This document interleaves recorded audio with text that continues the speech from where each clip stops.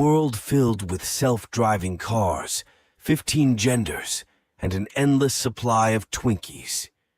You have made a flawed mistake and have decided to listen to these two irresponsible degenerates. Don't blame me. You have been warned.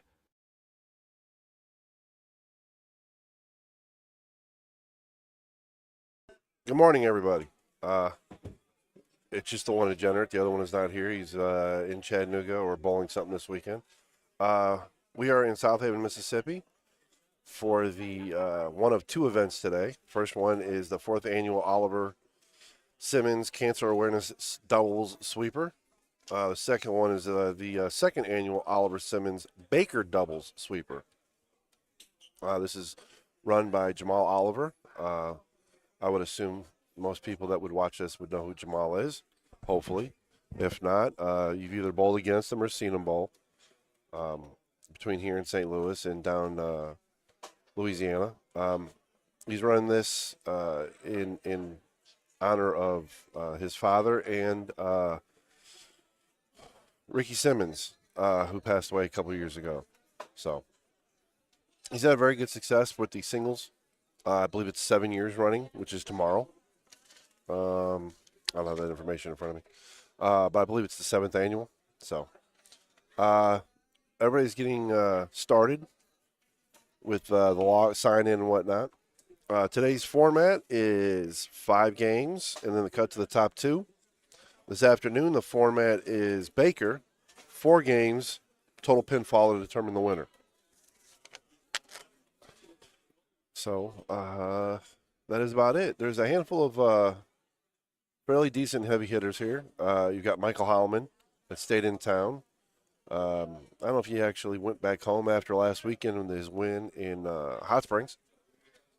Of course, we have our locals, Aaron Holloman, Michael's cousin. We have Carl Williams. I just see Michael Brownlee, who said he wasn't ever going to bowl out here again, and sure enough, here he is. Anthony Richmond came in to bowl from Atlanta. He gets here, and his partner forgot he was bowling. Anthony actually had made an announcement saying, hey, my partner forgot we were bowling. Does anybody want to bowl? As much as I enjoyed doing the stream, yeah, I literally almost went home and got my shoes. And I'm 5 minutes away. Another person bowling, which is a little unusual, he doesn't bowl a lot of stuff around here, is locally, rather, is Gary Faulkner. Everybody should know him as the 2015 world champion. He was a collegiate champion at Weber State. He was a junior gold champion in 12, I think it was, 2012. So, anyway, as soon as I find out any other notables from around the Mid-South area between here and St. Louis, I will let you know. We go out to at least see.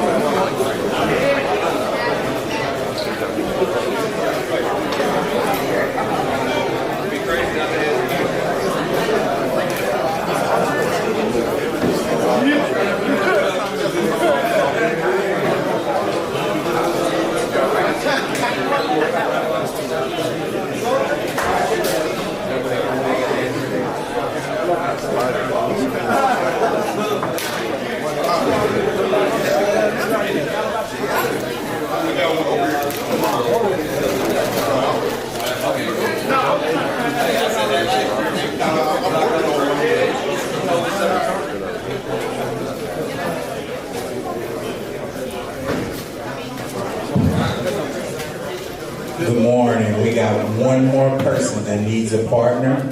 James Anthony, 220 bowler. If any more spectators want to bowl, we got one guy looking for somebody. Come to the front desk.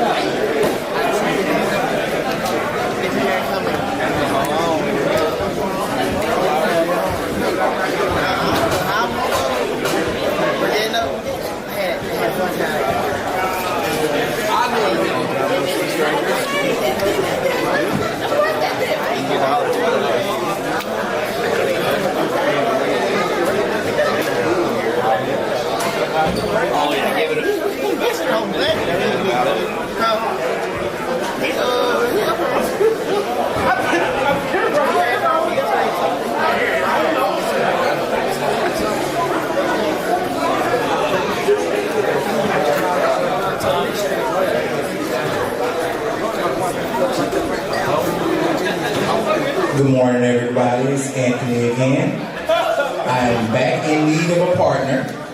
My partner was signed up with somebody else already. So, anybody, if I can't get a partner before practice start, I need all my $5 back from everybody. So I'm going to start on lane 1.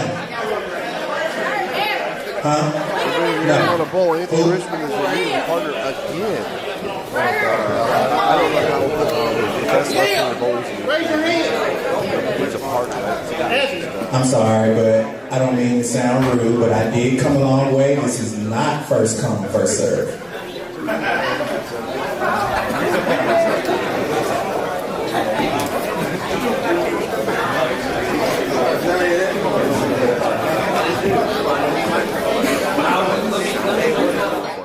But anyway, if anybody's in the area, Anthony Richmond is looking for a bowler.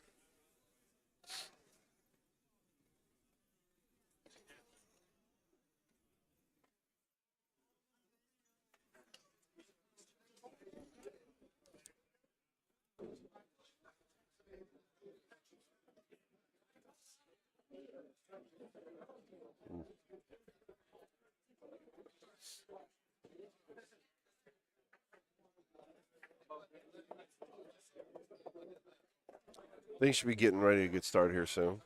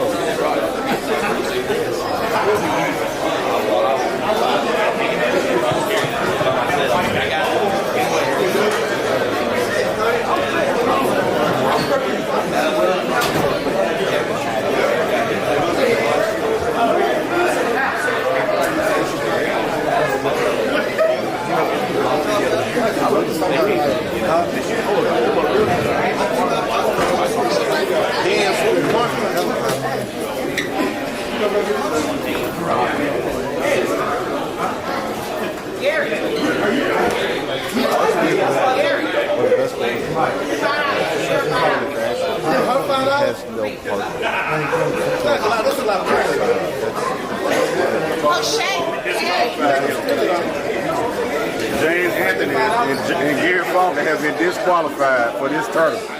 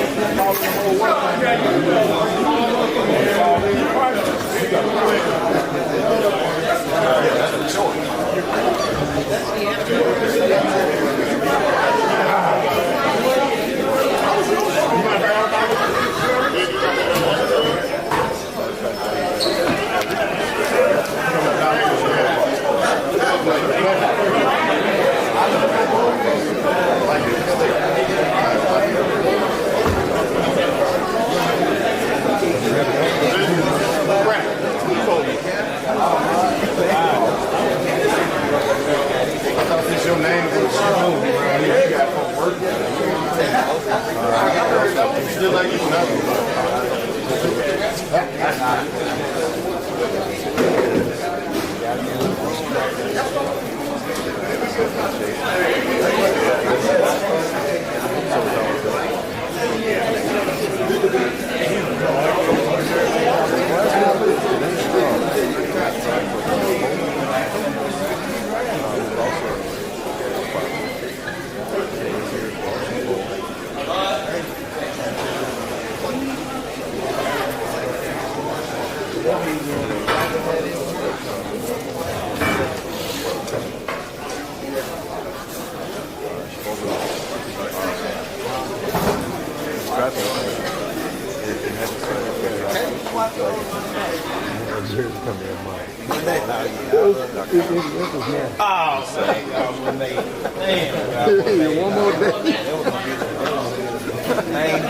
When I looked at it this morning, I was like, oh, shit, they ain't up in Memphis. I said, it ain't gonna come to the rest of the day. It was coming from Chicago. They made it, they said it made it to Memphis at 7:25. I was like, he ain't gonna make it on late post office. So he gonna wait till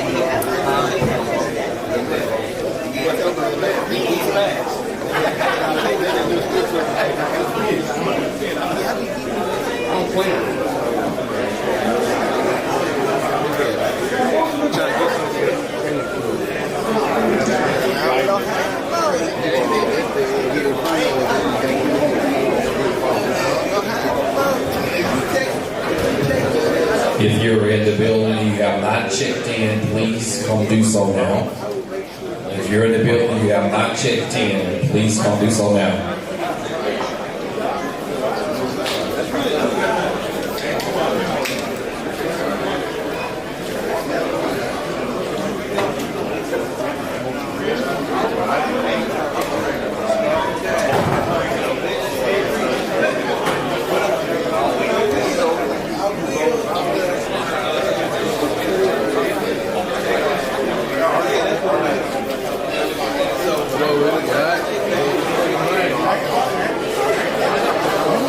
out there for like a month. Yeah, I gotta sign this.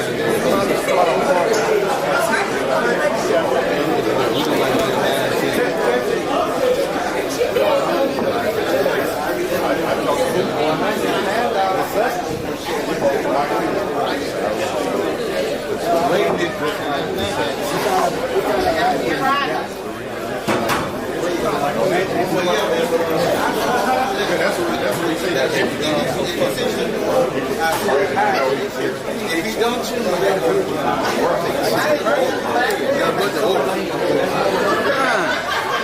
Flavors, I really like the flavors.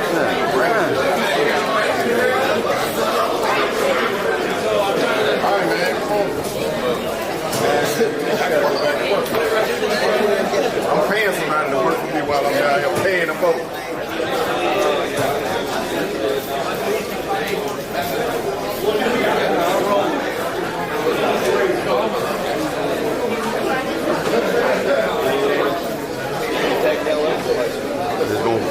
Go track it up there.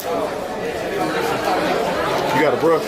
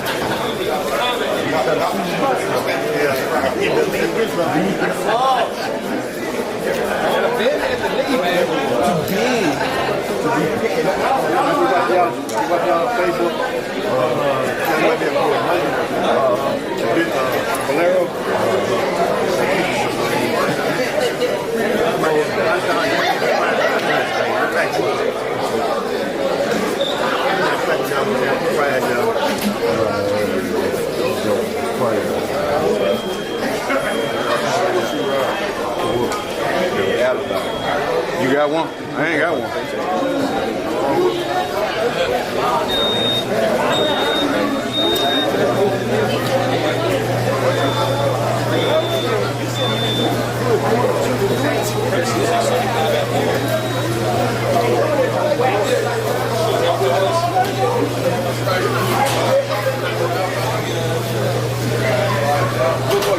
Hold on, y'all can sit down. Not yet. Not yet. Your watch broke. Time is money. Have a seat. Y'all know how this works. Yep, working for me. Every hour. Not expect everybody to get up there. You know what I'm saying? That's like a bug light. There we go.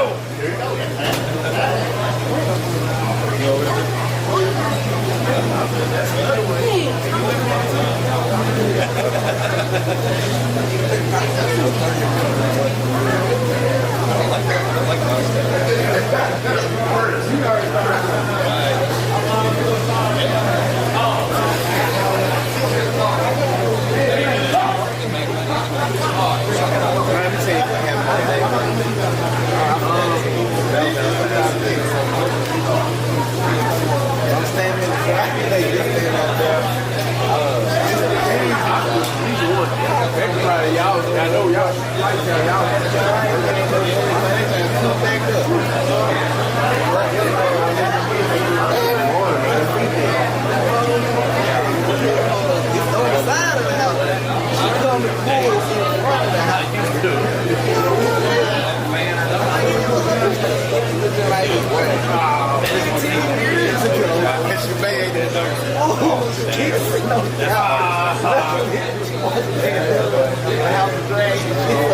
She's hold out. So she was like,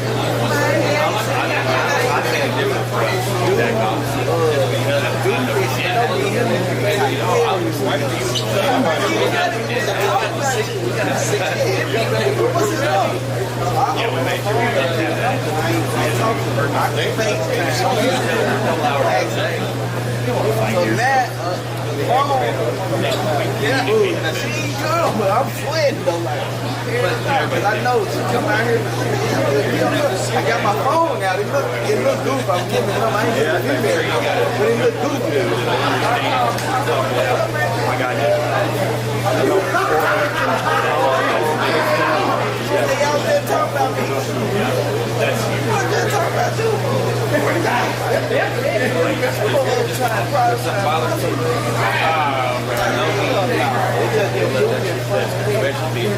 She lied. Pulled in front of the house like, you know this from my she said she saw her anyway. She should have kept going.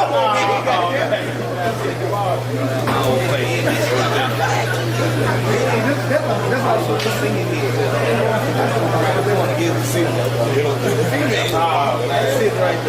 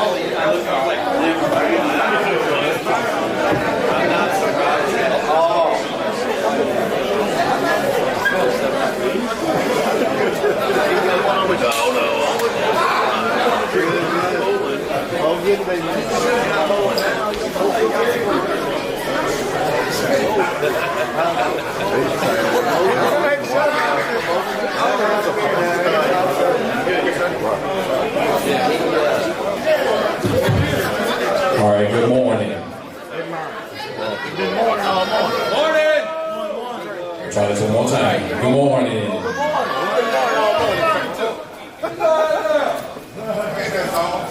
I would like to thank everyone again for coming out to this event in honor of my dad and others. Can you give yourself a round of applause? And I'd like to thank all the people who donated, whether it was gifts, money, time, and effort. I really appreciate it. Can we have a quick moment of silence for all those we have lost to a battle with cancer?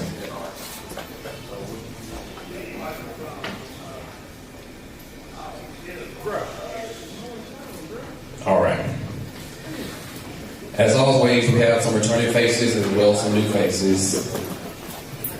I see we have faces from, the Mid-South, St. Louis, and we have a new group here from Florida, and a group from Michigan, I believe. I appreciate y'all coming out from far away. Very quickly, before the announcements.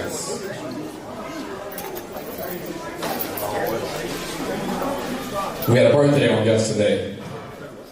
Ashley Bluford. She's on lanes 19 and 20. You see her, tell her happy birthday. She threatened me about this darn cake she about to get, so we have a cake for her. So if y'all want some cake, we have plenty. I'm pretty sure you can feed the whole bowling alley. 21. I sure did. All right, now quick announcements. We'll be raffling off 2 bowling balls. We will also be raffling off other things on today in between the regular doubles and the mega doubles. So make sure you get plenty of raffle tickets. We still have wristbands available at the tournament desk for $3. We will skip 1 pair to the right. 31 and 32 is the breakdown pair. So 29 and 30 will wrap around to 3 and 4. After 5 games, we will cut to the top 2 for the step line finals. During that period, everyone who has signed up for the Baker doubles, you can go ahead and check in for your lane assignments. Now, for the part I love the most, it's game time. So this is year 3 of this, just a fun way of people getting to know more about me and my family. So everybody can have a seat, except for one person, one representative from your pair. There is a red folder and a green folder that's on your pair. This game is called Red Green. Listen closely. The green folder is for true, and the red folder is for false. Playing this game is worth it because whichever pair wins the game, you will get the equivalent of your entry fee back in a gift bag. All 6 people that's on the pair. 1 and 2, I know you have only 4, so I'm going to give y'all an extra strike. So if you miss one, you get one more chance since y'all only have 4 people. So pick your rep right quick, and y'all walk out onto the lane so I can see y'all. You will have 5 seconds to discuss with your parent and hold your folder up for the answer. And I think I have enough questions. And as always, MAONO, you cannot play this game. That would be cheating. And just so y'all know, I put them on a pair with some of your screens, so they really don't need their money back. So they can still play, but I will make sure they lose.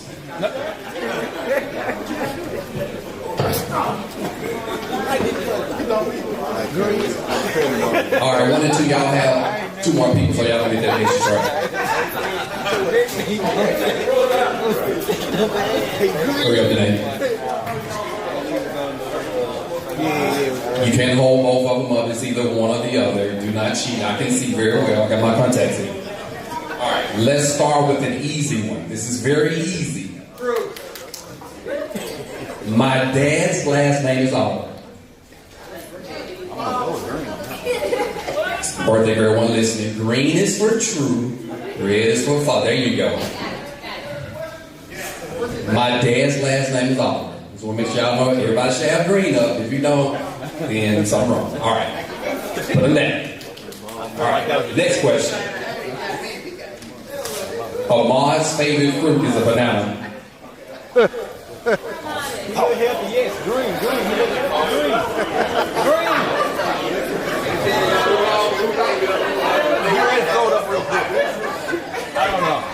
I don't know. Jasmine, you sure? Come on, hold up one. All right, you got green, you're out. Desiree, you're out. All right. Still in it. Next question. Ahmad has 2 middle names.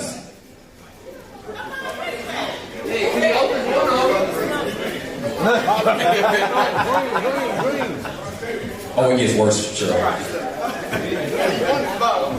All right. Answer is true. Mike, you're out. Good job,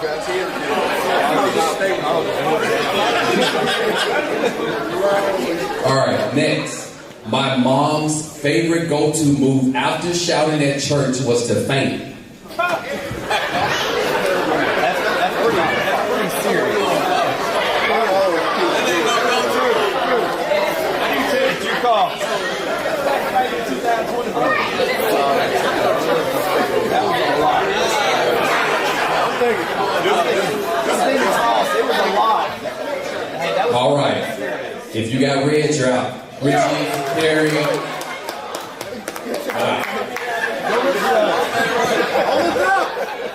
Since y'all going out so fast, let me get to the good ones. All right.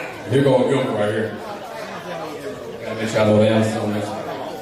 My dad once almost blew my head off when he primed the gas grill one too many times. I can actually see that. Really? I can believe That was very detailed. All right, that's true. Marquez, you're out. Yes, he actually almost hit the grill.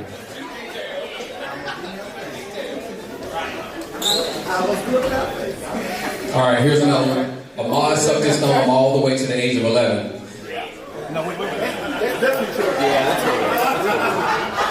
Ahmad sucked his thumb all the way to the age of 11.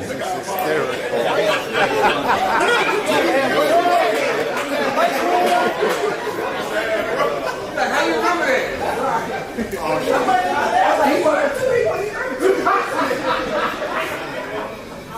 The answer is false. Ashley, Jasmine.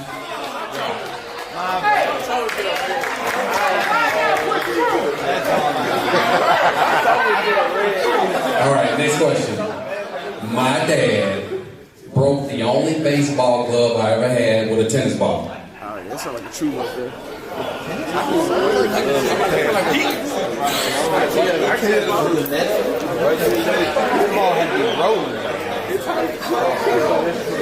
All right, that answer is true, Corey.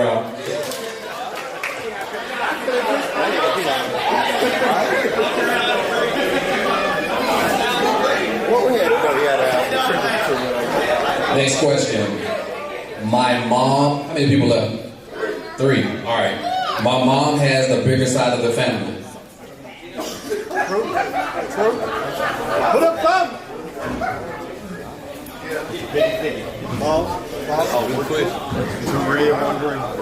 All right. That answer is true. Y'all out. Ronnie, 23 and 24. Y'all win the game.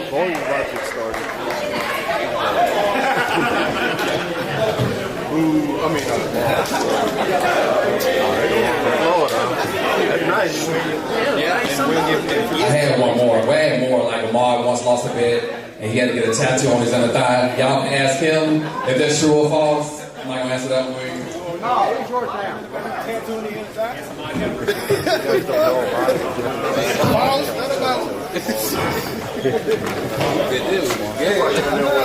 All right, y'all. Lanes are coming on for 10 minutes of practice.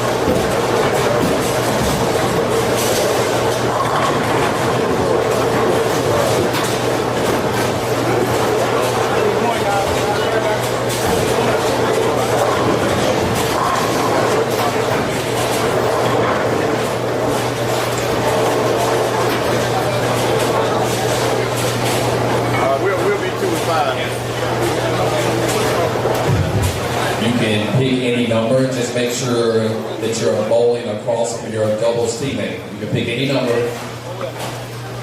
Just bowl across from your doubles teammate.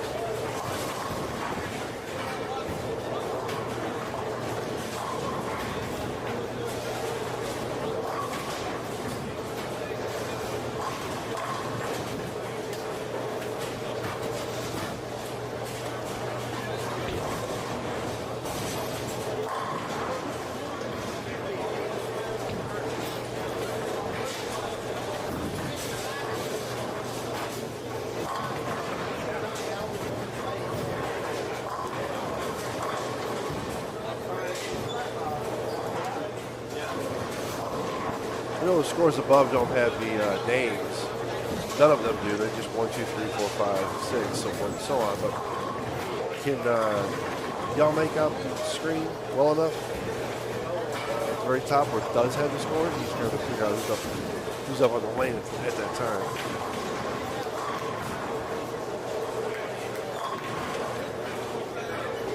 So again, the format for this particular tournament is we bowl 5 games. I don't know what the skip is.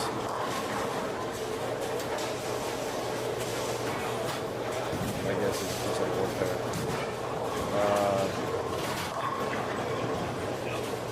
Top 2 will bowl the championship.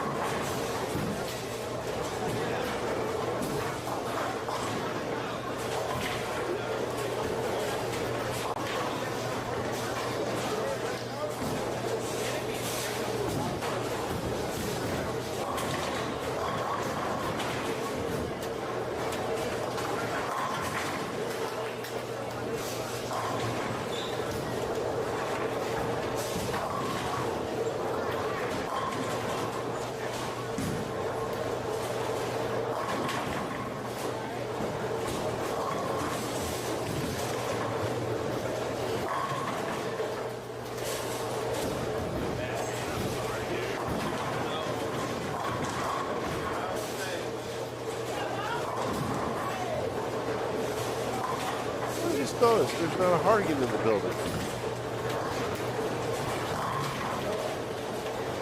It's a little odd for a local tournament. I don't see a Tim Hardigan or a Lucas Hardigan. Because I know somebody would have covered the entry fee if they didn't have the money. Not to imply they don't have the money, but those are 2 people that would have bowled, there would have been a partner right there for Anthony Richmond. I don't know who Anthony Richmond got to get a partner. Let me double check see who his partner is. I see James Anthony down on 1 and 2. He was also needing a partner at that time.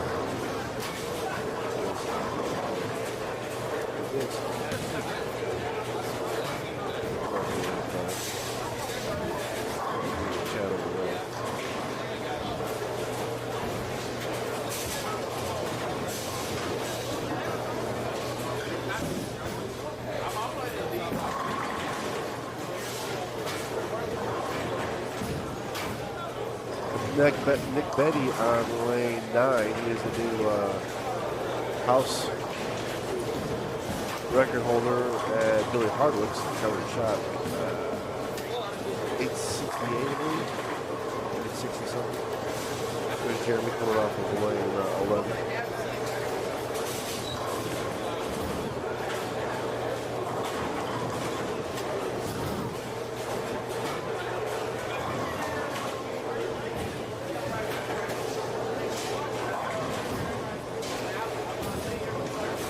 Mike Williams up on 11 with the front 5. There's somebody that will, he is a Memphis notable. I shouldn't even say Memphis. Mike bowls all over. He doesn't bowl enough PBA 50. I think he only bowls like 1 or 2 a year. Mike should bowl them all. Mike is one of the nicest guys out there, especially at that level. Most bowlers at this level aren't the most approachable. Mike is super nice. His wife, Carrie, she's well liked and known in the bowling community around here. Both very visible, both very involved as far as a lot of tournaments and whatnot. Great people. Of course, obviously that's Carl's father. So you see that Carl is competitive as well. He is a superstar senior there, Brad, yes. You know what? I even hesitate to use the word senior because, I mean, he competes against the Open, I guess you would call it. And it's not like he hangs with. He's just domineering. So he bowls, and his game is that, but that is his game. His game is so simple that it doesn't matter. Age is not at this point affected because he throws the ball so hard. So he really loses a whole lot of speed. He dumps the ball. I mean, Thursday night over at Bolero, he led qualifying. It wasn't even close. Yeah, he's older than we are, so yes. And that's what it's driving ball is. So, I mean, he was one of 2 people that shot 600. It wasn't even close. And on top of that, Mike got no brackets. He would have made a mortgage payment that point. I mean, he shot a ton, and the rest of the field shot low 5. I mean, Michael Holloman goes 212, 150, and I knocked him out of a bracket with a 150. It was brutal, to say the least. But I hope you're feeling better, Brad.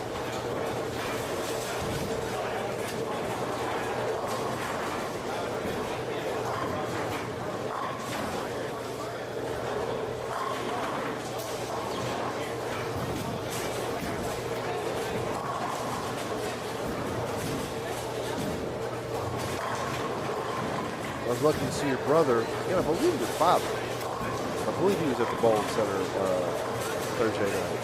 No, I saw your nephew for sure. I see him all the time. I don't see your brother, your father, nearly enough for as often as I used to. I always enjoy seeing, even though your father doesn't know me, I always enjoy seeing your father.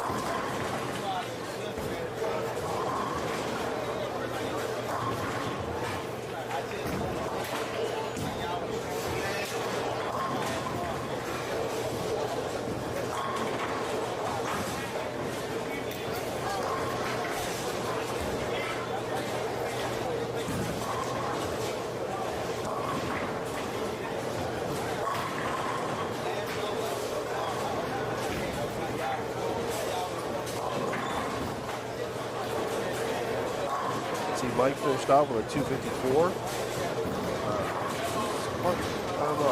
I haven't gotten the matchups yet, so give me a minute. I'll let you know who all the teams are. Gary's not having such a fantastic start.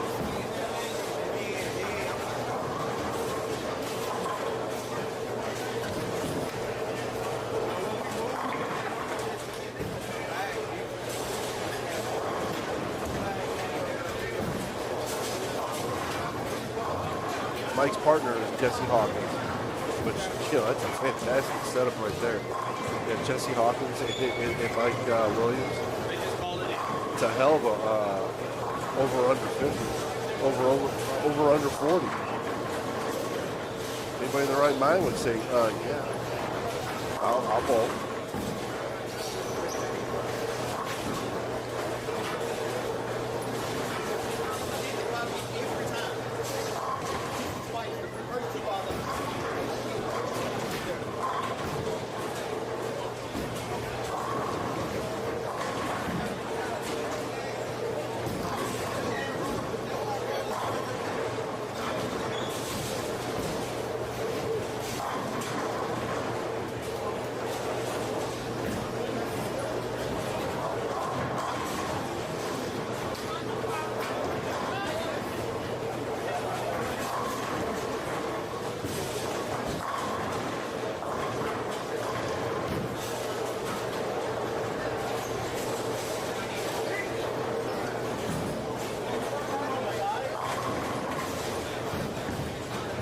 Chandler Tinsdale there.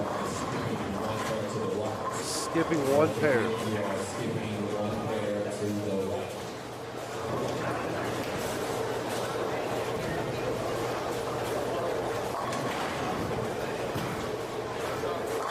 think B not having a fantastic start to the game.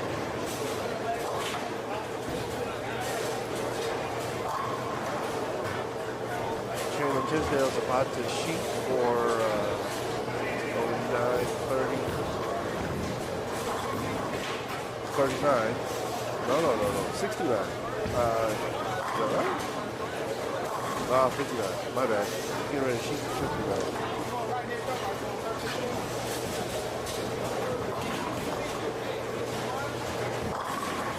Got 2 more to go. Got 17, 18. The results are,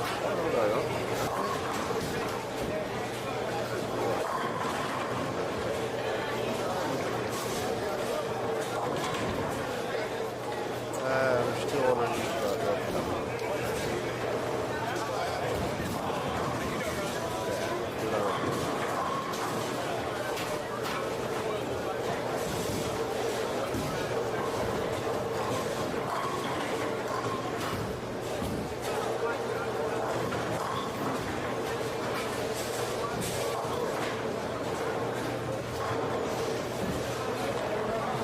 Oh, you're not bowling this squad?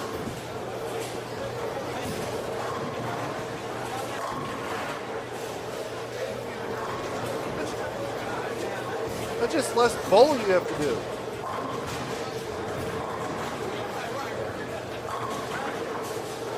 Chandler 258? Yeah. Chandler 258. You guys don't know. Oh, then we have, I don't know who's gentleman we got 290 going. We got lane 20.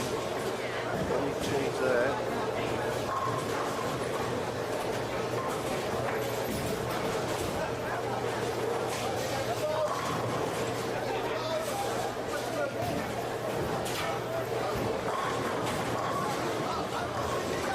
Gentleman here with the radical shirt. We got 290 going. And his partner's got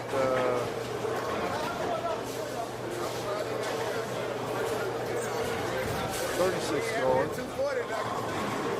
don't know what partner is. No idea.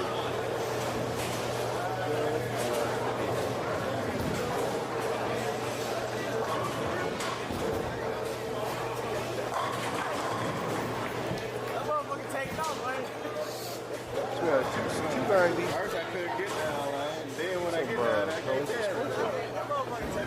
Then when swear.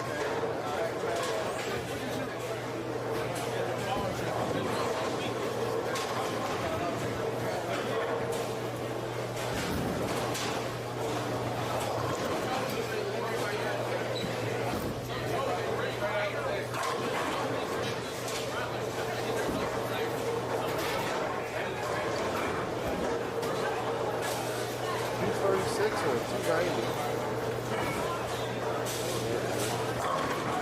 I gotta say, I gotta believe it's $236. I don't know what.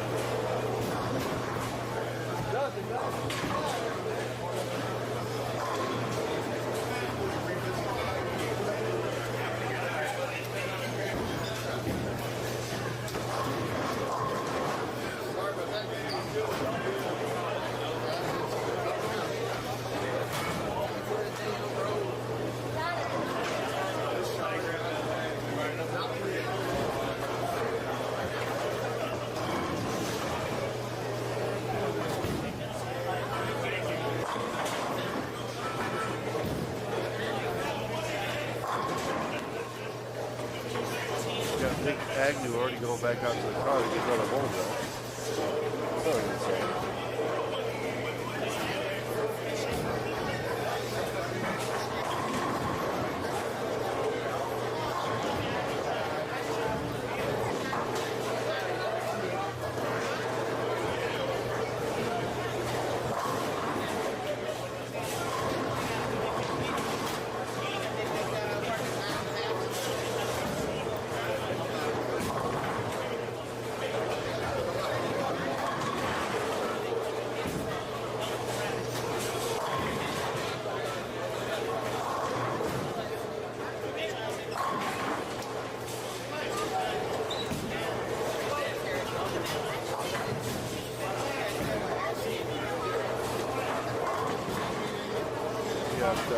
Warren Clay on the right lane.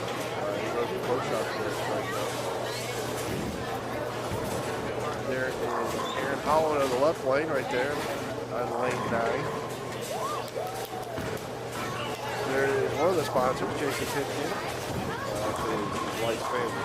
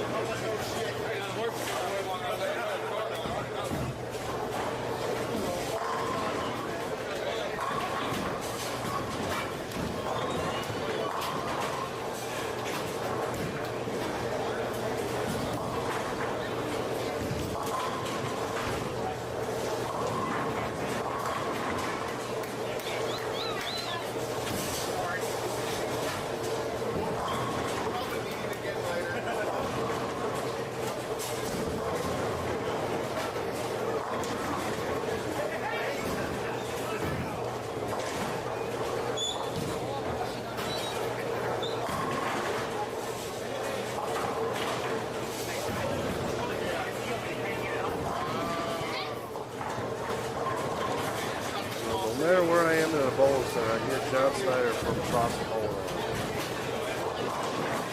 No matter where he is or where I am, I can hear his voice from across the center. I hear his voice.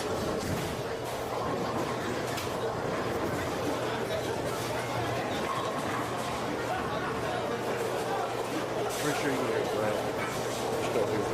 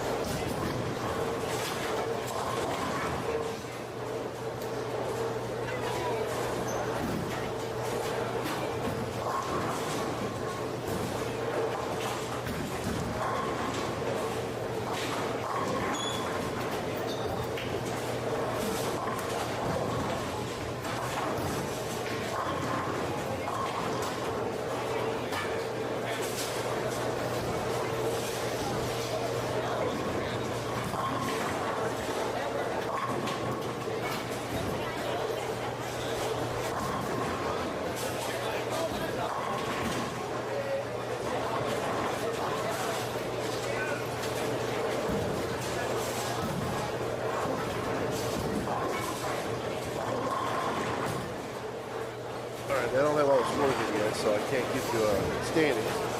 They don't have a roster sheet, so right now there is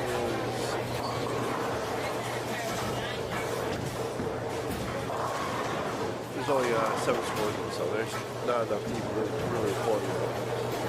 Standings are put the chat.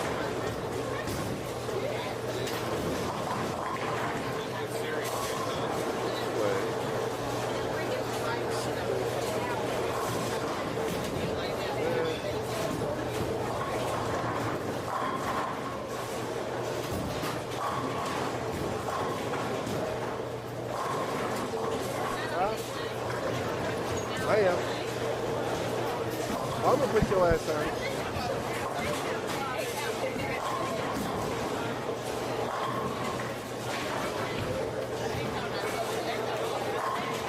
I don't talk to him that much right now. I mean, he's just getting settled in out there. Chattanooga.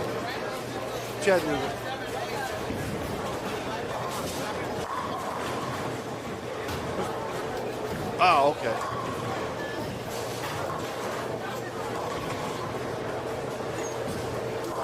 I can imagine. That was down at the casinos, wasn't it? Yeah.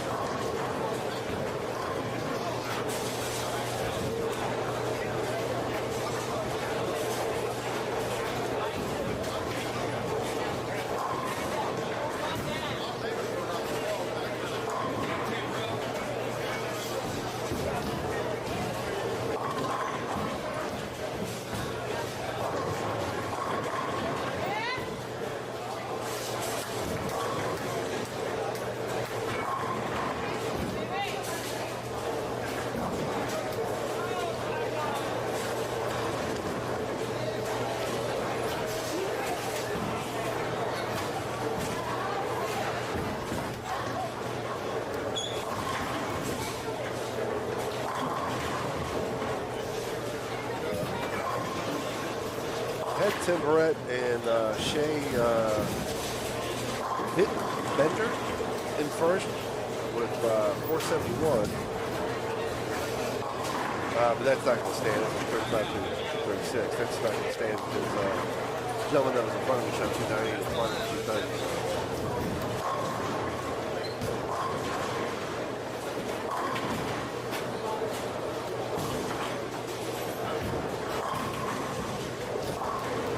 Michael Holman and Carl Williams, that's terrible.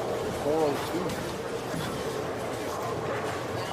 That is just 182.2. I mean, yeah, okay, the 180 is terrible for Carl, but 2.2 for Michael to start. That is terrible to be very nice. See Aaron Martin there on lane 22 with the Greek Church.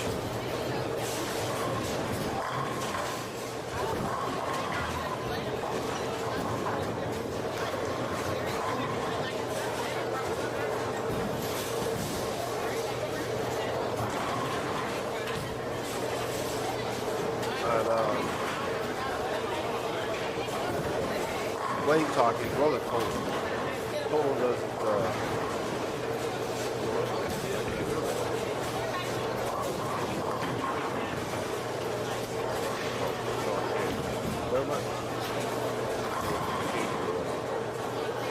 So, but yeah, ignore the total.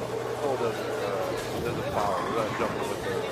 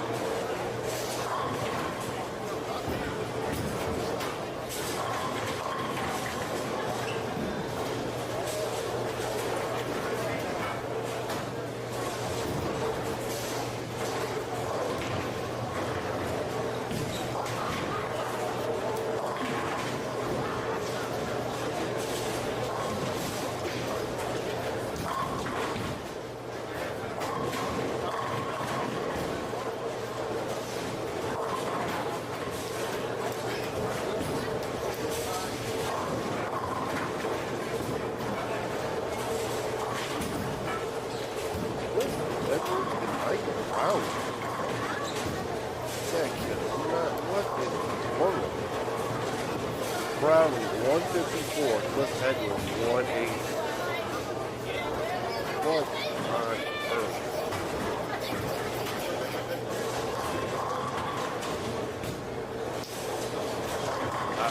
I don't even know what to say to that. One of Arkansas's quote-unquote best bowlers and one of Memphis' self-proclaimed best bowlers. Granted, I feel like it all about it. I love that. That's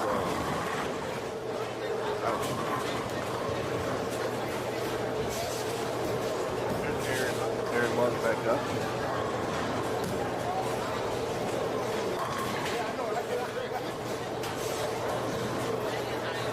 He did not convert the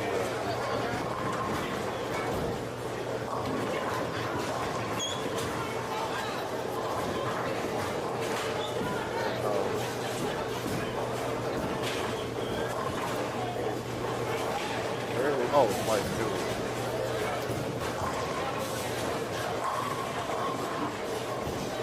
He's using it for a handicap. What you want? You have it.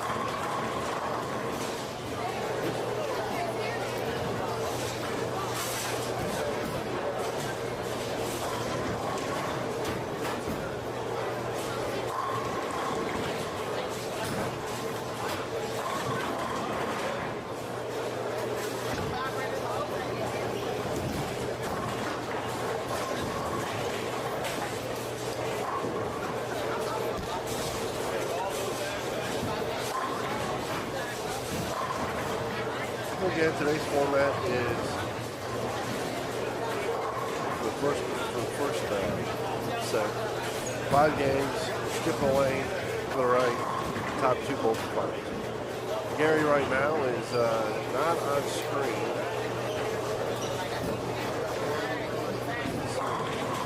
Might be able to catch him on the corner on the left side. Gary's got 2 lead going through 8. Be on the left side of your screen right now.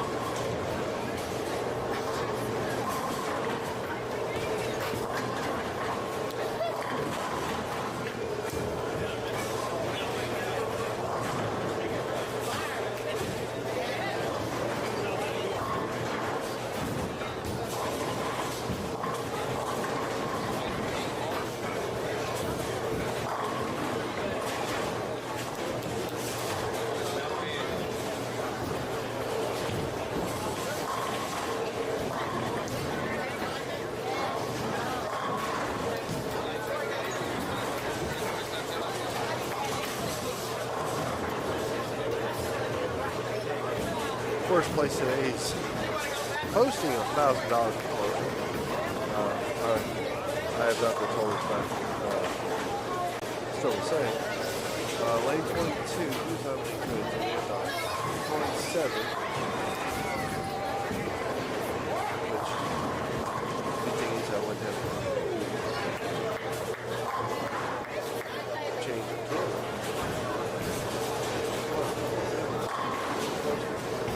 It's got 41. I don't know if it's all done. It's got close. No, can't be. Can't be. Jeff Heath and J. Johnson. That's the 290 and the 236. 236 with Jeff Heath. I know the face. I've known the name. I've seen his picture on Facebook. I've seen the back where it's got a big Heath. So in first place we have Jeff Heath, Ron J. Johnson. We have Mike Williams and Jesse Hawkins, which, you know, that's a ridiculous team right there. We've got Corey Smith and Chandler Tinsdale, another ridiculous team. We've got Shay Bittenbender and Tim. Somebody's going to tell that she's on the we got Brandon Simmons and Ahmad Oliver. Ahmad being Faulk brother. Ahmad being now Pearson. Gary Faulkner and Marquez. Marquez is a fantastic bowler. He's just not having a great day. Ahmad right now has got 279 going into the 10th. He's going to be on the left side of your screen. You might not see it. It's going to be on the left side of 4 and 17. Actually, you won't. You won't see the left side. I apologize. We got 279 and a 280 on the same pair. One lefty, one righty. We got 280 on 19. So, okay, let's go back on the list.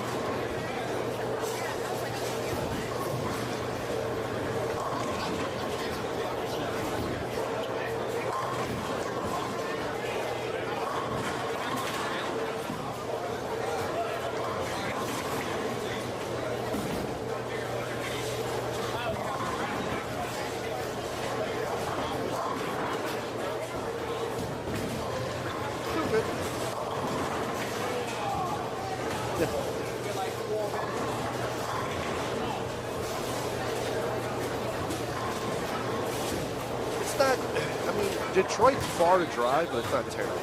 It was 10 and a half hours.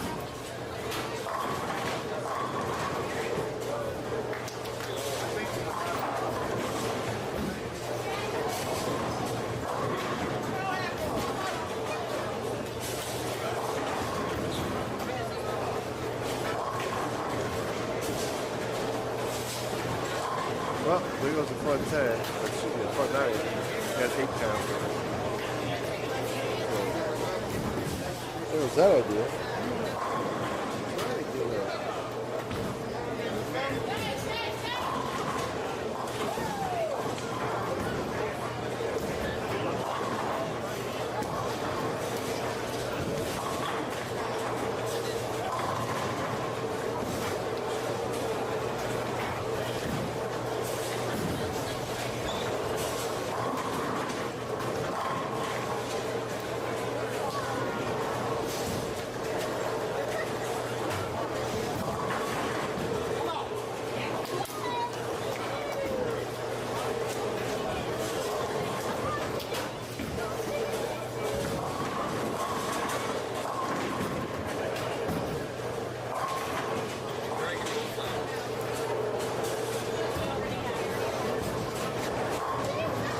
There we go. Right.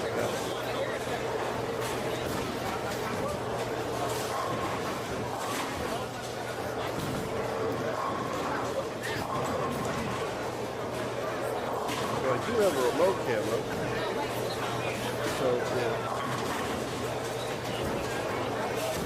somebody happens to have front center going or whatnot, we can go down and watch. So whoever it was that had the 279 going. Oh, it's a mile. 257. Gary's got 280 going.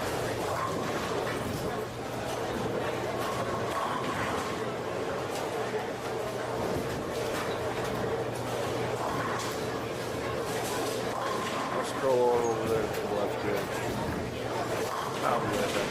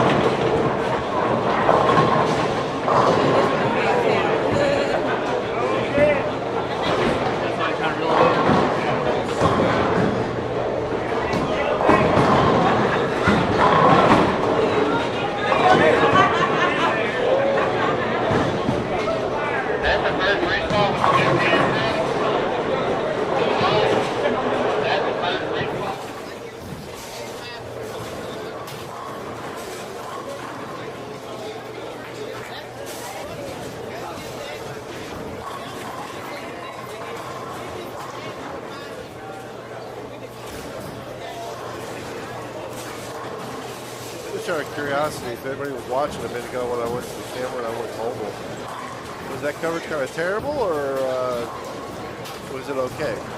That was all by freehand. I was trying to get Gary's 280. And then we have Chris Lickman.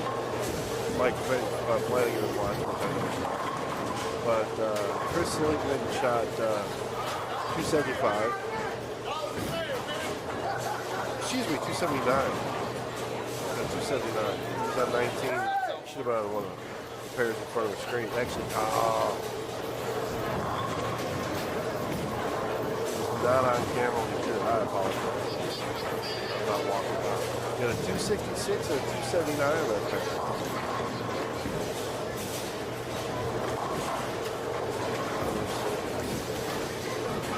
Flipping Cardinal shot.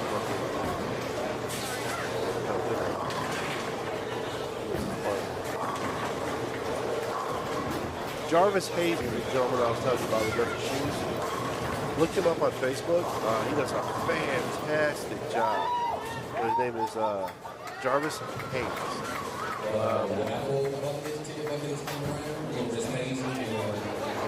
Chris Lickman and Rob Sanchez. I do not know Rob. So we have a total of 44, and what on earth?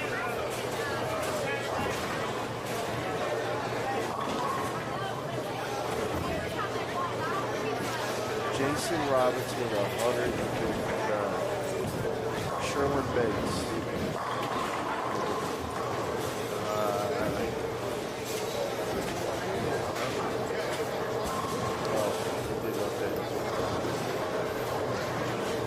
So Jeff Pete, Ron J. Johnson are leading.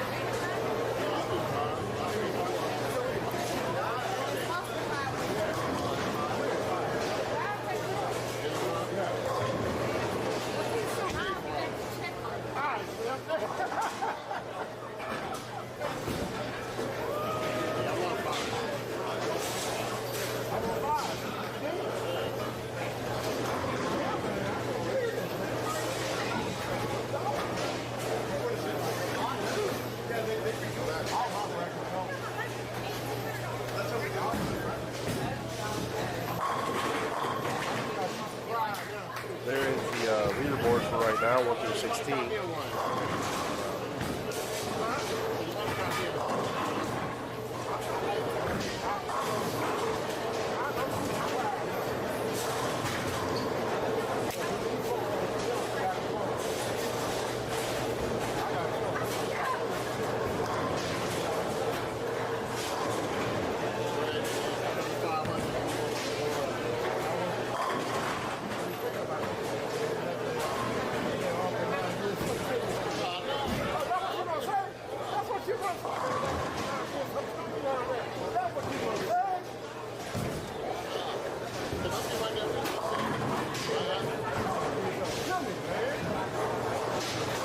Looks like we'll have Gary Faulkner on lanes 21 and 22, so there we can see him ball.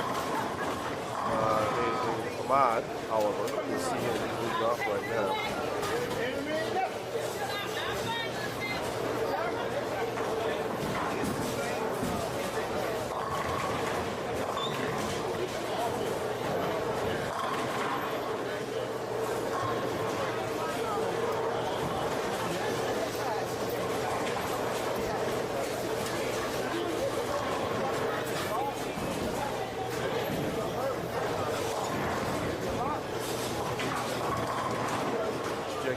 On 19, so suggesting 19.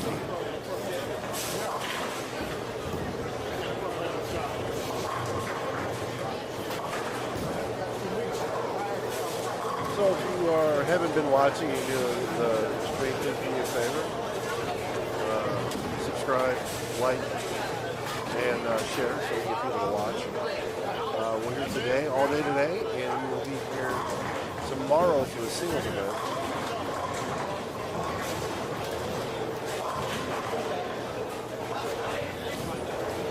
I want to go ahead and say thanks again to sponsors for the event for tomorrow.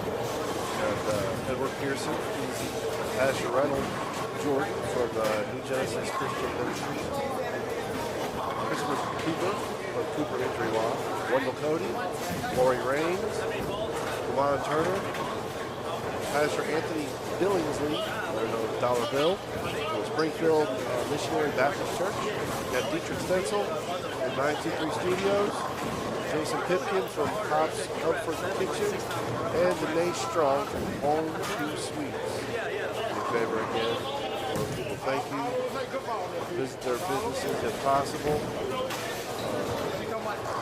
I've never eaten at Pop's Comfort Kitchen. It's out in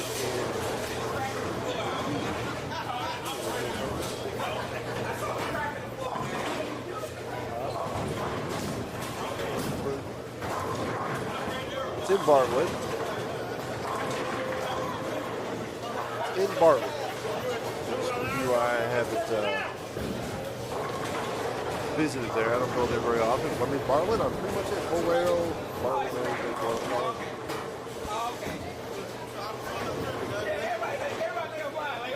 so, if you are in or around Bartlett, go ahead and visit there. I'm assuming they serve like home cooked food type of design.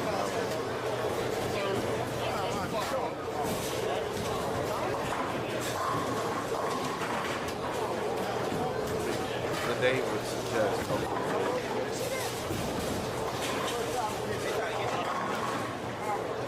I have a website, popscomfortkitchen.com. Nice website. All the websites in the world are terrible. That's very simple.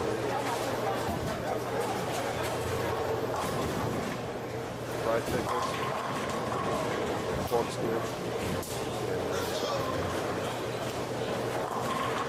queso. Oh yeah, if you're in Bartlett, visit Pop's Comfort Kitchen.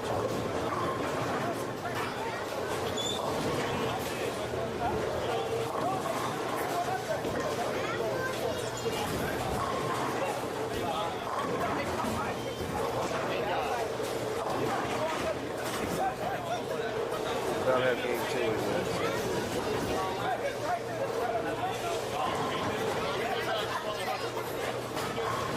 Gary off to doing what Gary does. Focusrite.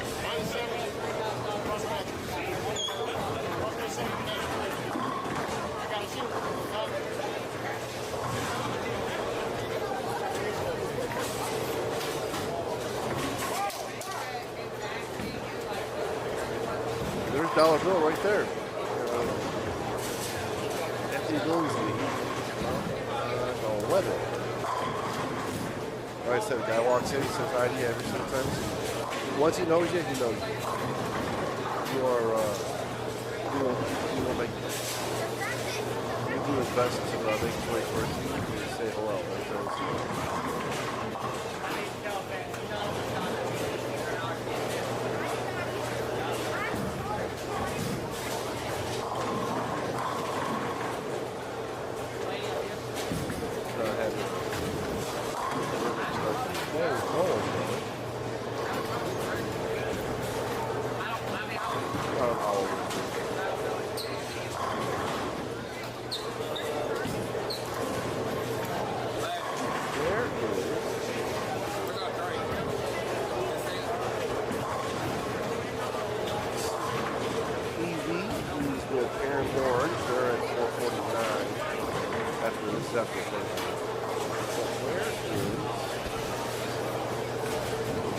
Darnie Wilson, Brian Kirkendall, 395 after 2. That's 221, 174. That's not normal for them by any means.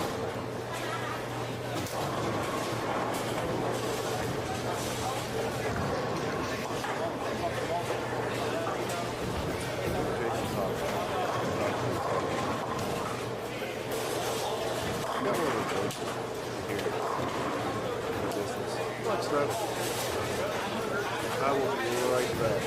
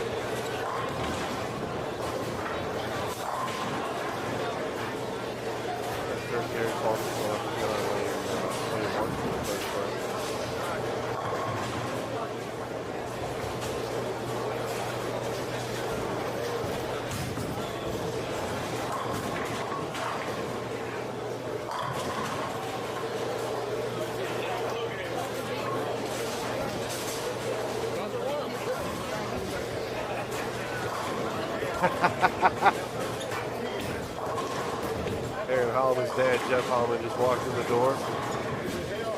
There's another one you can't not hear his voice from across the phone. Especially when he does eventually strike. He did have a front. Oh no, that's 290 going. Oh, he did there. Now everybody sits there and says, boy, here comes Jeff. All right, here comes Gary up.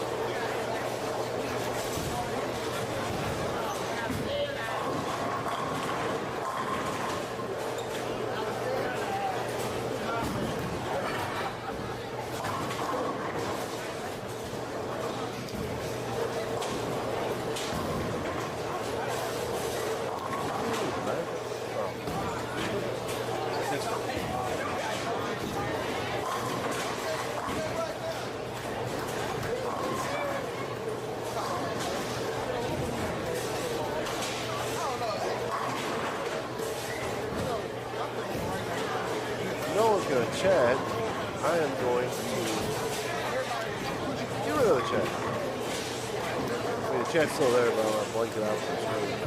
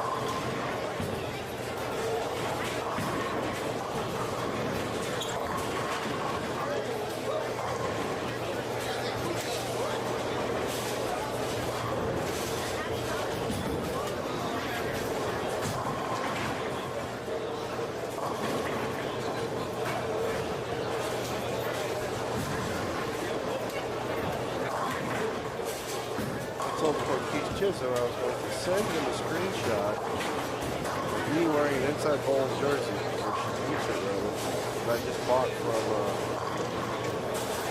Inside Bowling. I wanted him to send it to Mike Flanagan.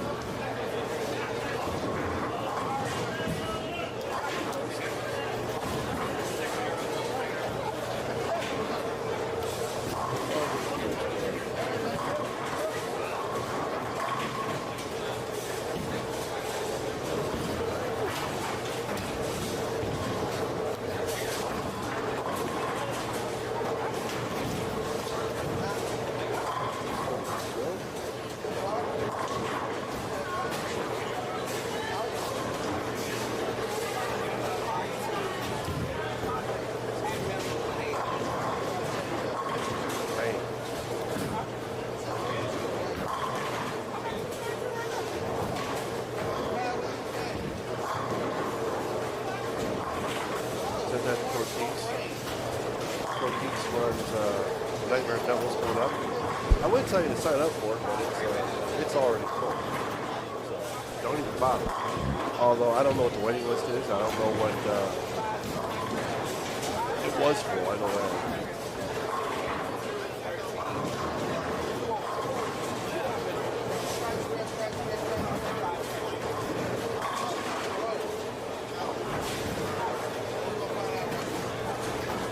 Get the scores up. Got most of the scores there. Jeff Heath and Ron J. Johnson are still leading by 30 over Gary Faulkner and Marquez. Marquez give off his butt and start striking. They might have a chance. And there's Mike Williams and Jesse Hawkins again, right there behind him at 905. Easy and Aaron Horn at 903. Brandon Simmons and Ahmad Oliver at 902.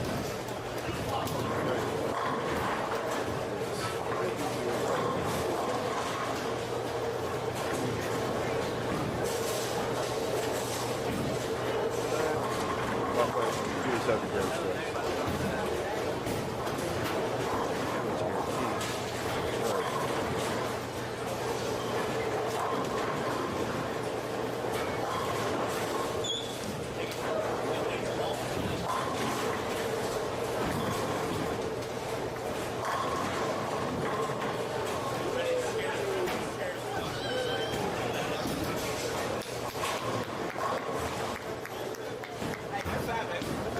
Trying to be like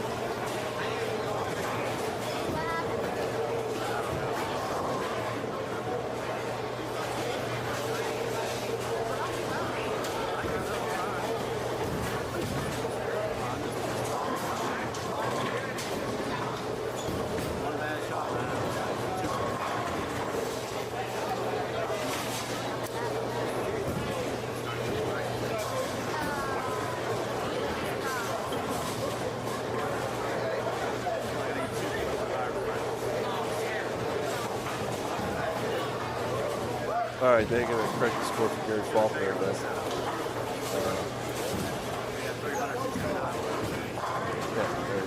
All right. So all the standings are in. So after 2 games, Corbin Tyler and Brian Kramer, which real big surprise there at 972.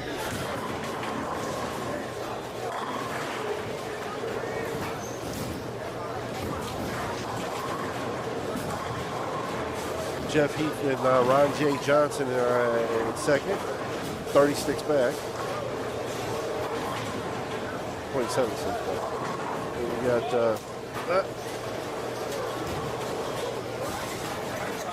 Gary Faulkner on fourth, Mike Williams and Jesse Hawkins are in fifth. Easy and Aaron Orange are in sixth. Brandon Simmons and Ahmad Oliver are in seventh, and they are 7 sticks back in seventh. Stephen Tedford and Matthew Atkins. I don't know Matthew, but Stephen is from like Oxford area. Back to there's Michael Hallman on the screen, and Michael Hallman not having a good day. Michael Hallman not having a good day. Not having a good spare day. Clearly he can always strike. Generally he can't always spare.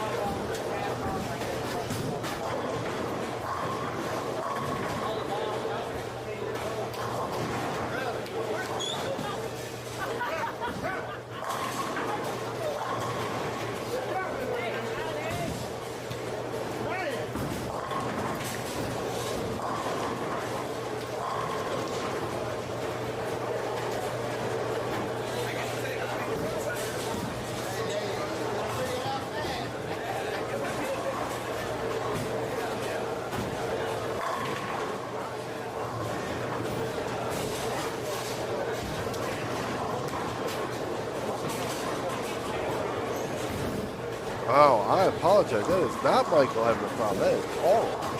Michael's got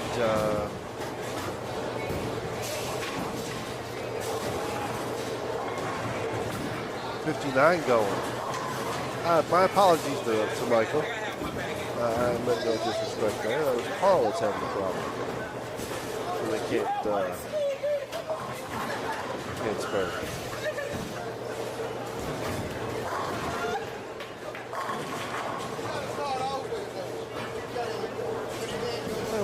Cold is all together with you.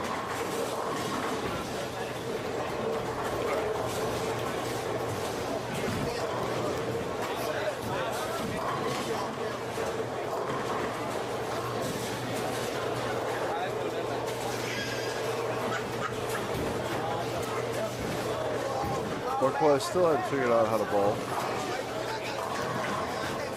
Gary's got 48 going through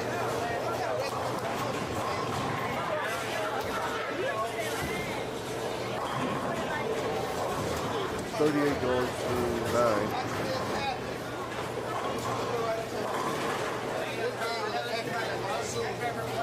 I see nobody with huge strength.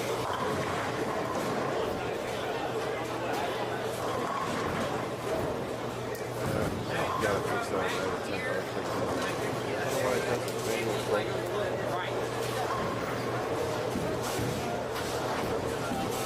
Leave it the same as for the go up.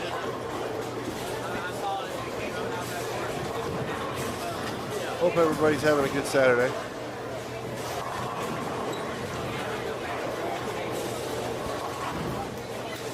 PWBA was on this week. PWBA, well, Lucy, PWBA and the PBA. Good event. I'd love to build a bowl at one time, but we need a really good female bowler. But I'll take it. If anybody wants to identify as a woman in the bowler industry, I'd be willing to look the other way.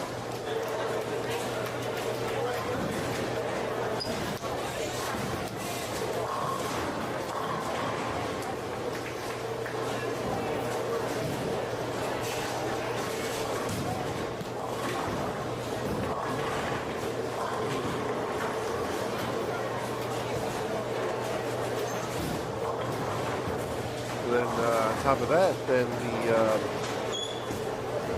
PA 50 was doing their World Series up in Michigan.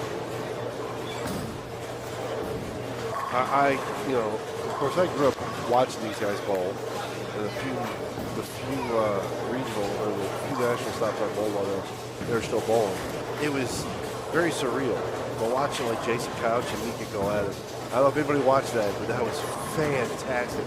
It was every bit as good as, believe it or not. I always like Jack Jarrett. Jack Jarrett was, very clean, very smooth, fundamentally sound bowler. And so is the next person I'm about to talk about. I just never was crazy about it. And that is Brad Angelo. Brad Angelo,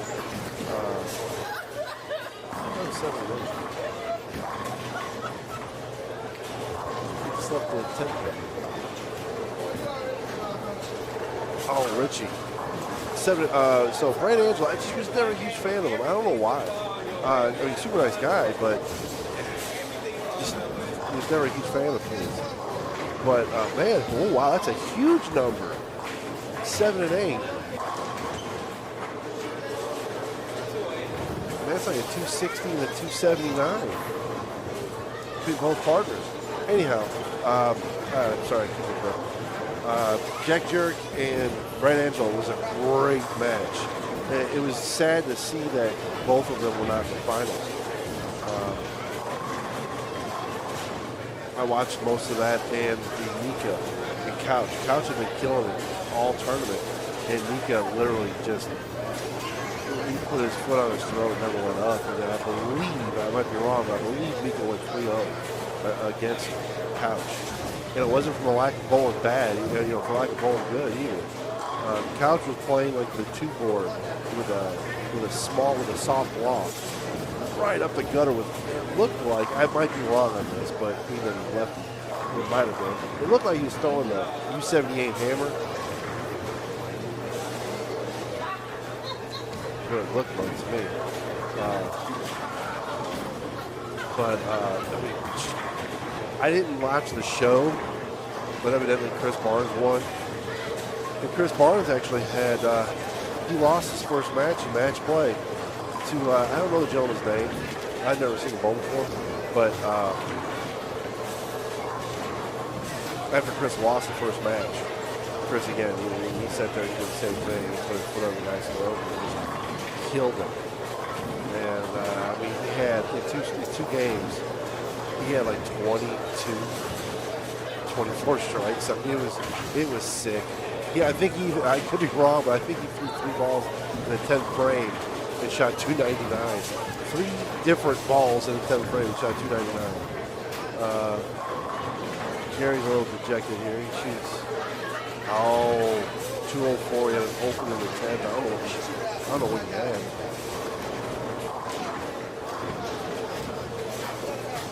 You know, I'm going to go back. I'm going to change here, which no one's bowling right now. They're in transition. So I'm going to see if I can go down a little bit, 9 and 10. Change the camera setting on that so it doesn't do that anymore. I'm going to go. I'll be right back.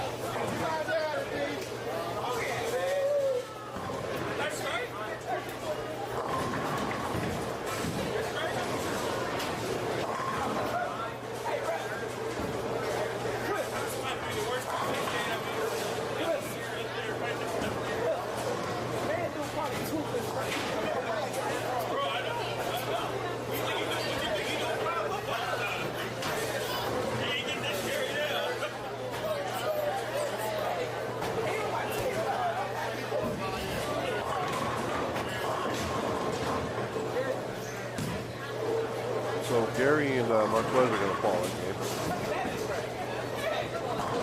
Another shot 399. It's terrible considering both bowlers are. I mean, one's Gary Faulkner, the other one's Marquez, who's, you know, very good tournament bowler, especially. Both fantastic in this outfit.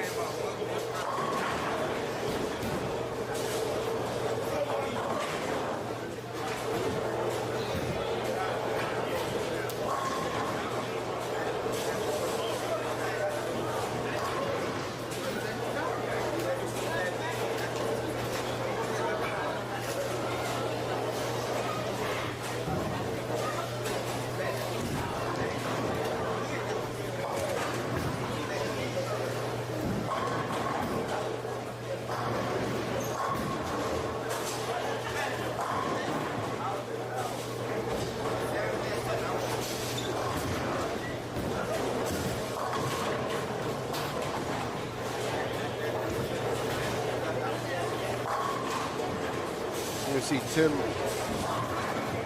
Barron and Shea Bender bowling now on lanes 11 and 12. I believe that's Shea bowling up on the coach now on 11. And 10, he bowls everything. He bowls everything. So I see him usually about 3 times a year. And I used to see him more around Chicago. But, well, maybe he's out of St. Louis.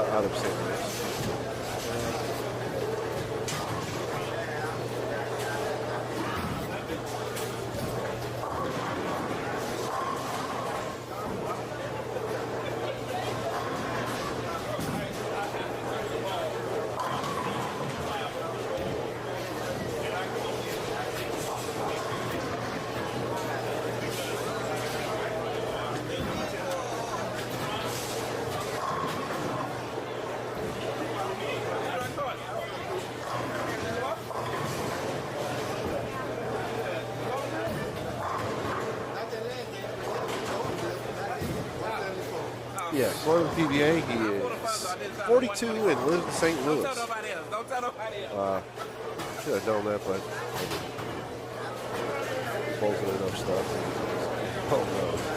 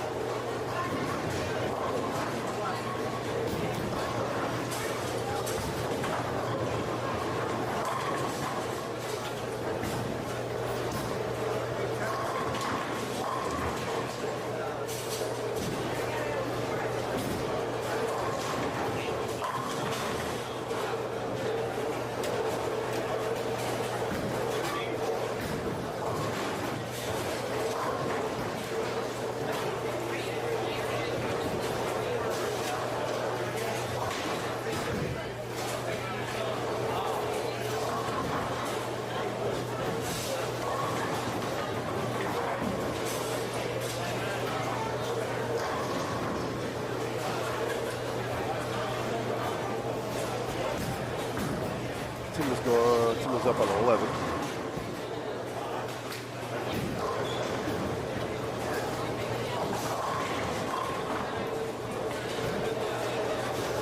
Still didn't fix the whiteout. I have no idea how to fix that.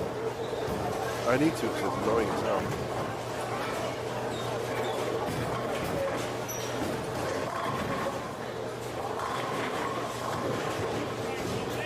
Him start with the front two. His partner about to start with the front. I don't know there to change that. I don't quite the same, but it's also like it's a little sketchy. Looks like not grainy, but it's like a.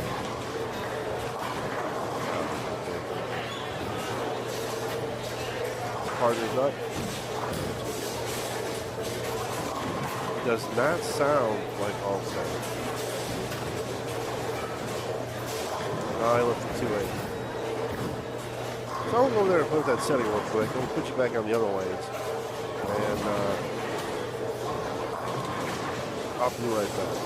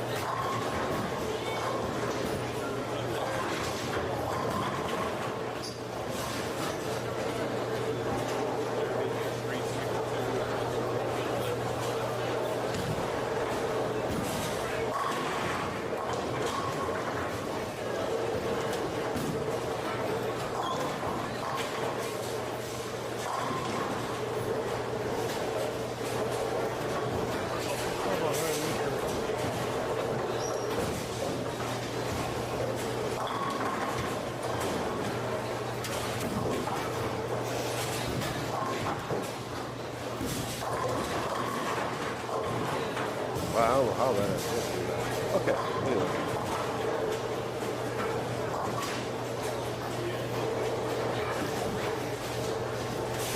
All right, we are moving into game 4, or excuse me, game 3, and do not have scores in yet.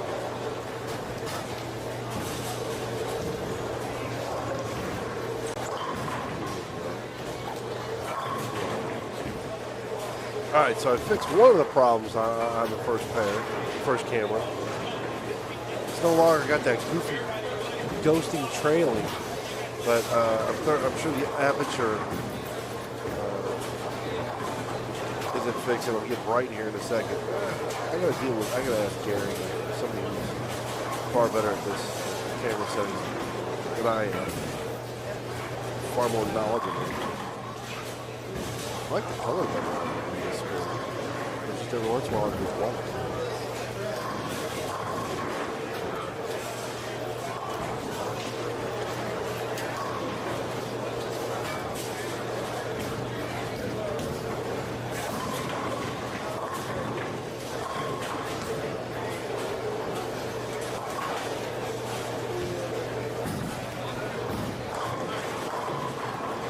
see any good this time.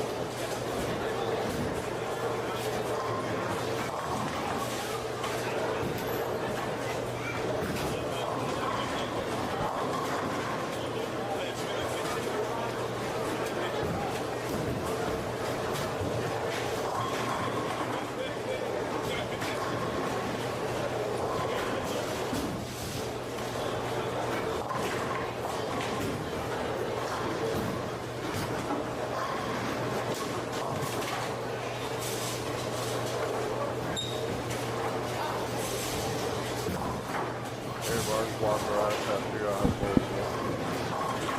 Not having a good game.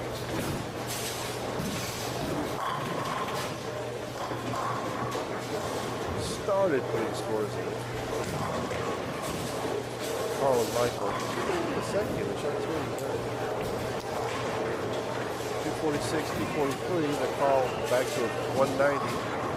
Michael is 258, 750, or 258. So he's got 723 after 3. Standings. Scratch singles. Michael Holloman is leading with a 723. James Anthony has a 634. Carl 616. There's people that didn't get in that should have. Oh, you know what? Now that Gary Falkenstein came in, he's only a 502. Granted, he only shot 204, but still only a 706. That puts him second. Yeah, those aren't updated either. Women's single. There are 29 in the scratch singles. The women's singles, there are only 8. Today is shockingly enough. The seniors, Anthony Billingsley is leading. Oh, what's that? That's just 2 games. Oh, that's terrible. 534 after 3.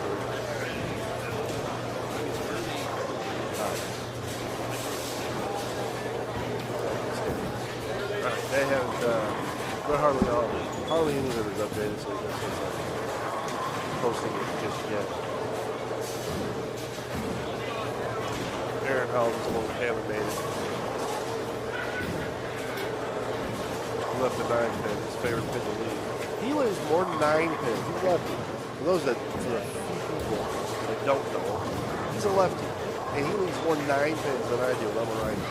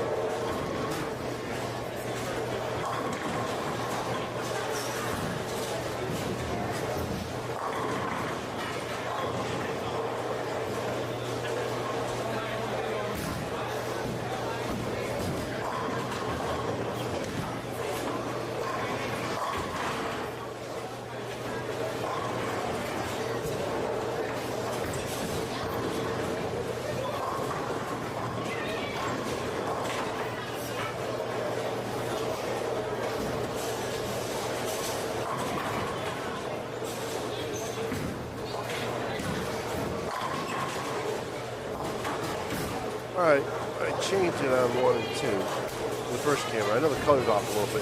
I just want to see that it doesn't get bright and all that good stuff.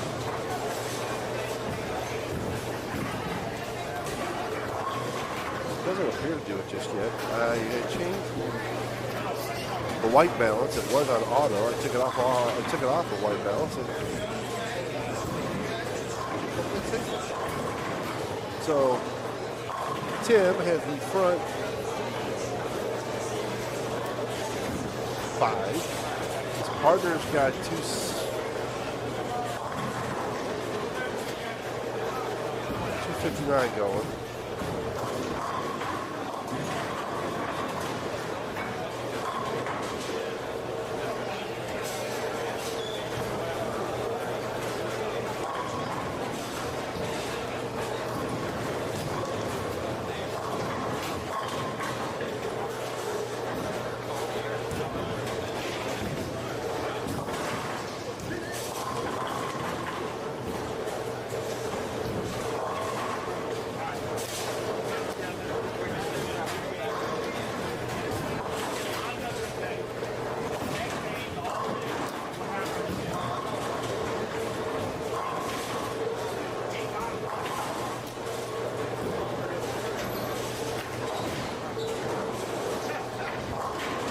Well, here goes that answer. It went to the whole white thing again.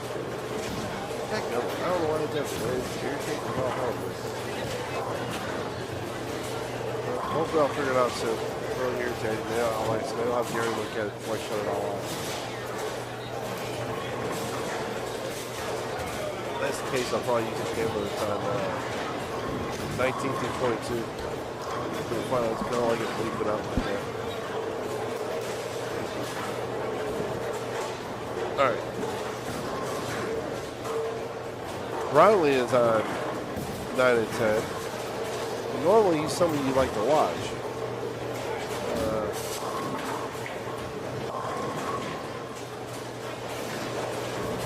Not so necessarily the case today.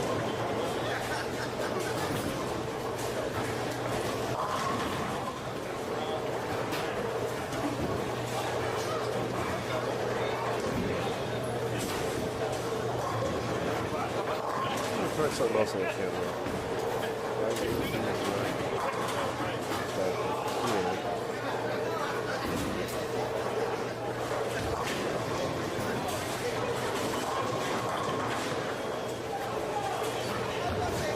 Motor scores are loaded. Got Carl and Michael leading at this point, but I don't know how accurate that is. He's done it Tim, the front 6.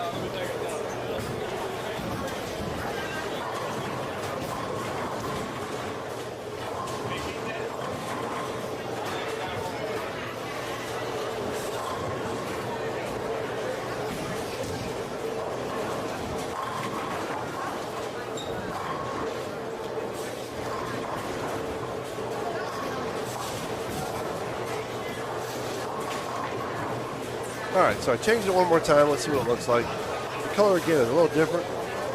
It's a little dark. I need to open it up a little, but all I cared about is it just didn't go white. It's terrible. It's a little dark. I'll open it up here in a minute. I'll lighten it up here as long as it doesn't flicker. The funny thing is that's the nice expensive camera. The other one, cheap little Amazon camcorder camera, like takes up no battery. Picture's not as crazy. But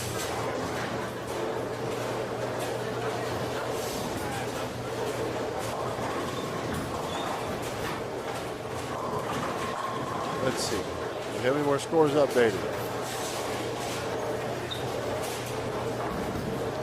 All but, well, two people that are not updated are potential leaders, so I can't really say, oh, what did Tim get? He had, good Lord, what is that? How did he win? Left it 3, 4, 6, 7.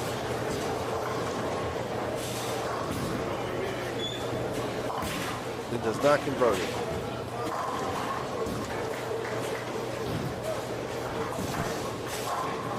Does not convert it. All right, so.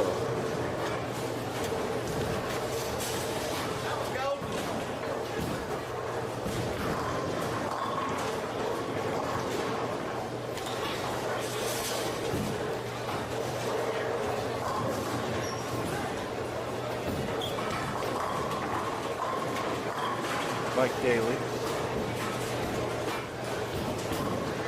Strike on lane 10.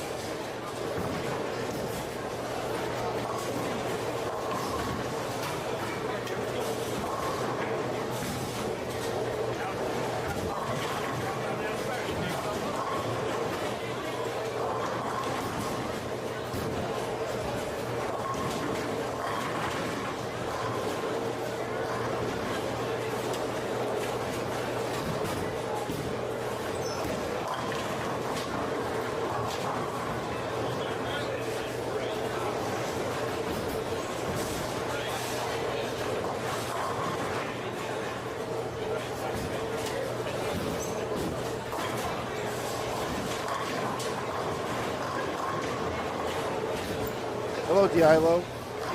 Welcome back. Assuming you left.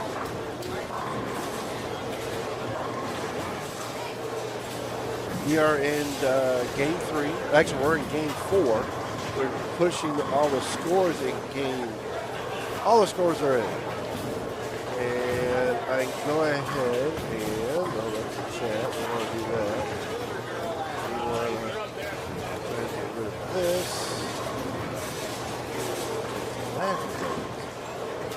So, there is leaderboard. There's leaderboard. I will change the filter on that. Just, let's filter on that.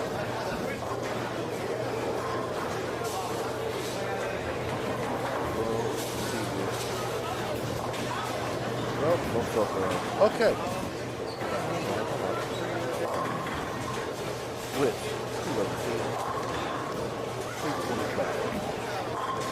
There we go, looks a little more better.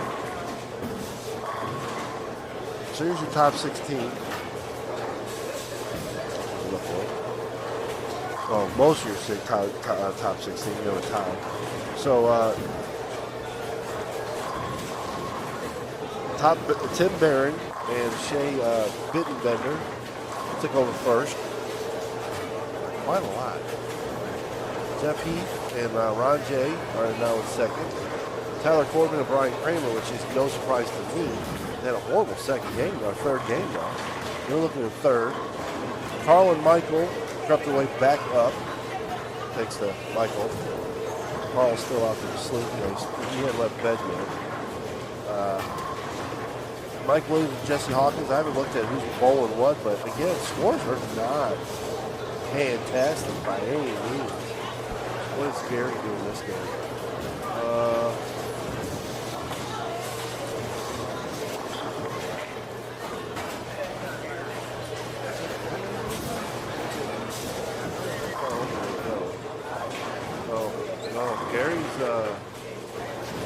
Gary's in no man's land, and Mark Clegg is he's with them. They're both in no man's land, so they were sitting 7th. I imagine they're going to drop after this game. But there is your top 16. I do have the results, top 10 to the top of the chat. Thanks to Mike Flanagan for making me look into that. After he said that in his last chat, I looked at it and I was like, wow, I didn't know that was a thing. I'm still really new to this, so any comments and suggestions are more than welcome.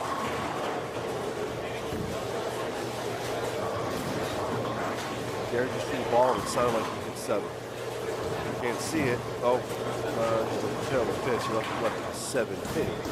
So, all right, I'll get rid of this. Go back to right there. There's Warren. He runs the pro shop.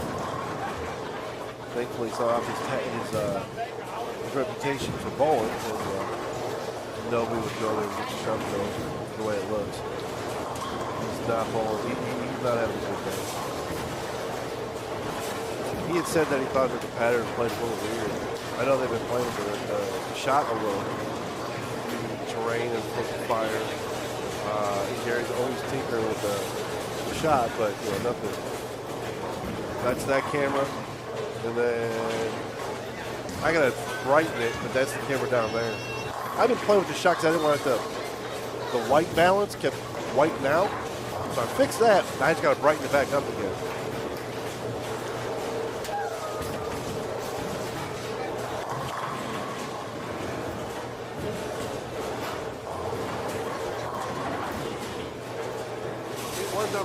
I was on stream by the way. What's out there?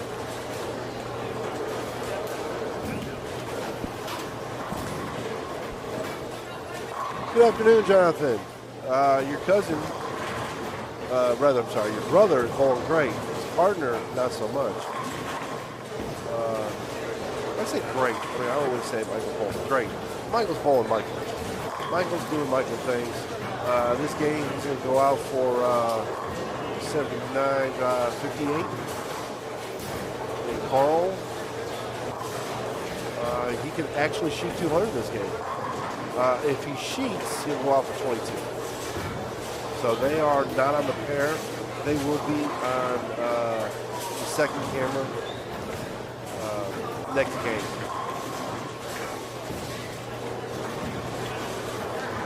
I'm going to play with that camera setting right back.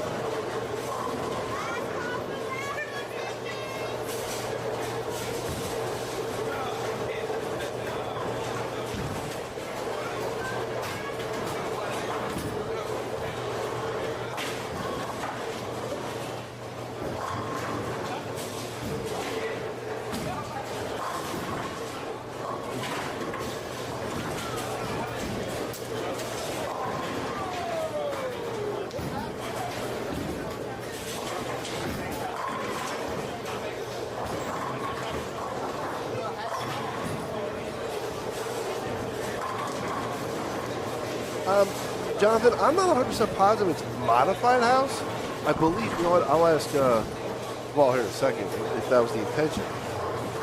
I thought it was supposed to be just a house. But Jamal is walking by here in a second. I'll double check and ask him. So I think the camera looks a lot better on the lanes down on 9 through 11. I like the color better. I think it's more accurate, but my biggest thing is the fact that it didn't white out. Michael was leading scratch singles. Tim Buran, I I really feel embarrassed for the last one. He's leading right now, 7:36. Michael Scott is in third with a 7:23.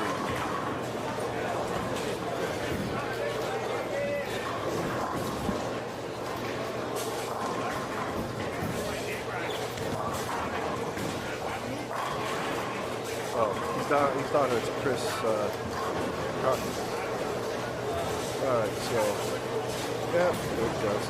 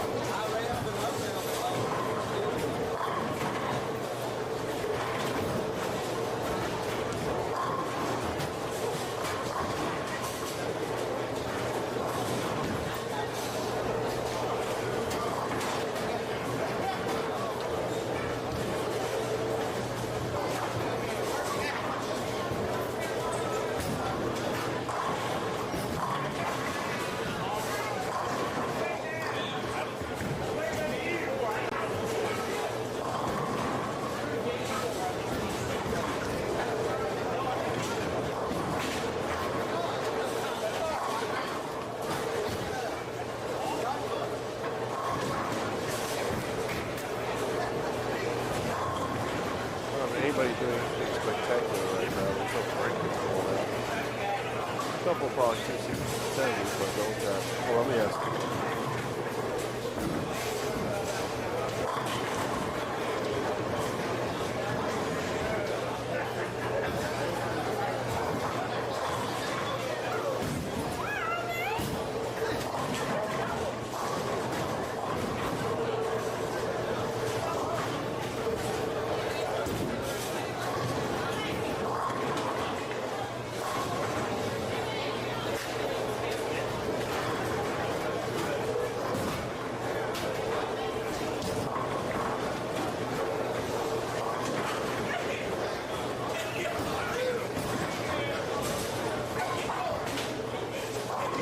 Alright, so I lied. He walked back away. He ain't been back down here yet. If he does, I'll ask him. I'm under the impression, everybody else I've asked, I was under the impression he was out. It wasn't advertised as modified. I'm looking at the flyer right now. Nothing says anything about the shot. One for second shift, all it says is no re-oil. Which that's going to be interesting. Baker on no re-oil after 5 games of this crap. Now tomorrow's it says house shot. For the singles, it says house shot. So I really believe it is a house shot. It's just the fact that he's playing, Gary King with the shot. Now, Jonathan, if you're still listening, get this. You get here this morning, Anthony Richmond gets on the microphone and he goes, my partner forgot we're bowling. Does anybody need a partner? Anthony Richmond was in the house without a partner. Now, having said all that, I forgot who he ended up bowling with. Having said all that, Anthony Richmond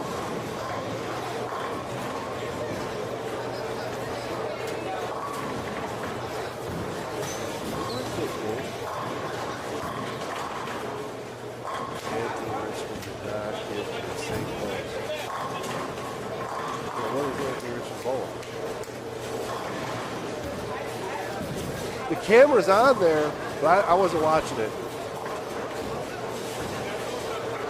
No, it is. It is, but I was looking at something online. I wasn't looking at...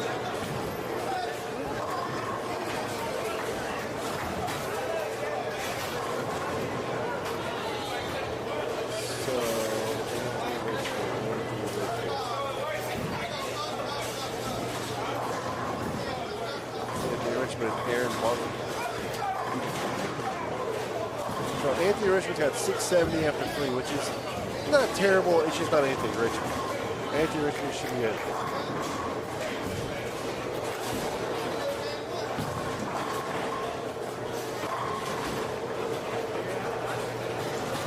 Anthony Richmond, you expect him to be at like 720, 730. Carl's about to shoot another sub 200, and Michael's doing Michael stuff. Michael's about to punch out for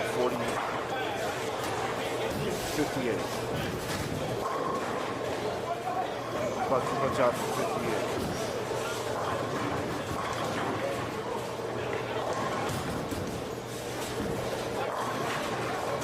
Michael did punch out for 15.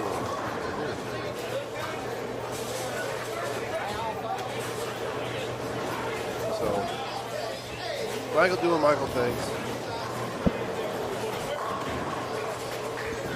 Cut back here at this point. I'm sorry, you got 57. Punch out for 57.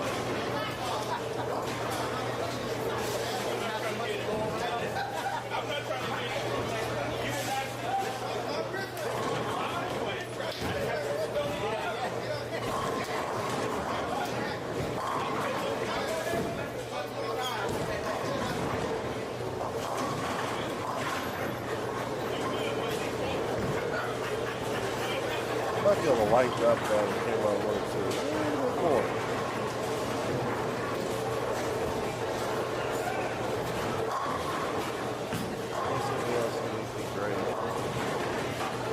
Really shockingly low scores.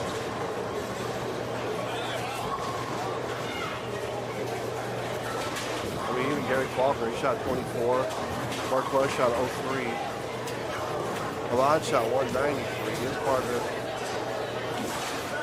Brandon Simmons, who's a fantastic bowler, his own right, shot 206. He shot 48 and 23. His partner shot 23.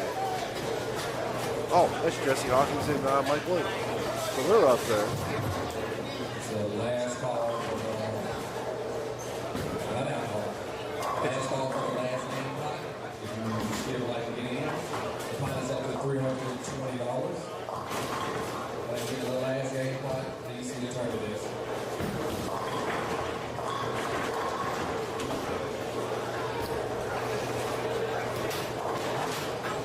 All right, Jonathan, I just confirmed it with Jamal. It is the house shot. Now, take that for what you will. I mean, I believe he told me the truth, but I don't know what that means anymore. I don't know what the house shot is. I don't know if this is what we bowled on Monday night throughout the fall. I believe this is what Gary has concocted possibly for the fall this year, which, you know what, I don't care. I know for the most part you don't care. But most of the bowlers in this house, most bowlers in any house, they care in the sense that they don't want something that hard. It's too hard, which I believe, looking at scores of this event, when you got Carl Williams shooting 192, Carl for standings. Carl, this is Carl's house. He got 616 after 3. So he's got 8, 8, so he's got I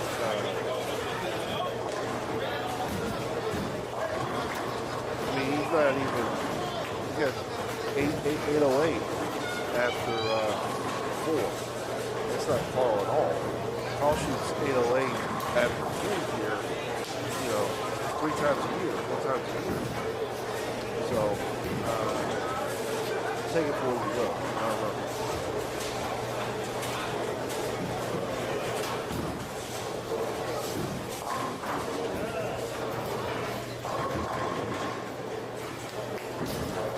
I'm going to close that camera one more time just to see if I can get it a little bit better.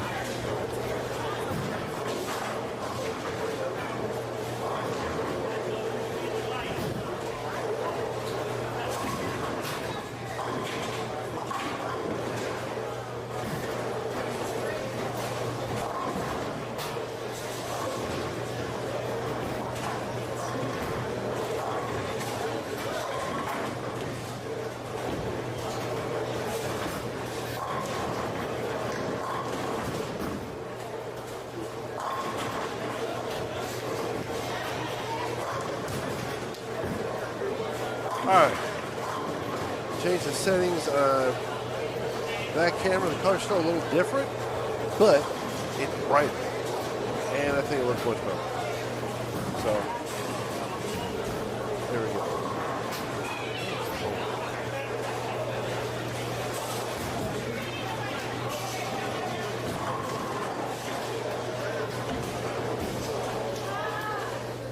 Okay, we are finishing up game.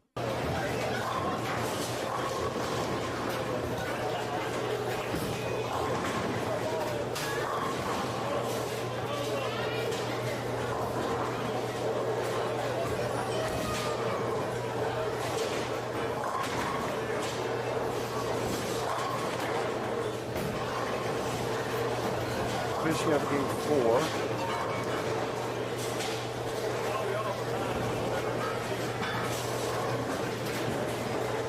We don't have hardly any series. Nothing to talk about at this point. I'll go back here where I can see after bowling, Carl bowling, which Carl hasn't done anything all day. Michael had half a partner. Man, if Michael was bowling Anthony Richmond, it'd kill him. Even though Carl's not, or Anthony's not bowling his greatest, two of them were bowling, and no one was touching.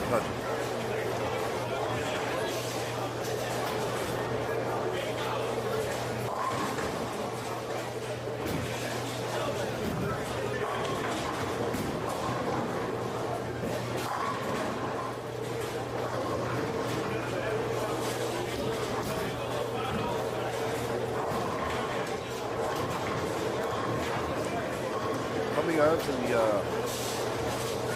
9 through 12 pairs, Tyler Corbin and Ryan Kramer.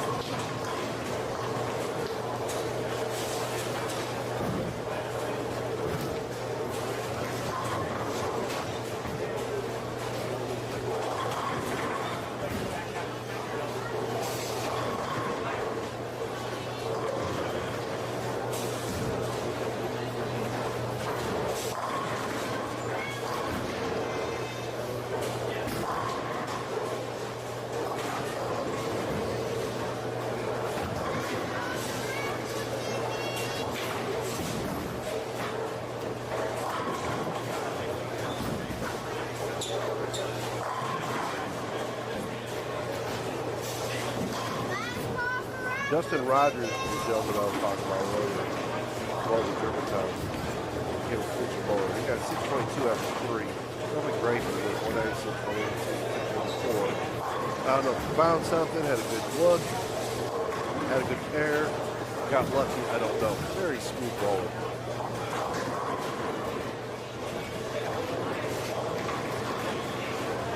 Yeah, he's only got 13 of 40 ever so far.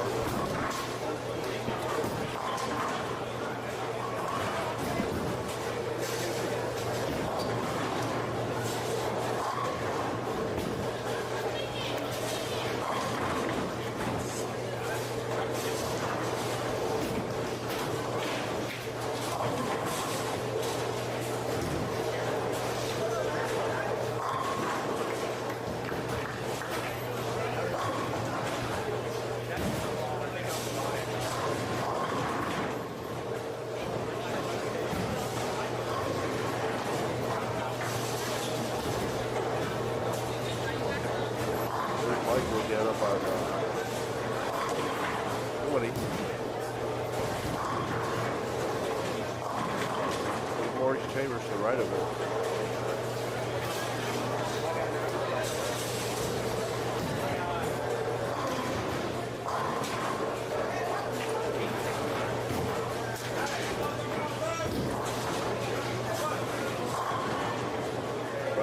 Strike spare.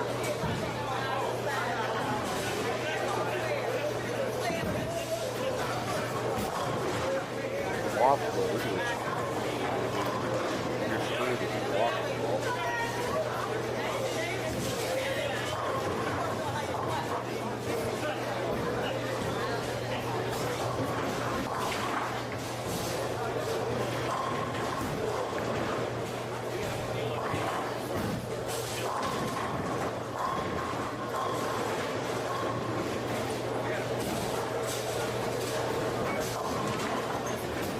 Cliff Edwards and Michael Brownlee haven't cracked 400 yet. I have no idea. I haven't watched them both. I have no idea what's going on, but not only is that very much not like them, that is just mind-blowing to me that they haven't cracked 400 yet a game. Their highest game is 380 points.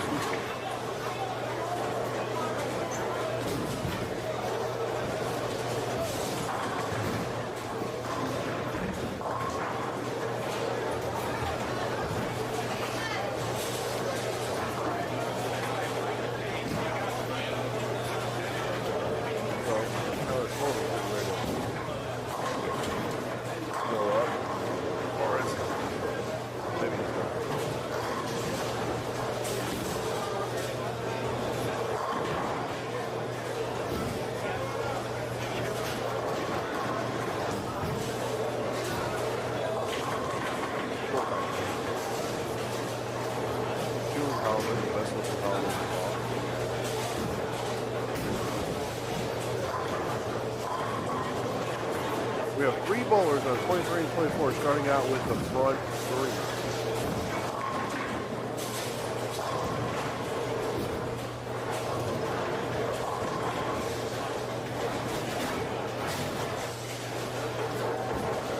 We have 1 starting out with the front 4 on 29 and 30.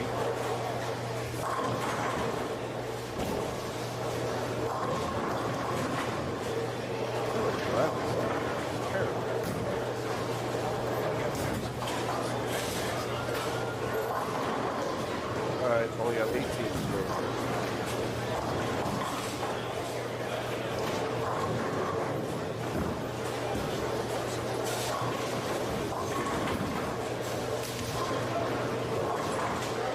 So we have a front 4 on the 20, 23 and 24, just right up the camera right now. So Jason Pipkin has an 8 split spare. 6 split open.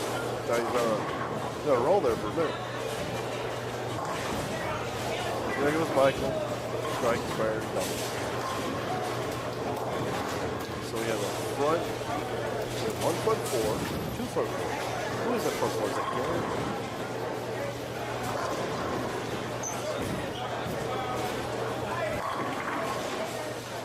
Oh, no, it was Marquez. Marquez had the front 4. Marquez had the front 4. Gary's got strike, spare, double. We now have 2 bowlers on 23 and 24 with the front 4.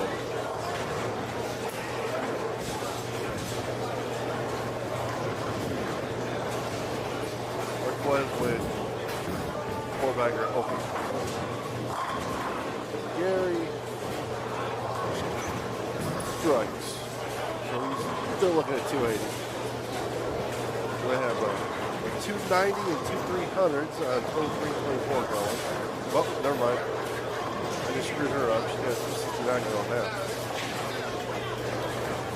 Nobody else with anything worth mentioning. So they're finishing up game 4. A couple other pairs.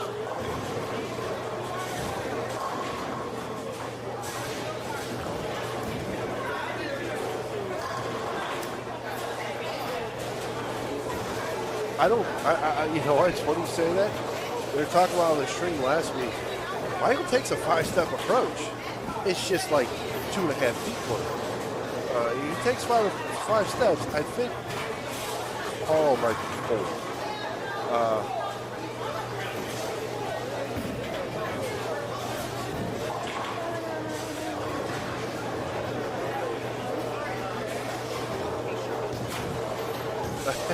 Brad. Yeah, it's a very good observation though between Carl and Michael. You know, 2 people use the least amount of approach. They probably use less approach than combined than one typical person. As far as footage, square footage. Of course, they also do both of them do go left to right. 3 pretty drastically, more than most bowlers. So they probably go left to right more than anybody to make up for the fact that they don't go front to back very far. It's fun. Like you and I on that. All right, so whoever it was that had the 9 in the front 4, which I believe is Warren, he left something with 9 out. I don't know what it was that he left. 9 out. Who is Chris Watkins. So Chris Watkins has bowled a couple of my events, Eagle events, and Chris has won. He won a doubles event.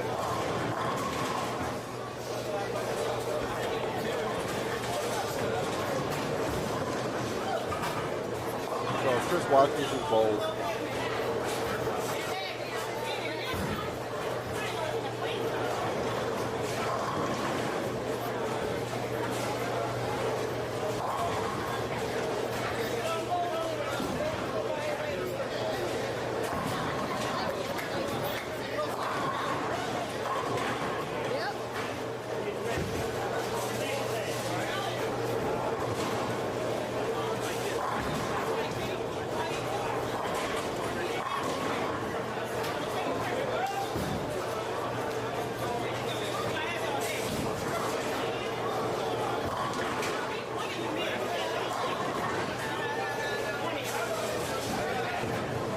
All right, so it was Warren that had the front 4, left the 7th in, and whiffed it.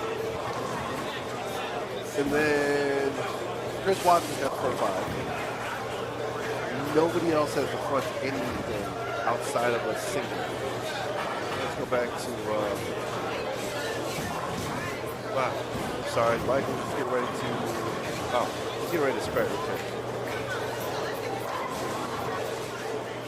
Getting ready to spread. That's nothing spectacular. So we've only got somebody on 9 and 10. I don't know what 11 or 12 is doing. Signal.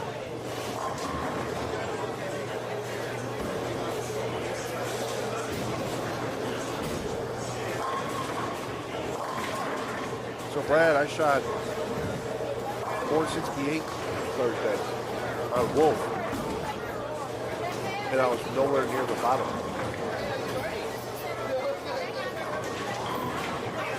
I was actually second high on the pair.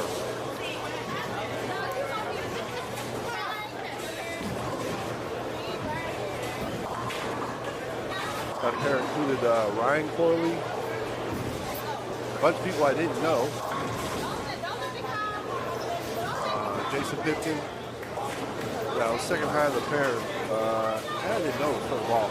I mean, here I am, I can literally loop the entire lane. This guy was throwing brand new cell, spinning it like Tim Garrett. I mean, right at the pocket. He was aiming at the 3-pin. The ball moved like it bent 3 boards. I mean, and he was throwing it probably 19 and a half miles an hour. That's the reason why, because he wasn't affected by the lane pattern as much as the ball straight. I mean, the ball, like I said, he bent the ball 3 boards. Gavin was left of us throwing a PDA 3.0 Team Masters ball and was at least 8 boards from him.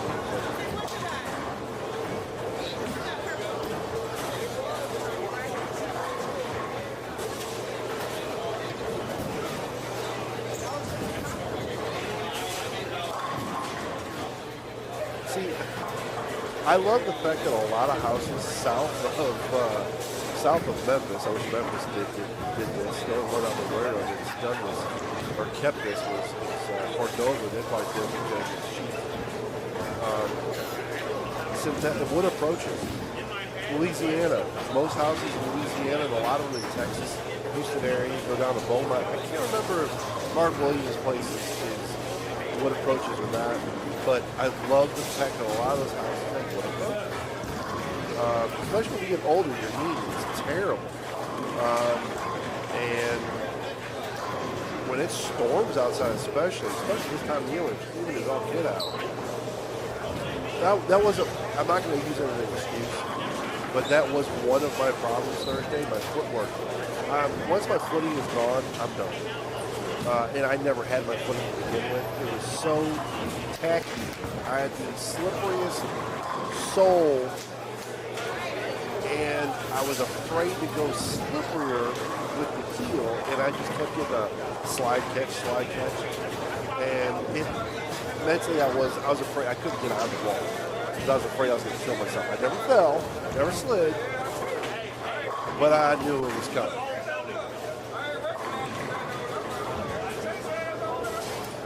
I wish they would make all houses in the South wood approaches. Because it doesn't matter if you clean them. Clean them, you get all the rubber off. You know, if you use alcohol, you get all the rubber that's on there off. Doesn't make them any better. Buffing them does it. You know, oh, we just clean them, we just buff the approaches. That makes them tacky most of the time. There's no real solution to it. There's no real solution. And having a mechanic that averages 180 or doesn't bowl at all, be the person that watches over the approaches and dictates it. It's probably not a smart idea. I feel like you know how to sell hot dogs. So he's got the front six now.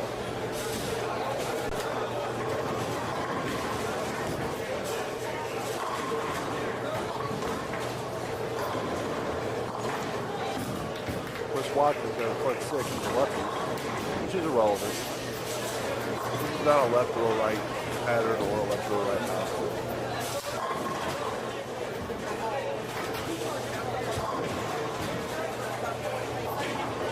So unfortunately, we've only got 35 of the scores in. And I don't know that any of them are real. Well, Corey Smith and Chan Tinsdale, they're in contention.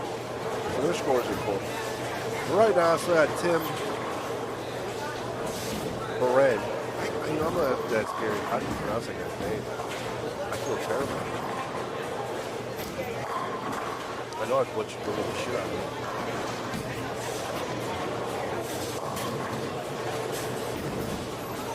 There's Chase Lloyd on 10. Grew up bowling against his dad. Fantastic. Grandfather was too.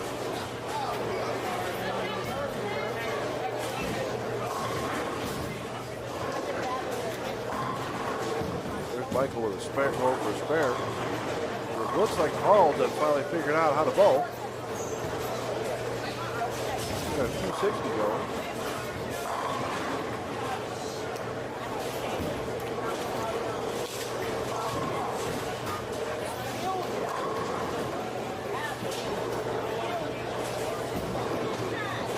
Sounds like we don't have a front seven. All he left was a 10 pin. It sounded like he hit 3 pins and the help held up. Like Michael Brownlee was figured something out. All of a sudden now he loses 6 pins. He clearly did not figure out anything.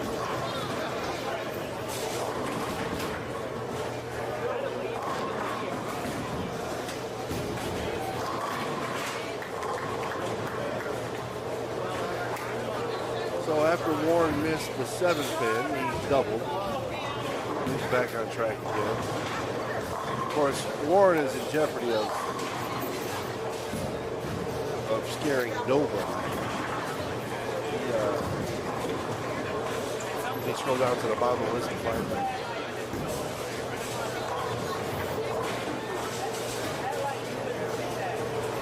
Warren is 192, 148, 225, 201. So he is actually, brought it back a little for game 5. They're bowling really fast. So he figured out something. I mean, ice at 192 now, worst start in the world. But I don't know what happened on lane 2. He shot 148, or excuse me, game 2, he shot 148.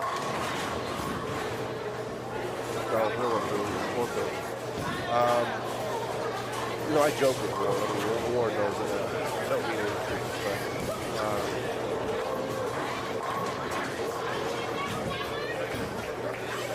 And it was like 3 bags after having missed 7 pins for 279.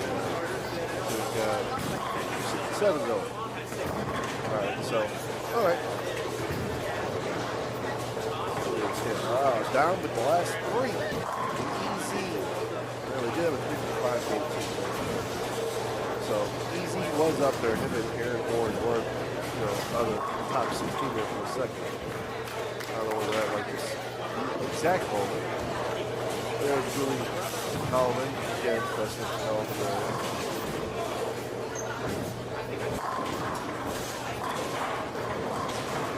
There's Carl looking at 260 in the face. He's got a 3-bagger, and he's going for 4-bagger. Of course, he is deep. I don't know where he was starting out when he struggled in the beginning. I have no idea where he was.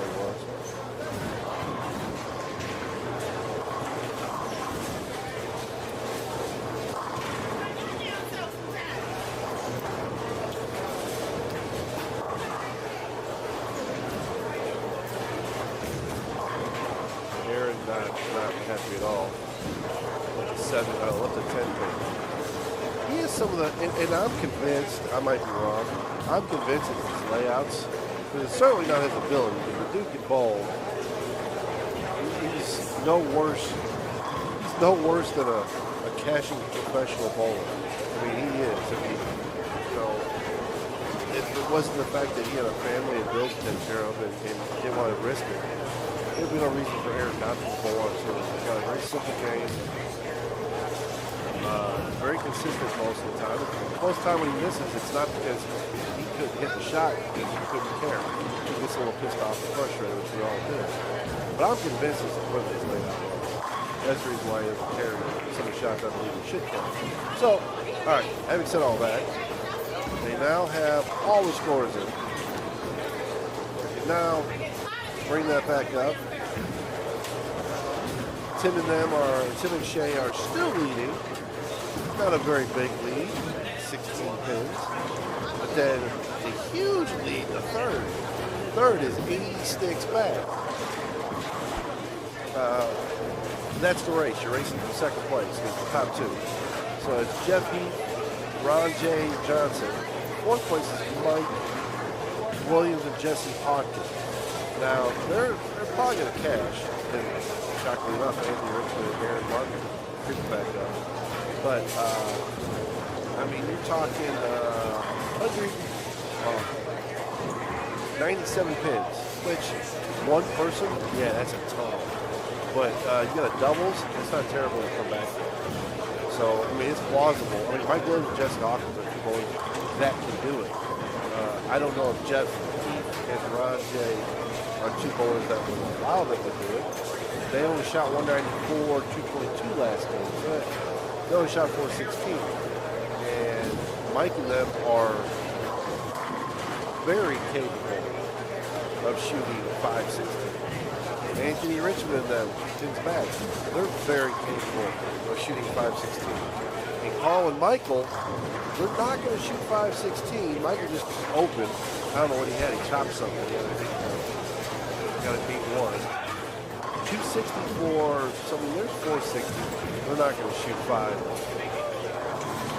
Michael go out for 23.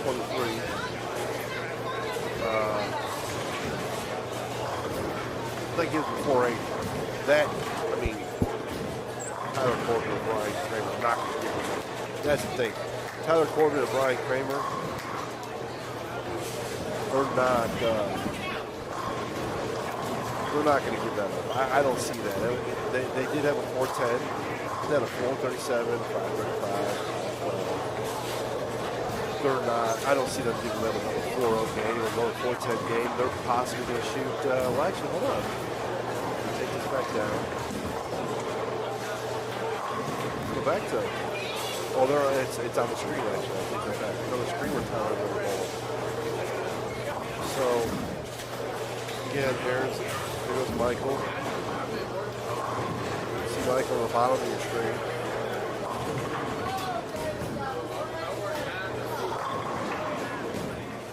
So, Brad, if you're still watching, does that little picture-in-picture need to be a little bit bigger? Would it be a problem if I made it a little bigger?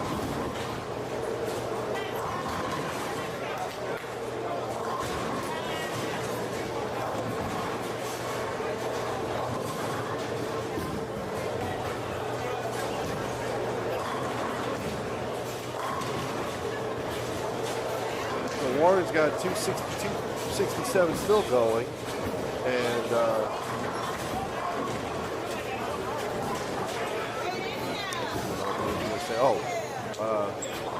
Watkins, he's got 79 going. So I have no reason to bring out the remote camera because nobody's got squat.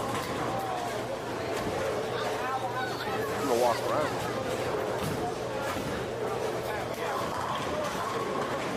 27, 28 just got small.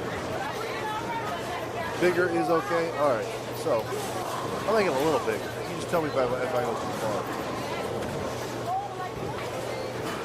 I just don't want to obstruct the view of what's on the screen. And I don't think I'm not going to lie. I mean, granted, what's the phrase? You know, ooh, Carl, I don't know when he left. He left the 6 down the chopper.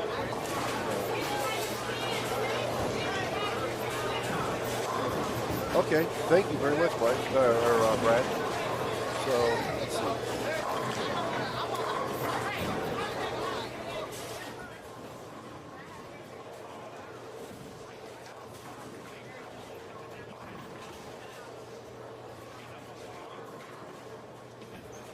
See, the mic in my headphones, it sounds kind of loud. So I didn't know if that was it being loud or just my headphones. I just adjusted it. Let me know how the sound is for that as well. Danny Schubert up.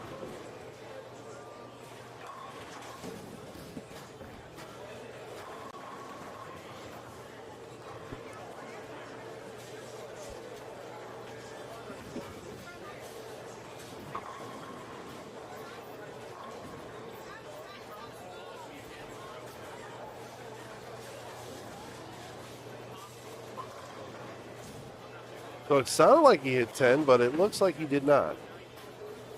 He left a 9 pin. So Warren Clay, who had 260 going, his partner shot 177. Johnny, he just didn't bowl one. All right, cool. I'm glad that's much better. All right, so I can change this one then too.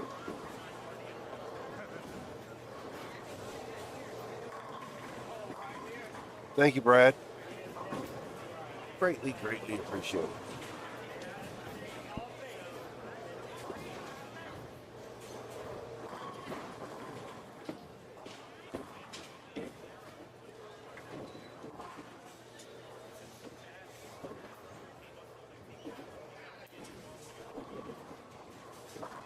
Let's see, he's got no game 5 in yet. Oh, no, he's got 2. Gary Faulkner, 392. That's not going to do anything. And then, of course, you had Brandon Simmons and Ahmad shoots 419. They were 106 back. Actually, not 100. They were 76 back. That's not going to help them at all.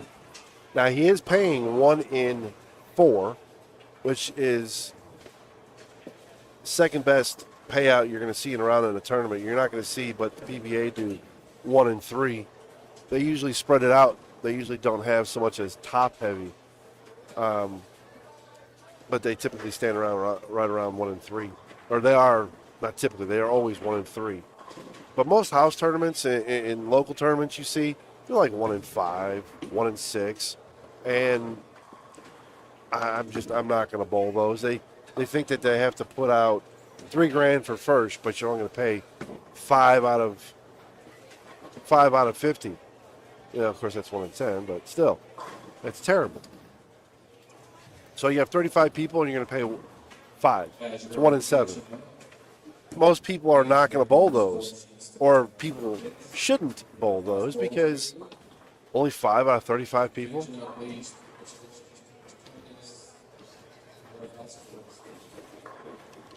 So, Michael shot 220. Carl's going to shoot 224, which 442 for those two is that's really not a great score. That's a pretty bad score for those guys. You know, Carl doesn't have the national notoriety that Michael does because he hasn't been out there.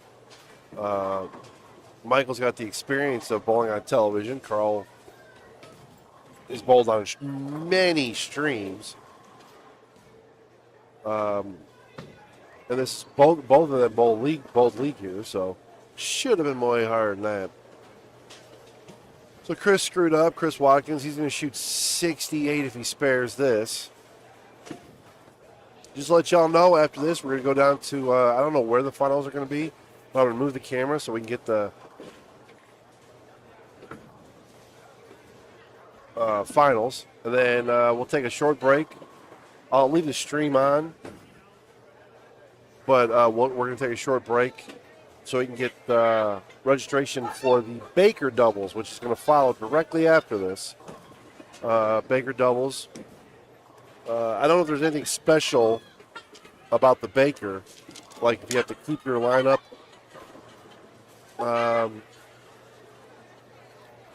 I can't answer that.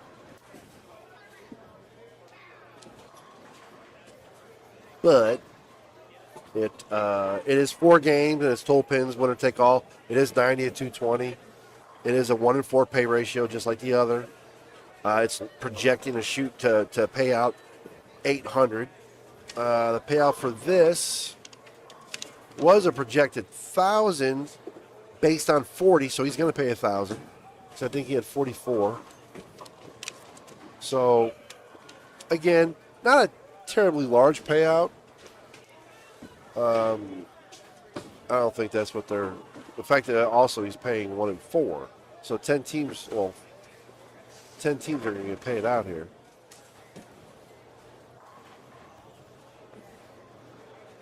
Well, 11 teams. 11 teams are going to get paid out. I think it's 44.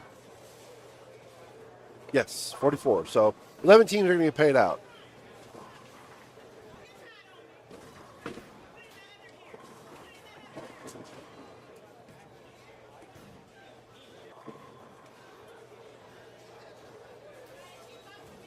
And he's only got 3 teams in for scores in the 5th game, so.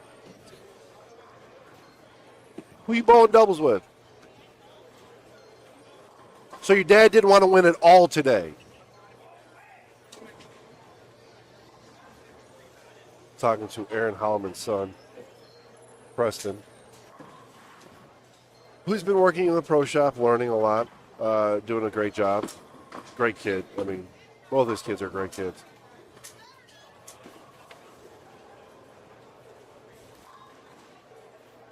Terrible hair, both his kids, but great kids.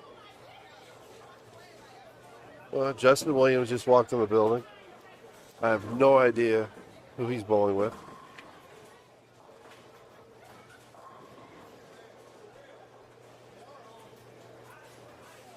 There's Brian Kirkendall.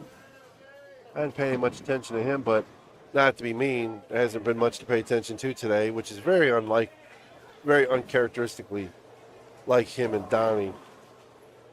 So where are they? They're unfortunately, I mean, their highest game is a 419. We got neither one of them are shooting, are averaging 200. 221, 185, 146, 227. We got a 174, 151, 222, 192. Just not their day.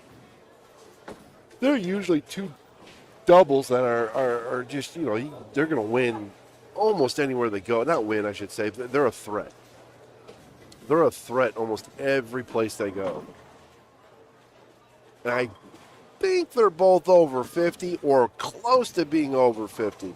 So if they end up getting in doubles, senior, I mean, Sasma's going to hate those guys. Sasma is going to hate those two. I can see them bitching now. Because if they're healthy, man.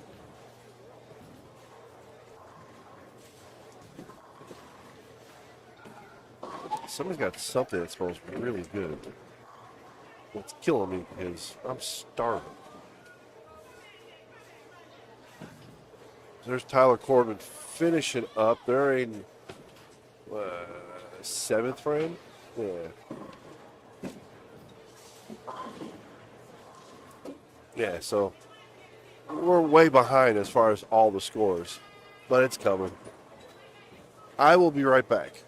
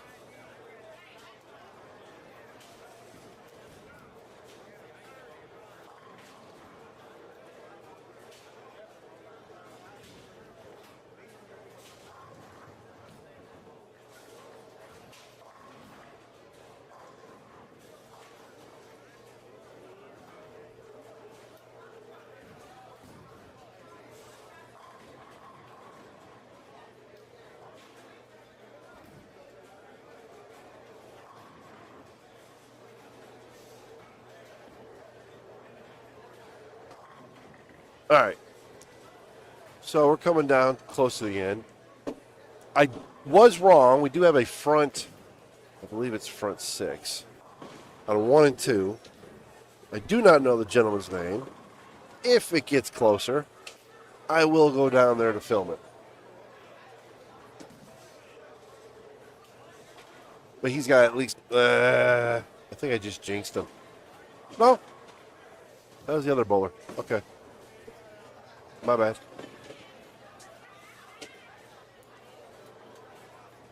So, home. Standings. All right, yeah. It's pretty bad. Tyler Corbin and them don't have a 5th game in, and they're still ahead of Brownlee, Beatty, and Bradley, who have a 5th game in. That's terrible. Shows you how good they're bowling and how bad those other guys are bowling. And what's worse is Kramer and Corbin are 100 pins ahead of Corey Neal, Percy Bradley. Tyler Corbin and Brian Kramer have 1894. You know what? That's with handicap. They're scratch. Corey Neal and Percy Bradley scratch have 1786. They had 1841 with cap. So with handicap, they're still below Kramer and Corbin with 4 game scratch. That's I mean, to me, that's impressive for Corbin and Kramer. Just not a shock. Well, never mind. He screwed up. He no longer has to front anything.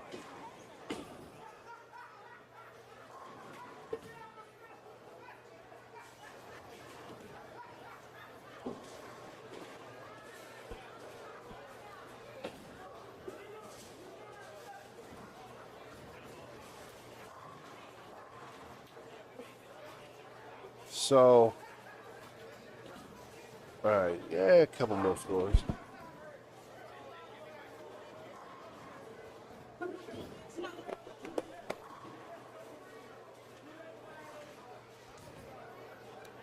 It really is cold at a bowling center when you're not bowling. I never believe people when they say that, but man, it is freezing in here. Let me ask Gary something real quick.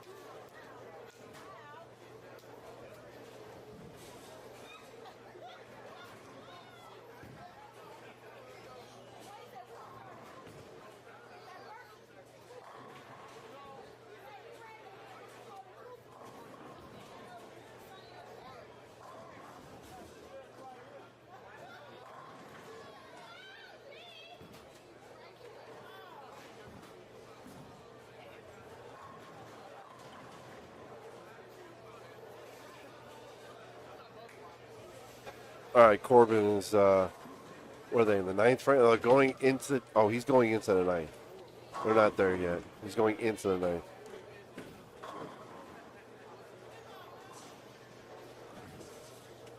I don't know why half these people aren't going to bowl the Baker, too. I mean, you're already here. It's Baker. It's different.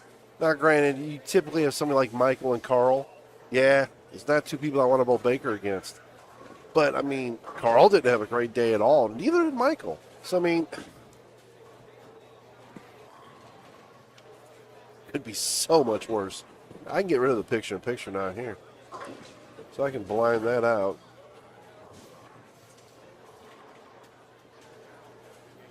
Yay, look at that. I got a full screen. And that's what it's going to look like for the championship. I'll make sure I have the right, the overhead will match up, hopefully. What are you using for the championship pair? What are you?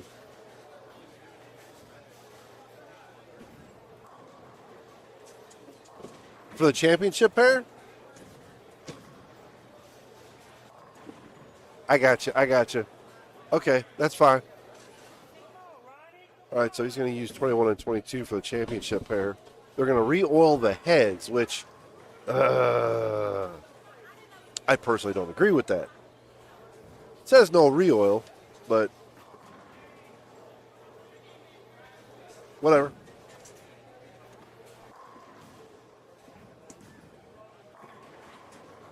$19.20. Okay, $19.20 is going to be a championship pair. So, as I was telling y'all before, Jarvis Hayes is a gentleman that colors the shoes. Like I said, look him up on Facebook. He does a fantabulous, fantastic, I said fantabulous, job doing it. They're one-offs. You'll never see anything like it. At least I have never seen anything like it. I've seen people color shoes, but not like him. I say color paint. It's truly a canvas for this guy. He does a fantastic job. So, but yeah, we're watching. Okay, there's Donnie Wilson, which again haven't really talked too much about him, at least too much positive, because he just hasn't been ball worth anything today, unfortunately, which is very uncharacteristic. He's got a lot of big core balls. He doesn't have a ton of lower smaller stuff. So when it starts hooking early, even though he doesn't have a ton of ball, he runs into a problem. And of course, when you're just not executing well, anybody's going to have a problem.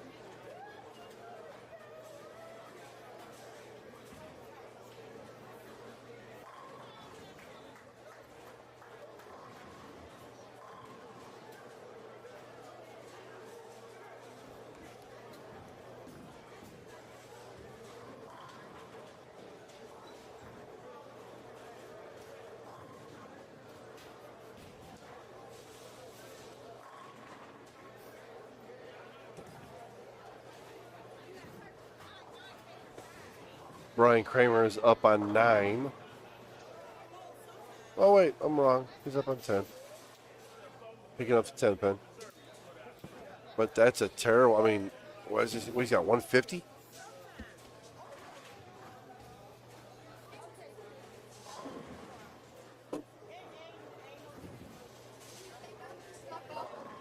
Okay, I'm sorry. He strikes here for 168 or 180 or 186. 186. I'm dyslexic.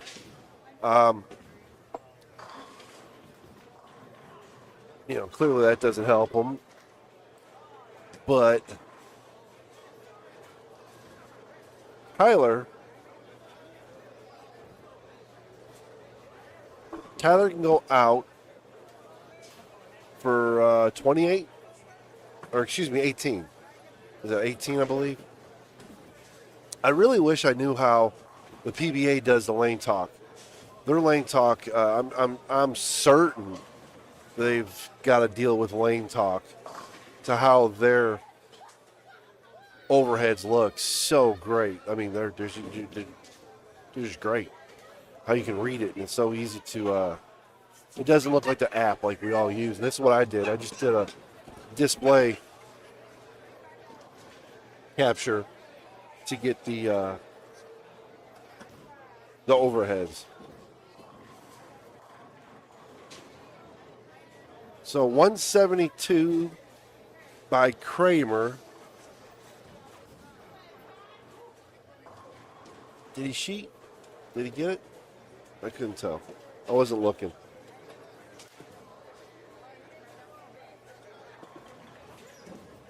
$17, so he left something. I missed what it was. But I'm gonna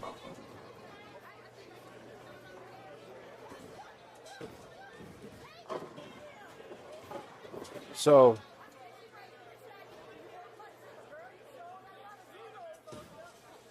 Tim Barrett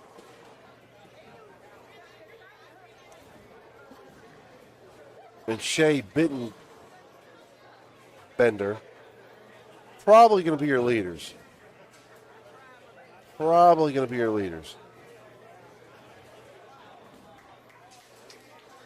I have the scores that are still not in yet. I'm going to go get the camera ready for the finals because they're going to be on 19 and 20. And I'm going to move the camera the way it is right now so that it's off at a different angle. So, I'll be right back.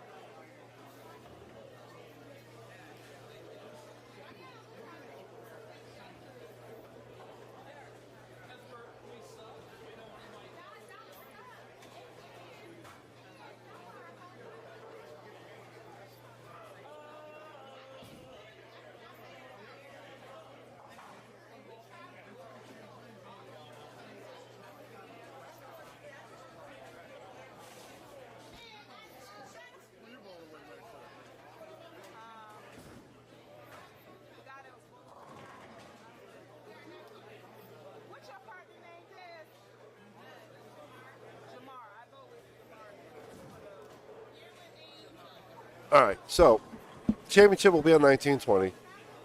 I'm actually going to pull back on the shot a little.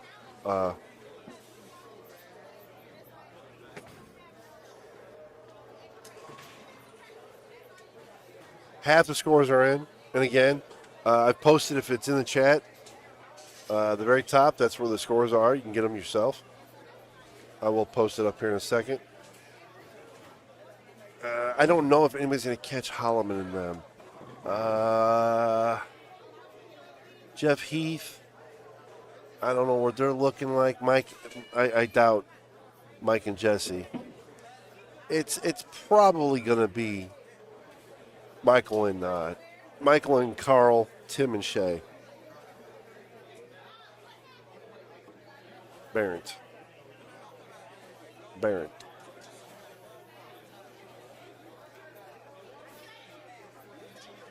I just don't want to end up being like Mike Flanagan and pronouncing Chris Ligman incorrectly 82 times.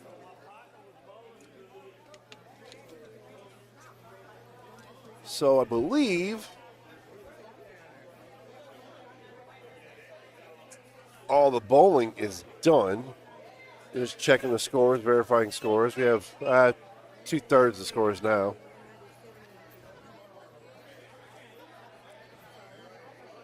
So Anthony, do you have a partner for this set? Bowl tomorrow, right? Okay.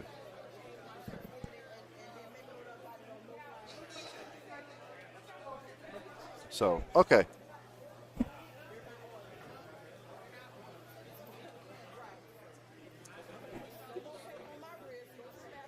So I'm going to go pull back on the shot.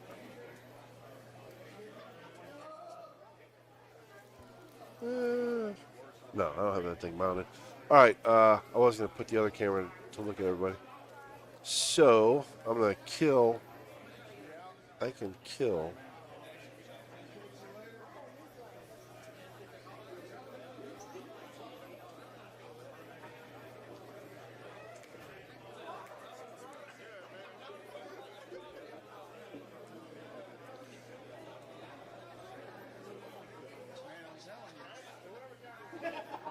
All right, I'm going to go play around with the other camera real quick where the championship pair is going to be on.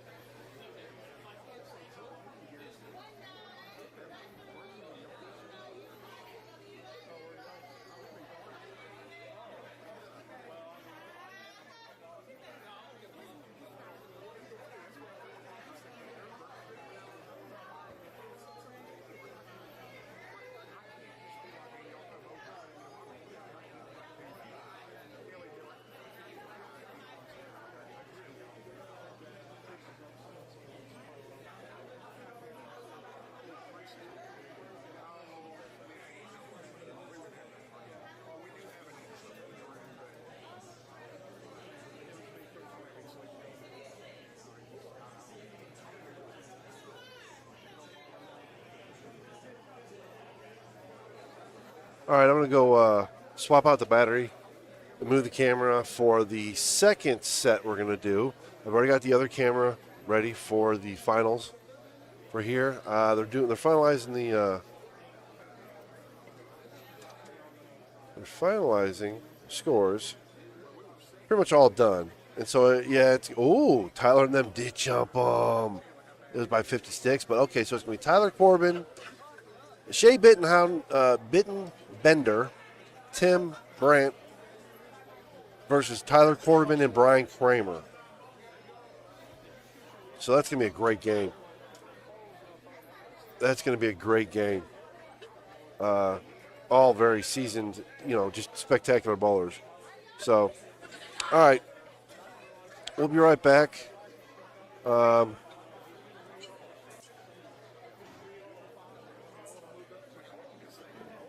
Here. Transition. I'll be right back.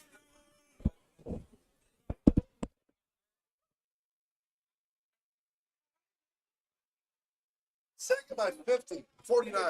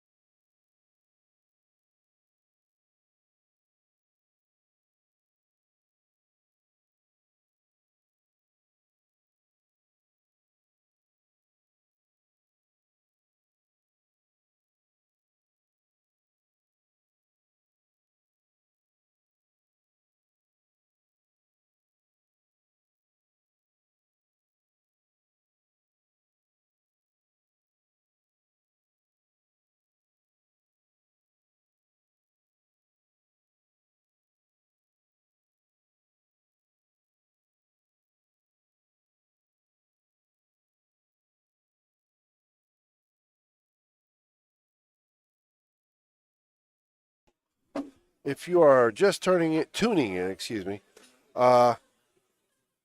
bear with us. They're finishing up the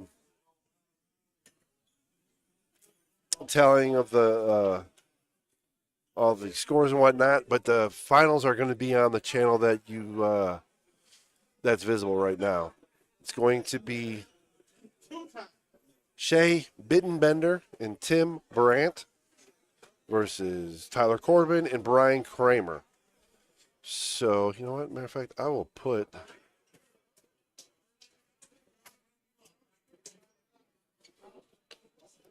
finals. Oh, no.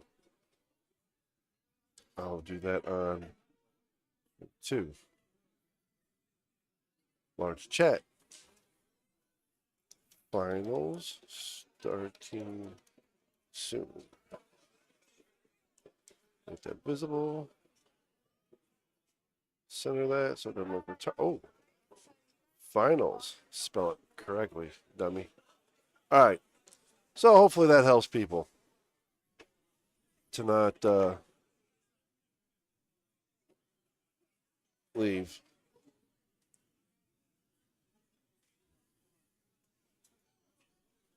So they just wiped them out. They're oiling the heads, which I don't necessarily agree with, but that's, it's not my tournament. So again, this is first and second. That is it.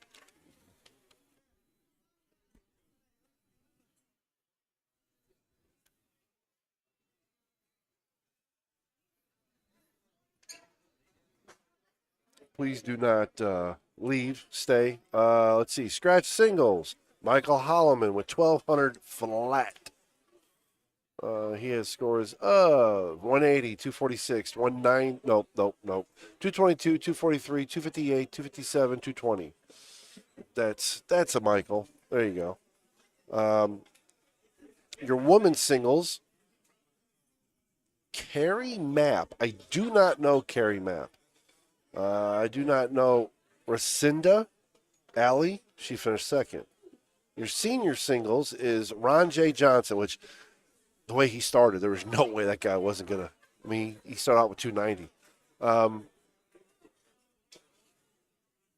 He shot 11:06. I mean, he wasn't but 100 behind Michael. So that's fantastic. So, yeah, don't go anywhere, please. We will be, they'll be starting soon. So, go get something to drink, whatever, come back. I will put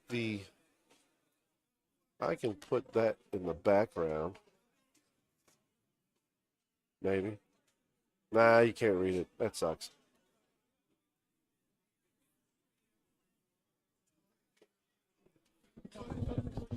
You realize the camera's on you, right?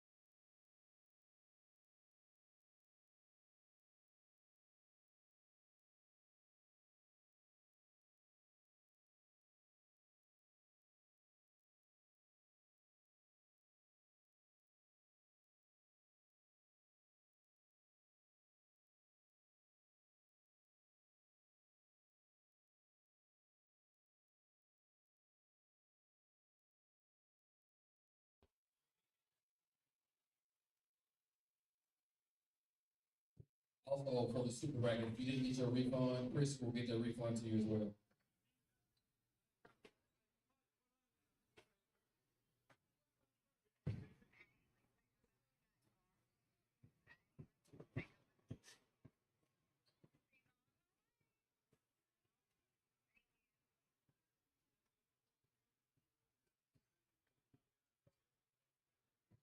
Also, one more thing on the alibi doubles, we will have all that information and payout on tomorrow. If you're not going to be here tomorrow, of course, I figure out a way to get the money to you.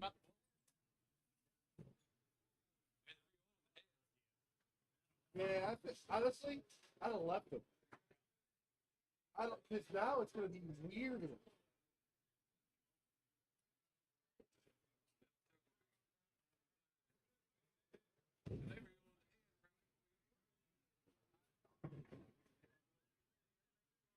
The ball's going to start up and then go, wait a minute.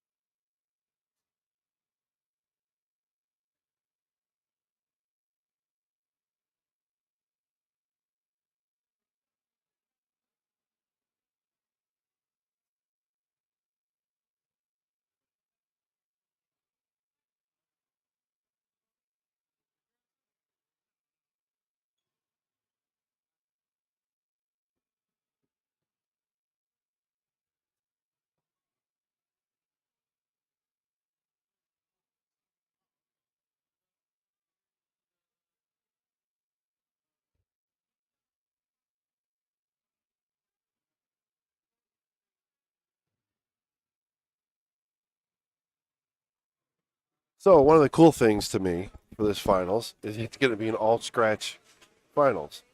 So let's see, I can change that out. Let's change that out. Picture in picture is the CRT. I need that to be the other one? No, that one.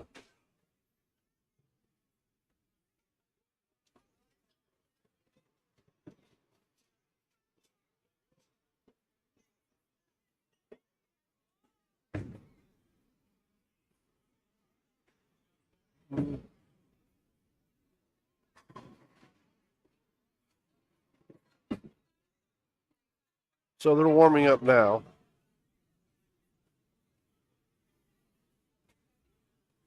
So let's add that. Okay.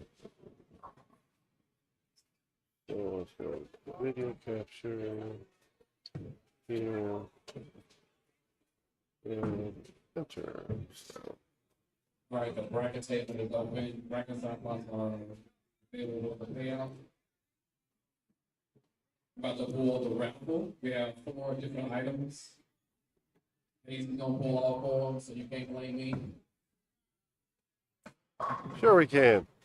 First thing is Pop's Kitchen for gift card. Thanks to Jason Pipkin and his ownership staff.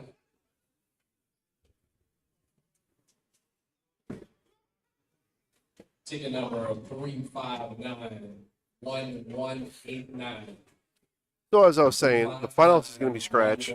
They're giving off raffles in the background.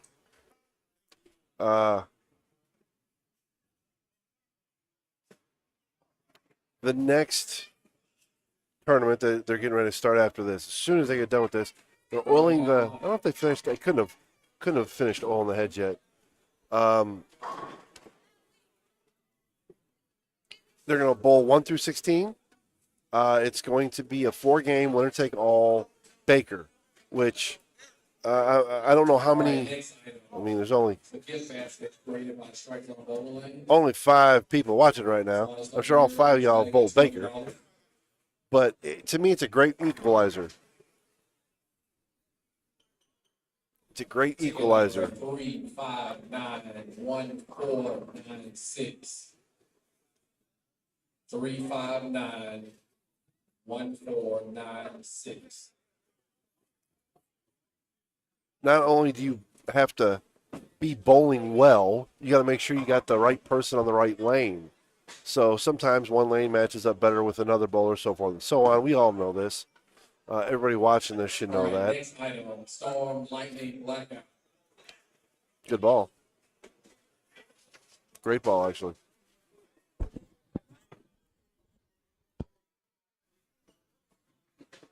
I drilled one up for Brooklyn, and it's just fantastic. I like it. It's weird, though, because the ball is the lightning blackout. It's asymmetrical. 3, 5, 9, 1, 9, 7, 9. It's asymmetrical, but 3, 5, 9. at the same time, it's also its diff is really low, which makes it, way more controllable. I don't know who that gentleman is. All right, last item is Excel? roller grip Excel. Or at least you admit he can't read.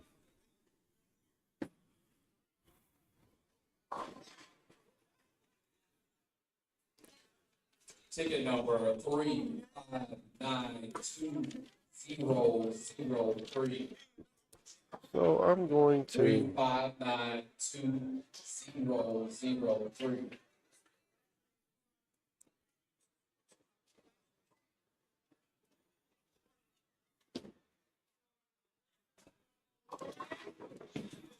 Let's see.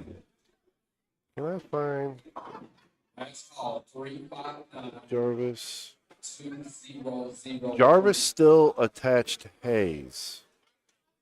That is his Facebook page.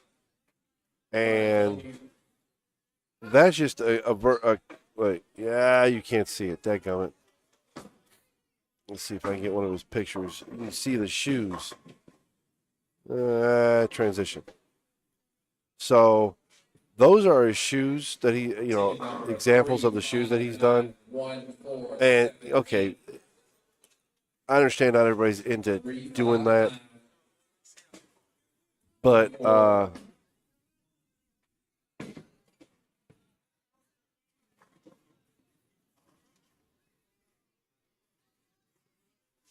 I really can't move this much more. That was the John Morant shoes.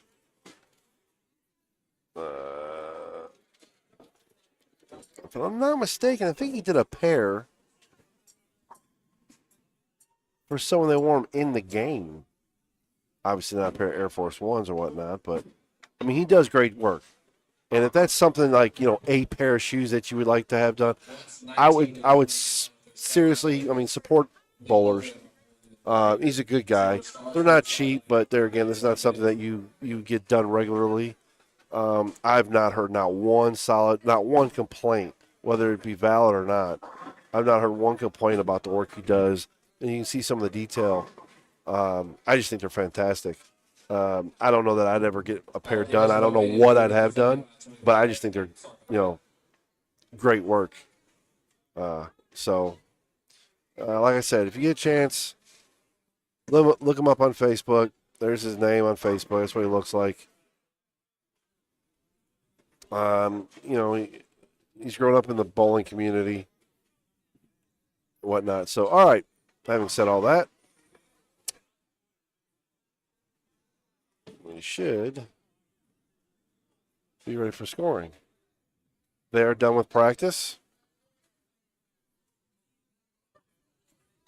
I don't know what it is they're doing. They're looking at the screen like they're special needs. No one has drilled yet, so I don't know what happened.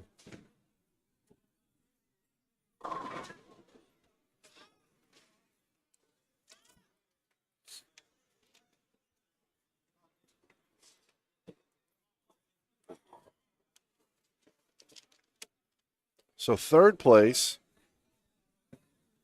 was Michael Holloman and Carl Williams. I should have.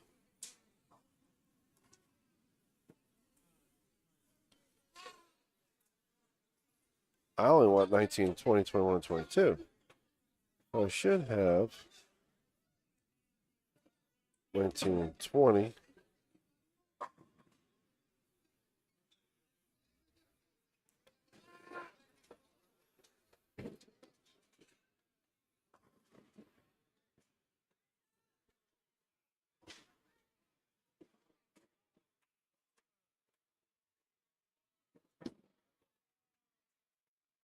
Oh, that's the second set. Oh, good Lord. I screwed that up. Can I do that? It's only 2 columns. So how does that look? Does that look...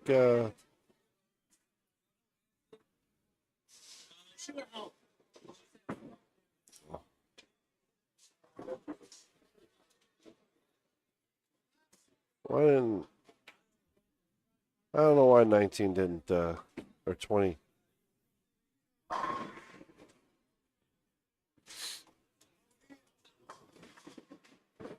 All right, we'll leave that alone. I will get rid of the...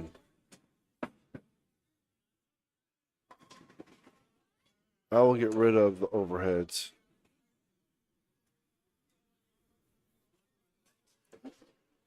I'll get rid of the overheads. We'll leave it like that. It's not great, but it's gonna do it for now. I'll get the scores ready for so yeah, 3 and 4. Let's go up to the top here.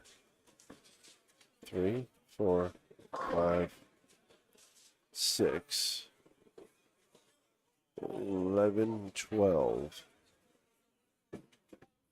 No, 11, 12, 13, 14. Make those inactive.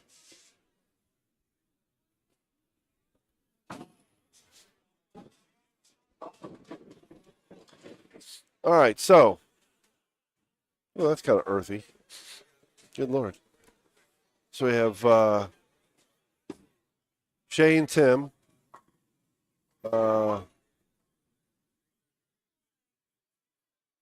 Out to a, let's see. So far, Brian and Kramer are perfect. Excuse me, I'm sorry. They are perfect. So through 2, it is, well, technically speaking, it's a 10-pin game.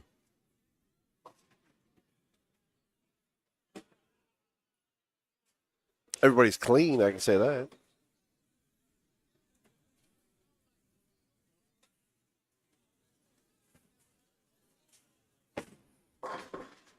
I don't know why lane 4 is showing. Freaking weird. All right.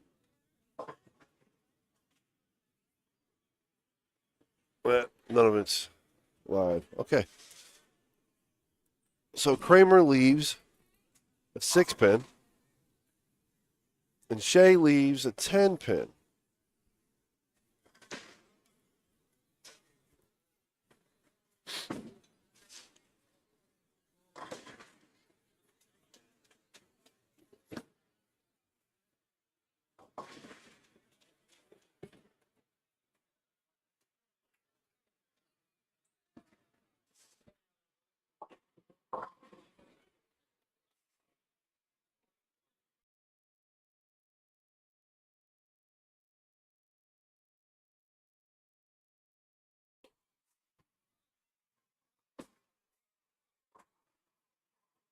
So Tyler, he's clean through 3. And Tim Brent, who I don't anticipate him missing here.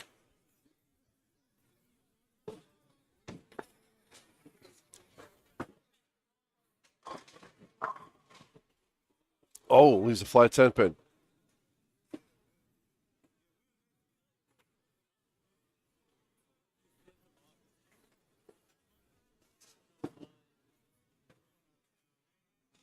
So right now,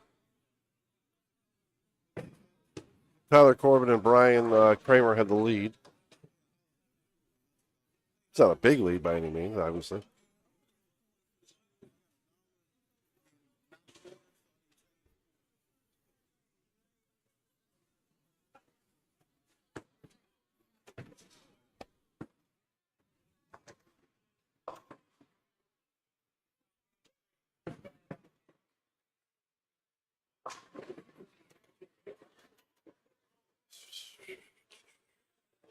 You go for 79.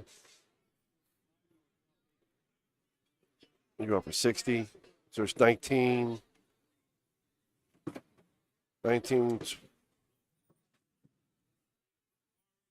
40 pin game.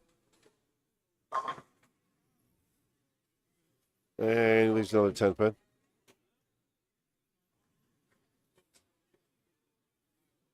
Kramer is really deep for Kramer. I mean, Kramer's a pretty straight player. Usually, you don't see Kramer this deep. That's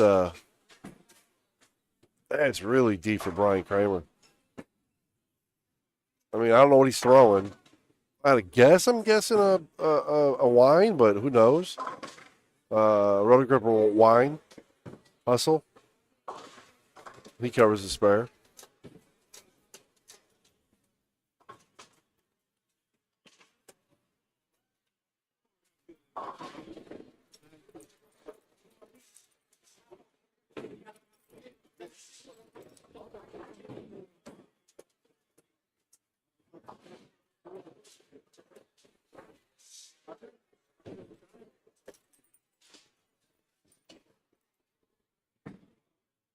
So we're clean through. Well, we're not done yet here. Here goes Tim.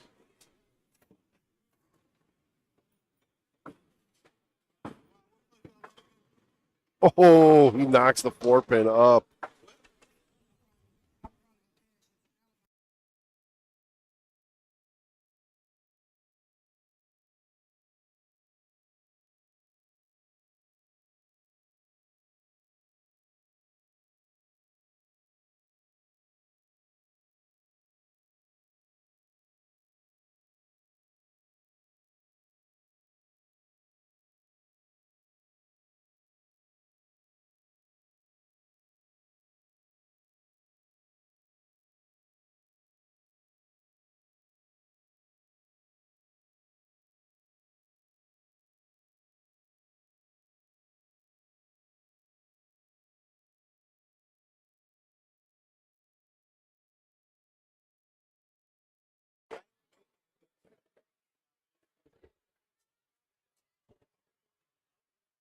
All right, so through 4 we're clean.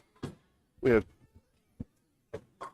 Tyler and Tim cancel each other out for 79. They have a 10-pin game. It's a 10-pin match. Second place by 1 pin for $105.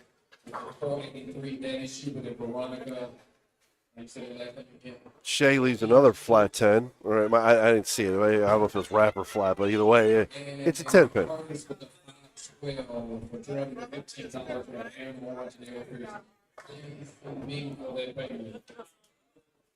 There goes Tyler. I mean, it's hard to ever count Tyler Corbin out. Got another dead one. He gonna keep leaving them.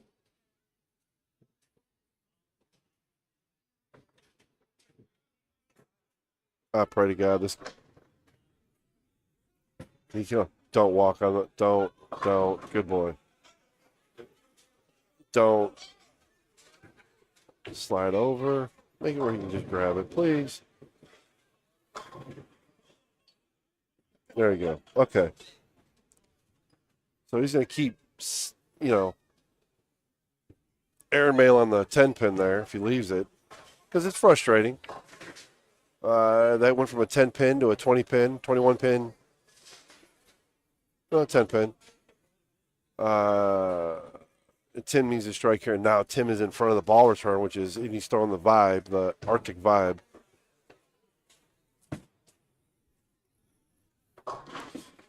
And Tim is just every bit as good as, you know, any of the normal. Oh, that caught. Oh, nice 9 pin.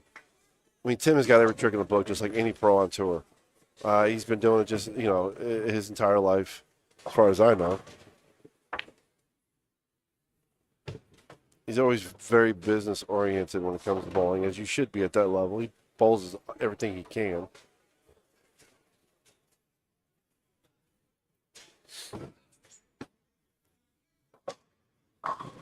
He gets the 10 out.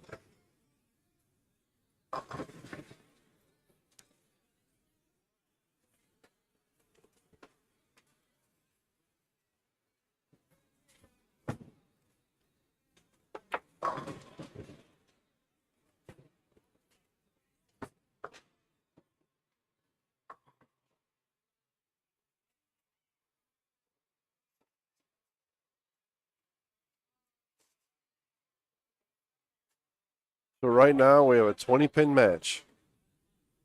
Exactly 20-pin match.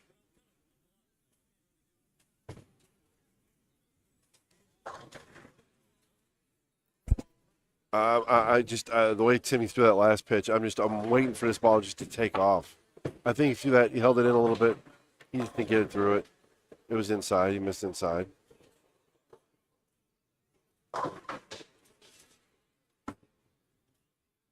And of course, unfortunately, you aren't in Tyler Corbin's wheelhouse. He is in the left gutter. And granted, Tim's, you know, it's not like Tim can't bowl here. He bowls there very well. This is just Tyler's A game. And he covers it.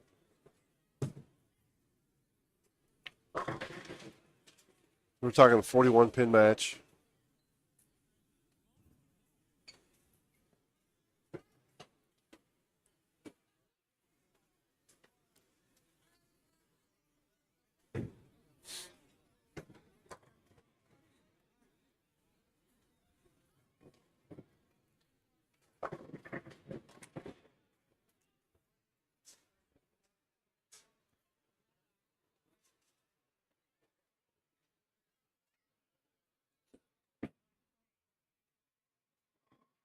He covers it.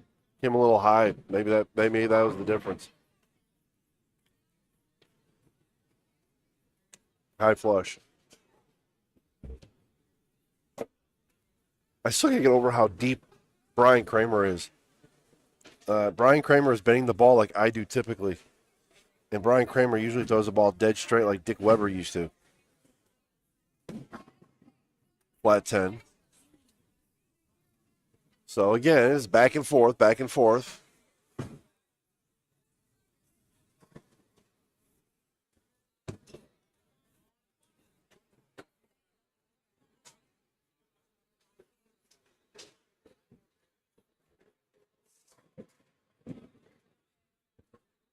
So Shea can go out for 48.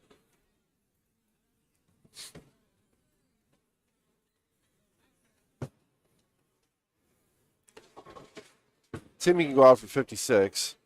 Oh, that was good. Timmy can go out for 56. Tyler Corbin go out for 79.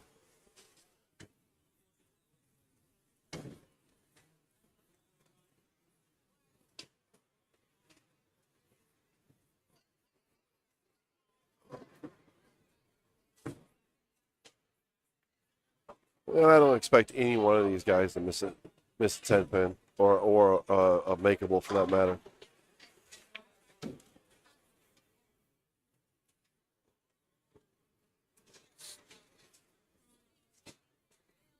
So we got 57, 37. So there's an 11 pin match there for the top two. So we're talking about a 10.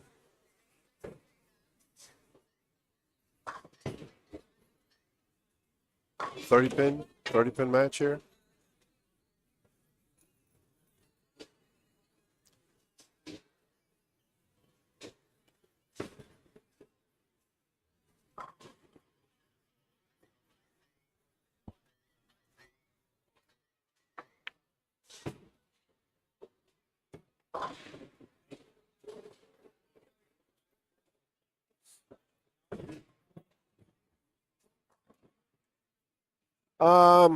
Let me double check with that, Brad, but I'm almost 100% positive.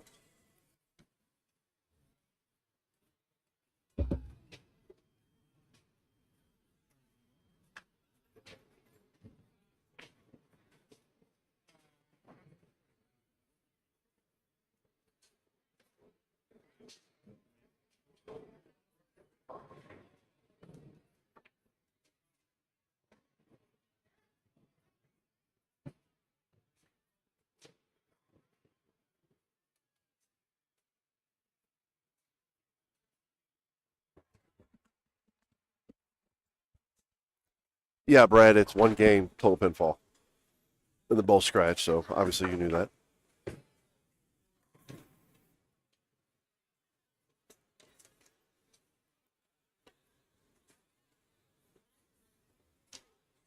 $32 pins. 32 pins. Both teams are clean, and all they've left are I take that back. He did leave a 3-6-10. So Tim did leave a 3-6-10 on the left lane. But aside from that, I believe they're all 10 pins. I don't remember off the top of my head. I know Shea and Kramer are 10 pins.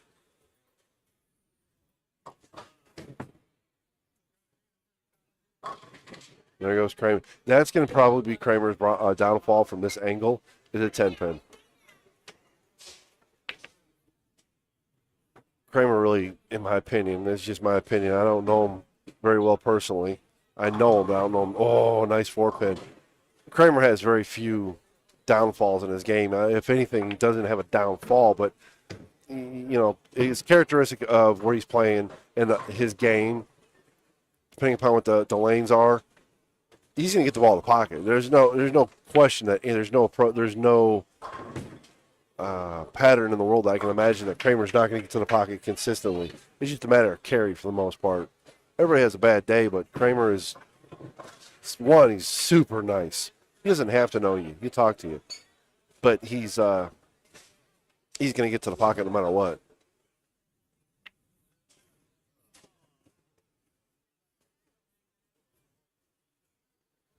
It's 36. No, I can't be right. Oh, I think he got it. Okay, in my opinion, he got away with that one.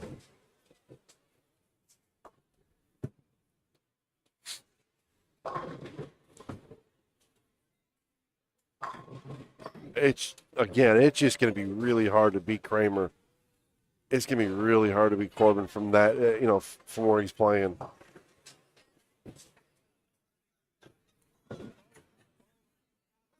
He does have.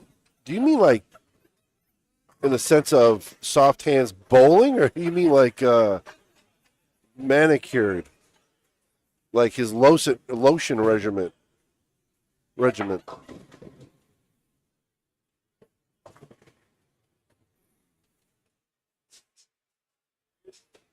This is a big ball for Kramer. Oh.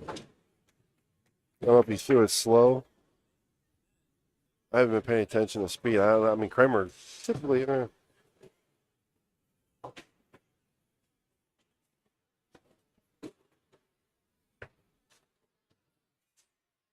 Oop.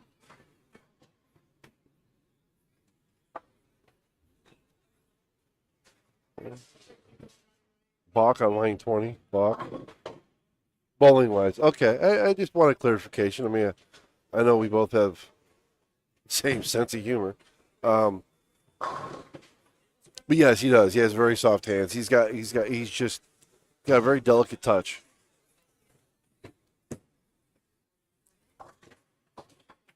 And I was shocked at how difficult of a time he had this year at Nationals. When I heard all the teams that were going, Kramer was the one I thought he's going to shoot the big number.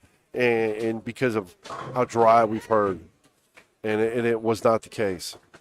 He did not have a good Nationals this year.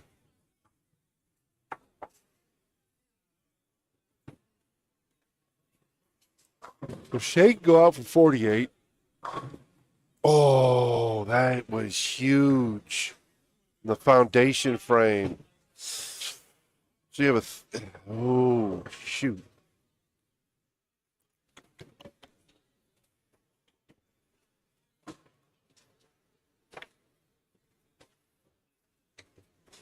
So Kramer go out for 24. He can go out for 48. There's 24 pins there. And you've got two guys right now that are going to go in the 10th frame with a spare, Kramer and Tyler. And then you've got Shea with a double going in, and Timmy gets it out, 9 pin. Which, okay, granted, that's not great, but you still have, your other guy's got a double.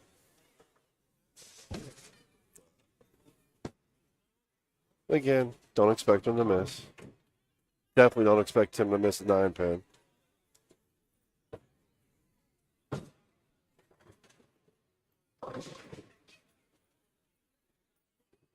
So what does it come out to? A 10-pin lead? A 10-pin game? In favor of Brian and Corbin?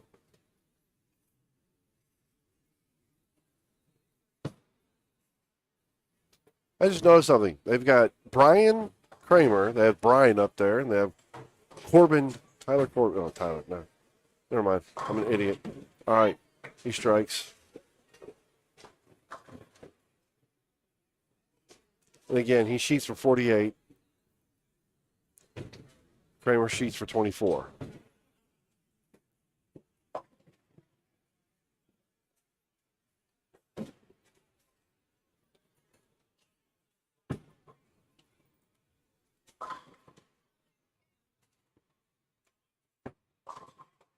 He gets the 10 out. He does get the 10 out.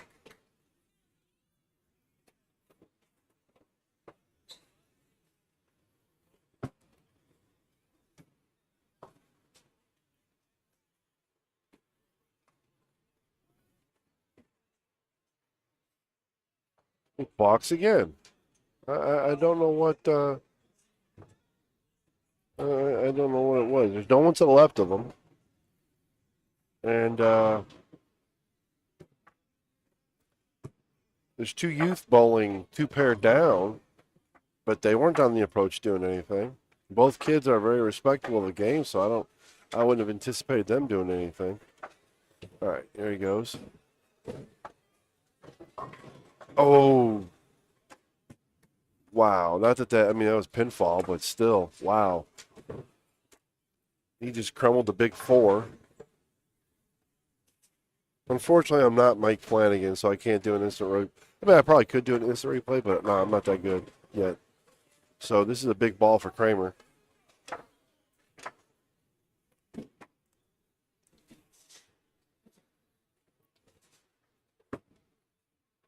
Can he carry the 10? Oh! Wow. So Shea finishes with 237. And Kramer's going to finish with 223 at the least.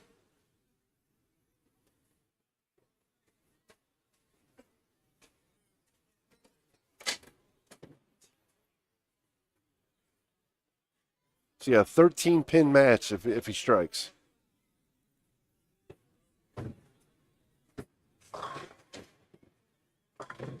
$13-pin match.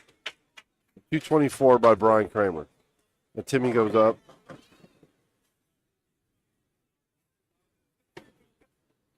He's only missed once on this lane. That's 3610 when he just shorted it.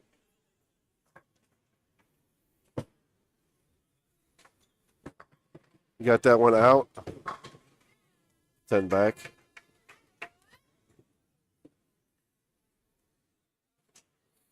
He just has such an intensity in his face.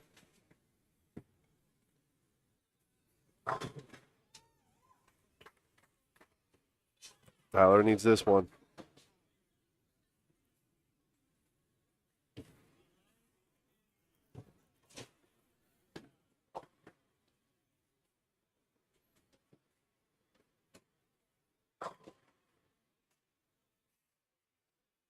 We could have a spare. We could have a tie. If Timmy Sheets and Corbin spares, no matter what it is, we have a tie. Oh. Oh, he left a 10 pin. That was pretty much it. He got it inside. I do not see Tyler Corbin double guttering, let alone guttering one time. Game over. Tyler Corbin, Timmy finishes with 225. So their total was 462. Corbin's is going to be 480. Let's see what he has here.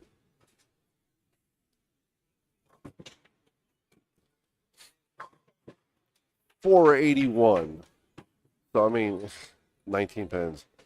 I mean, wow. I mean, that was a great match. It was. For all 6 of y'all that are watching. 6 people have just a little bit more life than I do. I'm here watching it and recording it. At least y'all could change the channel. So that is fantastic. So I'm going to go and move the other camera. I'm going to go move this camera down, and so I'm going to put it onto, let's see. Let's go here. We're going to go to here. That's got nothing.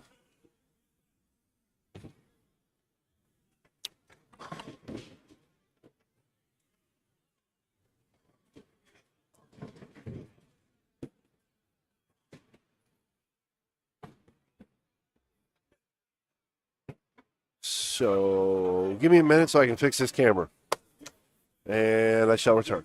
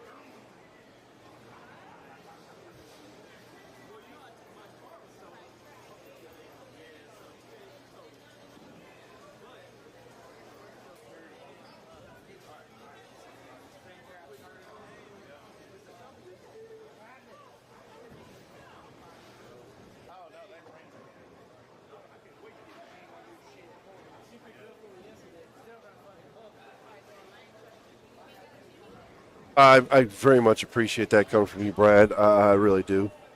I appreciate that. That means a lot. We are now moving on to the second event of today, which is the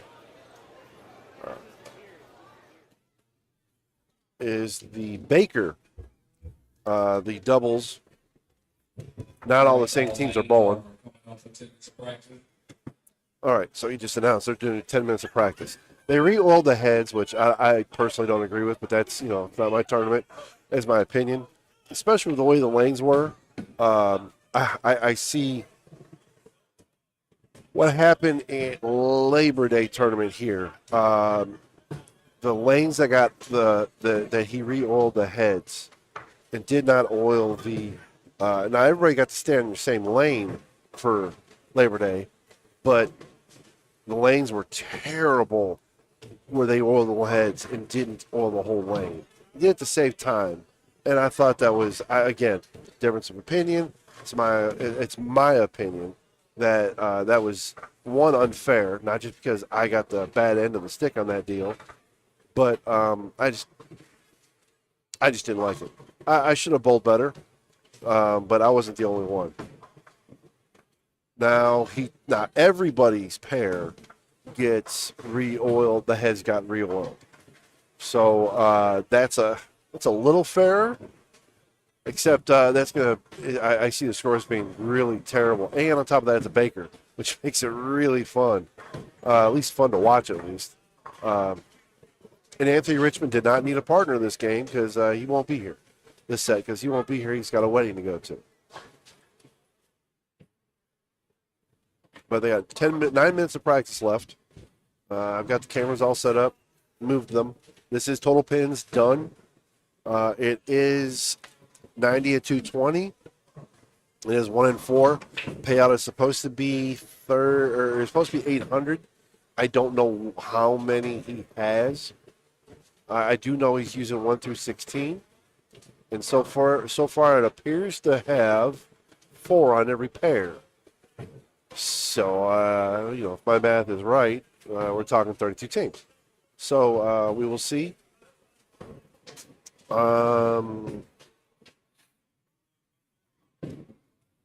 That is it. Tomorrow, he has the Sammy Oliver Invitational, the 7th annual. 1,500 for first based on 90 entries. It is also handicap. Entry is 120. Format is 6 games. Cut to top 10. Seeded step ladder final. That is a hellacious final. Top 10 seeded step ladder final. I feel sorry for 9 and 10. I mean, running the entire gambit, that's ouch. That's horrible. But I think there should be a bonus if you win that tournament and you start the first match and you got to run the entire ladder. I think that's a bonus. I think Gary in the bowling center. If you start on the odd lane, but to finish on the odd lane, but if you want to switch on the next pair, you can do so as long as you bowl on the same lane.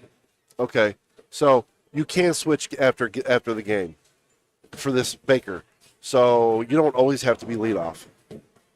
You don't always have to be anchor. You don't have to always bowl the odd or always bowl the even. So he's allowing you to switch up, which is cool. I think it would add a degree of challenge if you could not change it. I think changing it, we're not pros. I think leaving it the same would be kind of cool. Only because it just. So I don't know how many people here watched any of the Lucy in the qualifying in the practice session. They had the beasts, beauties, and the beast Thursday. I watched it while I was at work. Shouldn't have been, but So anyway, 2 teams had the front 10 going into the 10th frame. Had the front 9 going into the 10th frame. You had E.J. Tackett with his partner Oh my word! No, not Dasha. EJ. Yeah. Crawley. EJ and Crawley, and the other was Dasha. I can't pronounce her last name. Dasha, the girl who lost all that weight. I can't think of her last name. Dasha and Tommy Jones. What was interesting was Tommy Jones was not anchoring. Dasha was. And as you would have guessed, EJ was anchoring. So Dasha and Tommy finished first. And Dasha doubles. And I think she left a 10 pin. It was $299 either way. Wasn't $300. Now, mind you, this is Baker. And they shoot $299. Any other day, that's a fantastic, phenomenal, no one's even coming close to touching you score. Except for when EJ Tackett goes up there and labels all three of them, and he shoots 300. So I thought that was, one, comical. I thought that was it was great. It was a great display of bowling. So excuse me for yawning, but anyway. So let's see. Let's go to split one. I'm going to lighten that up. That's a little dark again. That's covering 3, 4, 5, 6. Well, it's covering more than that, but that's what we're looking at. 3, 4, 5, 6. And that one is covering, I can zoom in. I guess after. That one is covering 11, 12, 13, 14. And there is 15 and 16 to the right. And there's 9 and 10 to the left.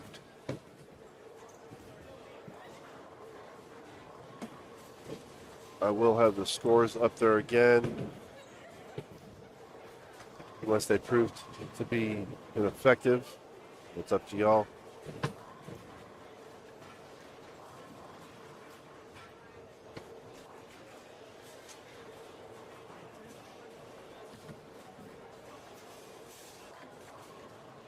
I'm going to go lighten that up real quick.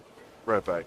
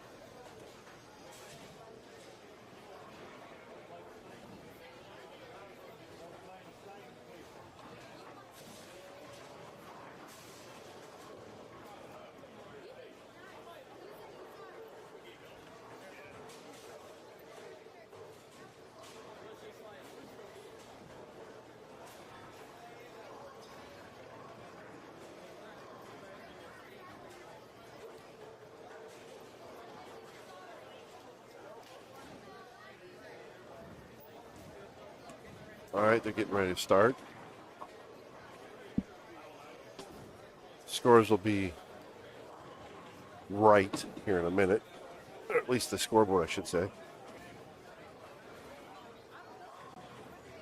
So again, I want to mention the sponsors. Ed Pearson, Easy.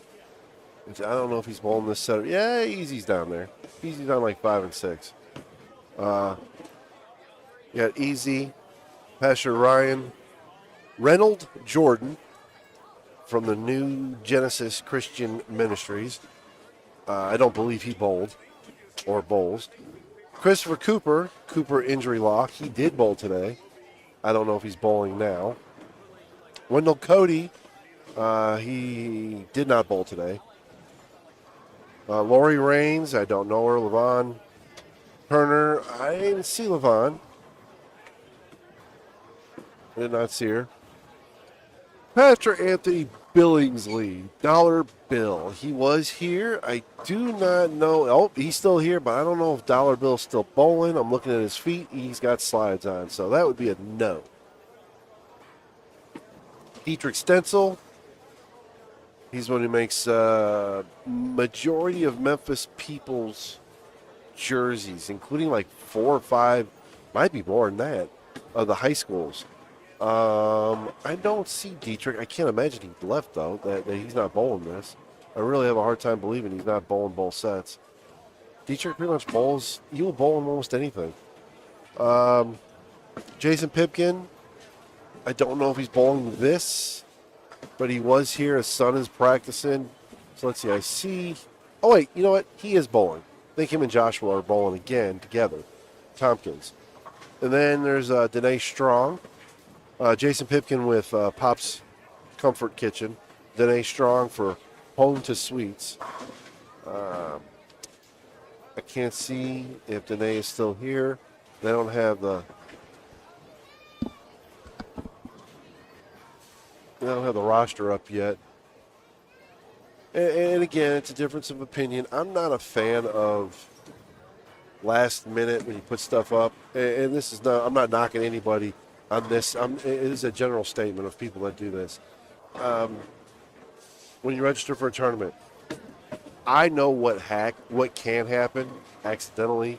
Oh, this happened, and all of a sudden now you're frustrated and you're running around like a chicken with your head cut off, trying to get all the scores right and all that. The more I can get done first, the better I am as far as running tournaments. And I don't want to stress any more than I need to.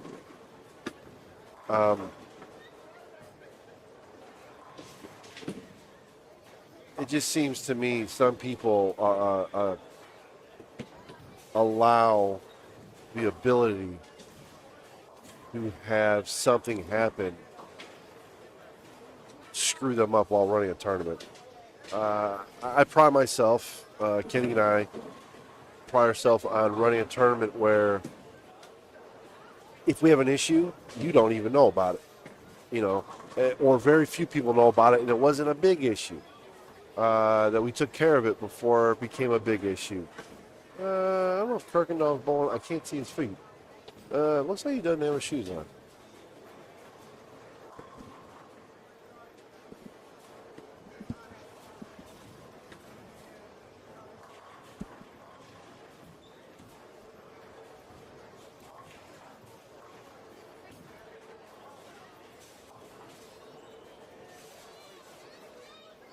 I might have gone too light on 1 and 2, or down the other end. I might have gone too light. Might have to go back down there and back that down a little. So Michael Holloman and Carl are trying at it again. Hopefully Carl figures out how to bowl.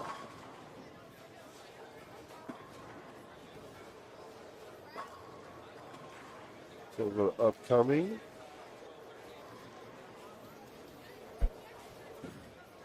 Yeah, there's no scores or anything posted for anything yet.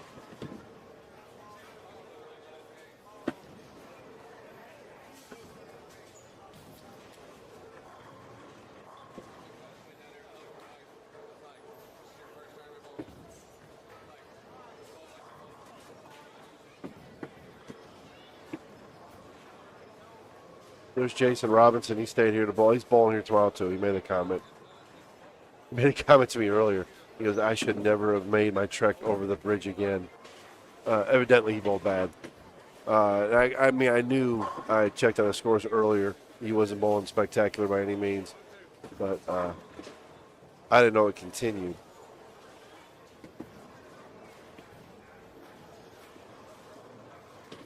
And I promise you, if anybody shoots 300 and I don't have a camera on it, I will be down there with my portable camera to get the 9th and 10th frame done. This is, I think it's important to get both people because, I mean, you're only throwing 5 shots. You know, if you're the other, you're only throwing 5 shots. And, you know, that 9th frame is every bit as important. Obviously, they're all important, but you know what I mean.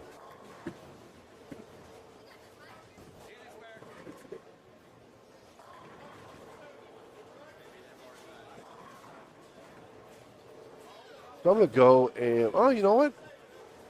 Ergonaut must have gone and went and got a ball. Because there he is bowling. He must have walked by and wasn't paying no attention. He walked back by. He must have gone and gotten a ball. I thought that was weird that I saw Donnie bowling. And I'm like, why would he be bowling and not?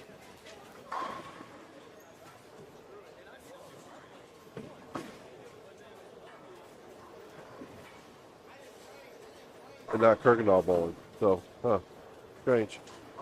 All right, so I'm going to be back. I'm going to go adjust that other camera. I'm going to turn it down.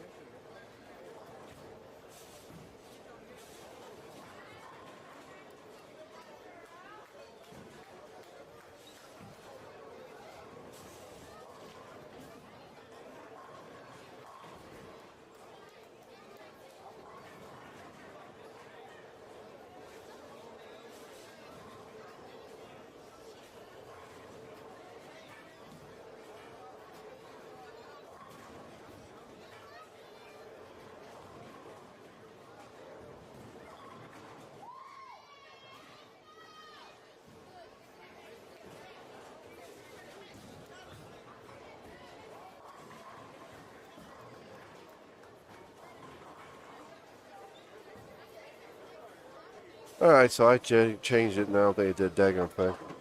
Probably need to change on the ISO. Anyway.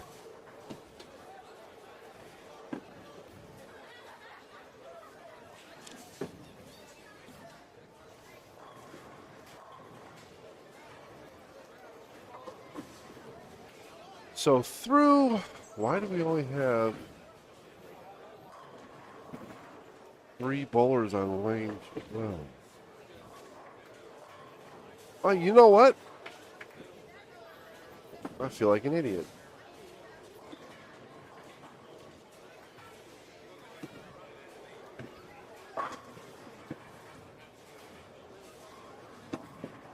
No, I'm right. I'm right.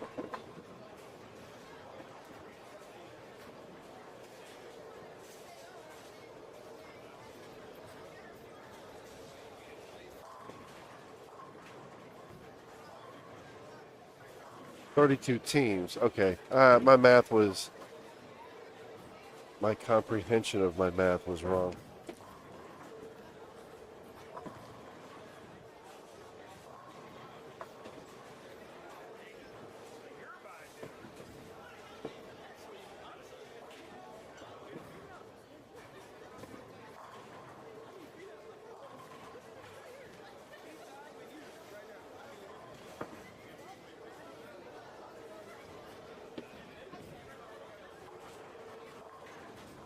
So we have not 32 teams, we have 31 teams.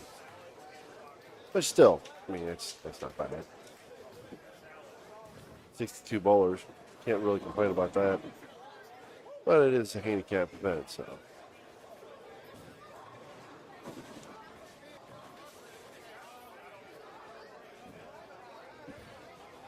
So we have no 300s that are going to be shot this round at least.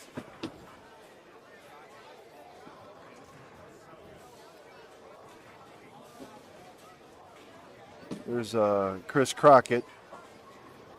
He did not bowl the first set. Aaron bowled with. Might have been good that Chris didn't bowl the first set.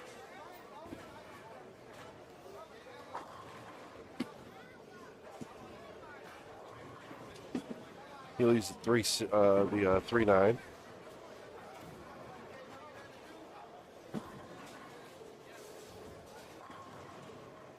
It does look like Carl and Michael have, started off better.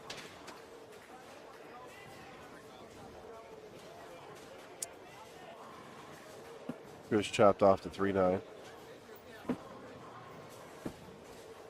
There goes Carl. Leaving a bucket. Ooh, it just did. And see, there was the concern I had with only oiling the heads, which is exactly what he just did from where he played. He left the bucket. The ball just kind of ran out of gas and just, this is what I anticipated happening. Granted, he could have chosen a different ball or whatnot, but whatever.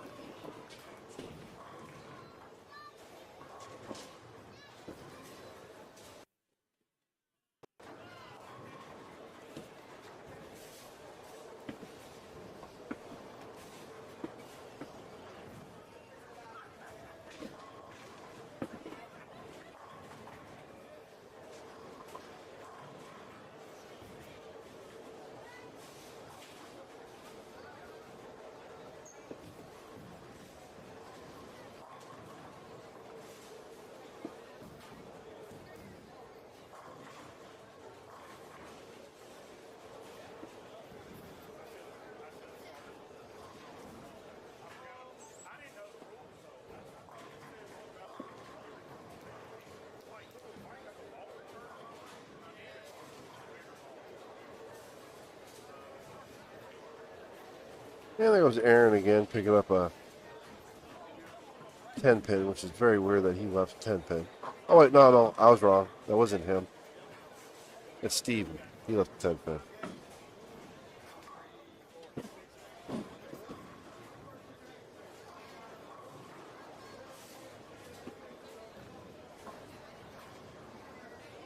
Carl did not convert the bucket.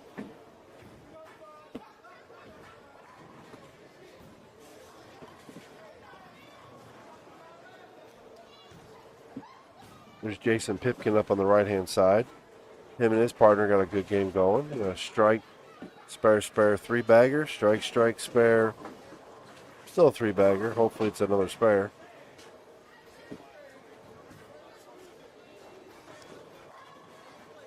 Looks like the problems end up continuing for Kirkendall and Donnie Wilson.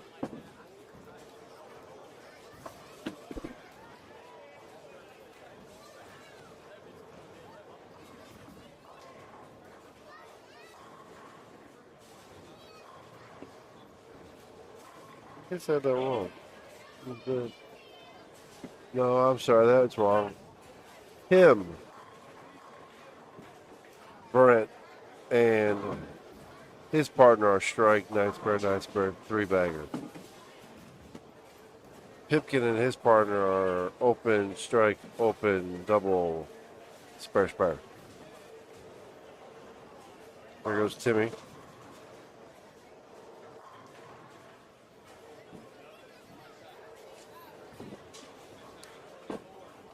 I'll tell you, he shorted that.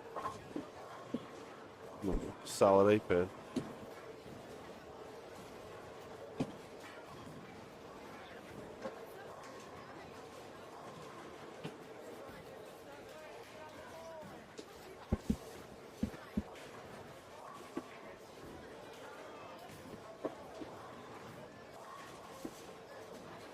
Donnie walks away like he's just, I'm done. I want to go home.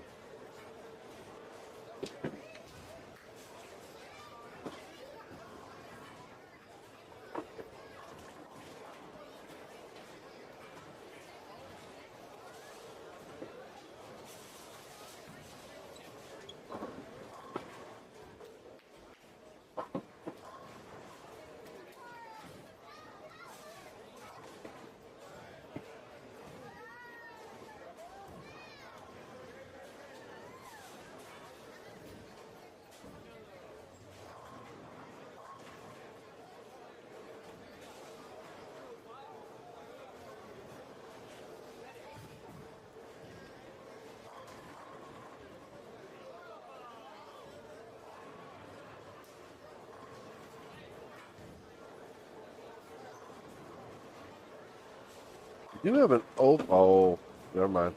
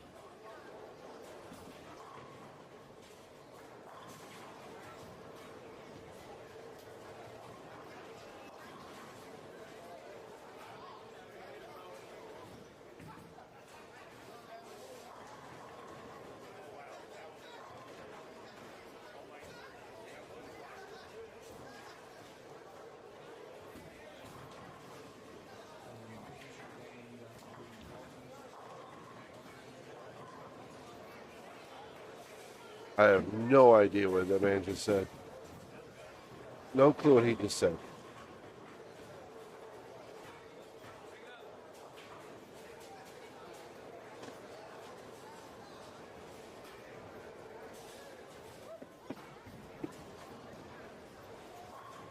If you are watching and have not yet done so, please do me a favor. And they're going to move one pair to the right. So if you've not done so, please like the channel, subscribe to the channel, like the video, or don't like it. If you don't like it, click dislike. I would prefer someone say I did not like it than not like it at all. But clearly I would prefer you to say like it. And subscribe to the channel. like everybody else who's on YouTube asks you to do. Not very original.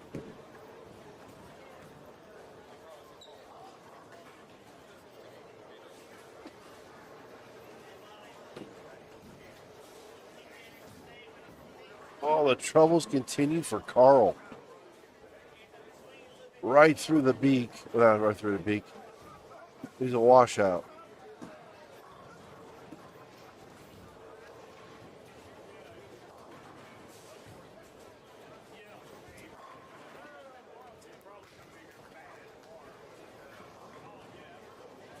There goes Schubert. Now, him and his partner are clean.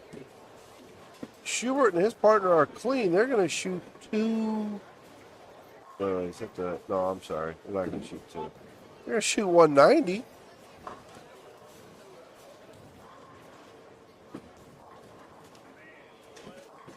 I mean, I'm sorry, for non-professional bowlers.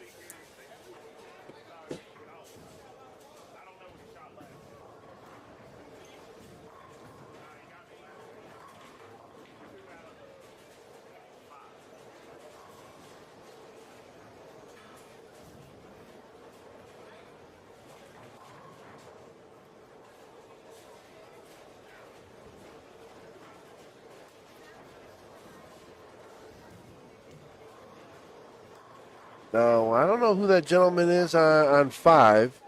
They're about to shoot 247, which is, that is a monster score.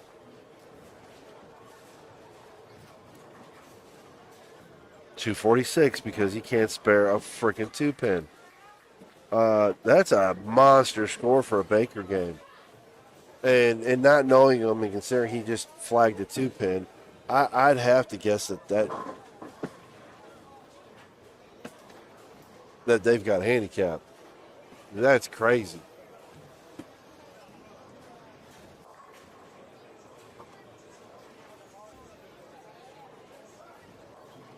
Got a 188, a 206, a 154, a 237. That's a monster score, too.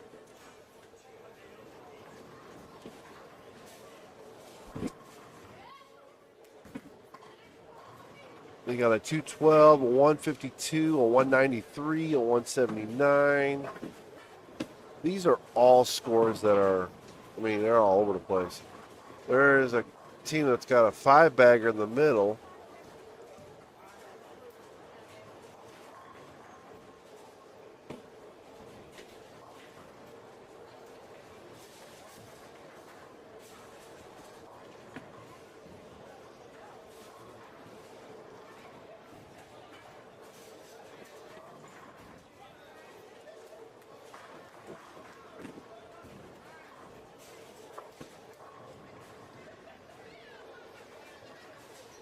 So as I've said, tomorrow we'll be streaming starting at, I believe, 9:45, 10 o'clock. Tomorrow is the single portion. It is $1,500 for first. It is $120 a person. 6 games total for qualifying. Cut to the top 10 step ladder finals. Check-ins at 9. I start at 10. I think I put the stream on for like 9:45, which I think I found out going forward that's going to kind of stupid. You need to change that to like a 5 minutes before the start time. It's just a lot of dead air. Anyway. Oh,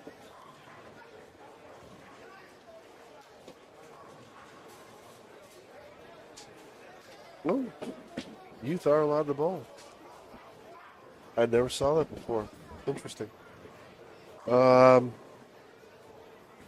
Based on 90 entries. First is 1,500. Second is 9. Third, fourth are 6. 5, 6, 7 are 450. 8, 9, 10 are 350. That's actually down the list. Again, he's paying 1 in 4, which is a very good payout. It's not very top heavy. It's not very top heavy at all, but the difference is he's paying pretty good at the bottom, 8, 9, and 10. Typically, those spots are only Yeah, at best, double, which would be 240. He's added an additional 10 pounds. Good lord, who might have $110. So it's pretty good on the bottom side of the payout right there for tomorrow.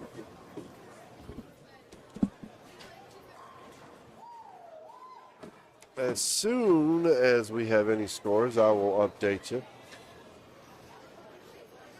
As of right now, there are no standings.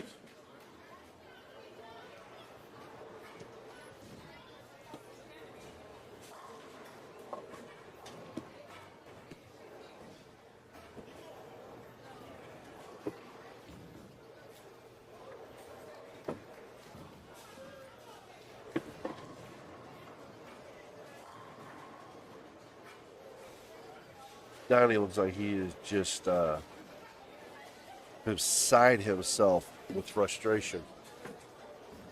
Which, I mean, he definitely wears that on his face a lot when he's frustrated with bowling. He does. It's because he's very analytical. Him and Brian are both two fantastic bowling minds. As far as like their bowling IQ. And the amount of tricks that they both know in bowling for their game. They know just as much as the seasoned pro does.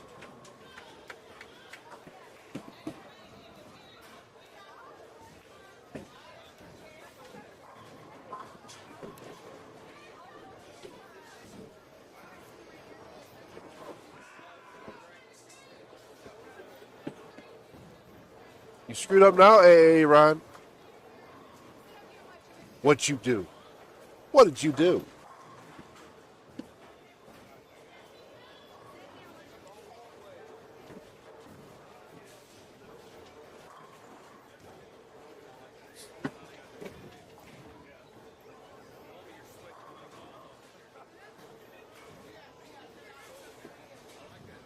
What's Jesse? Gotta see what Jesse. I don't know what him and his partner. I assume his partner is still.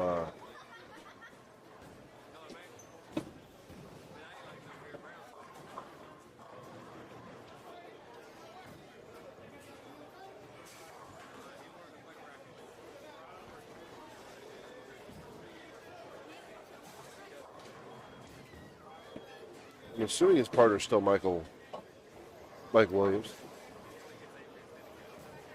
I don't know.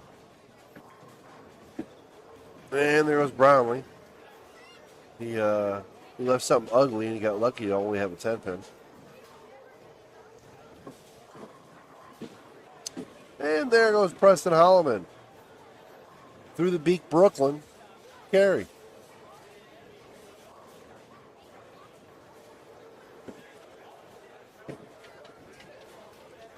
Jesse goes up and leaves the 2-5, 3-5, 3-5.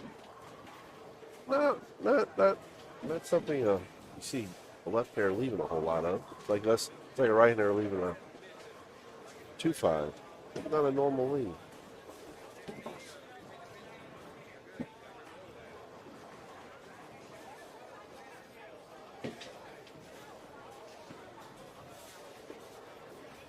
There goes Carl.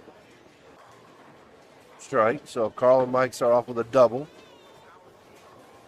That's amazing.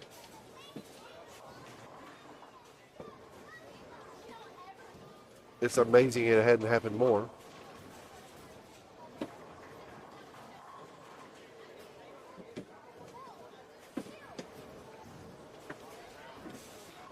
Wait, am I wrong a second there?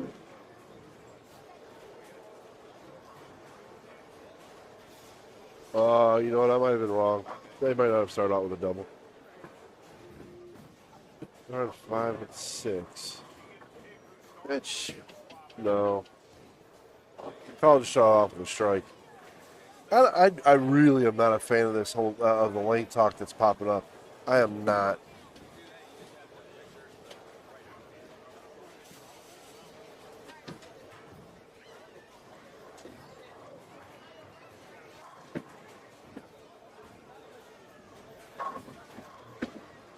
Detric is bowling. I see him down there. Yeah, I think it's really unfair that the PBA's got access to something that none of us do. From Lane Talk, because I would love to have Lane Talk that you see the PBA on Bowl TV have. It, and I don't want to do what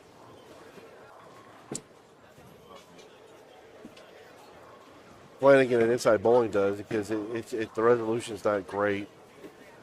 And I'm assuming that Mike takes the same feed, crops and zooms it, but I don't know that I can't truthfully answer that. So all right, we got one team starting out here in the front three. We have nothing else. We do have a double, but we have two doubles. Interesting. So who's the team? Oh, of course. The team with the double is Tim and Shay. Let's see if they got the scores in yet.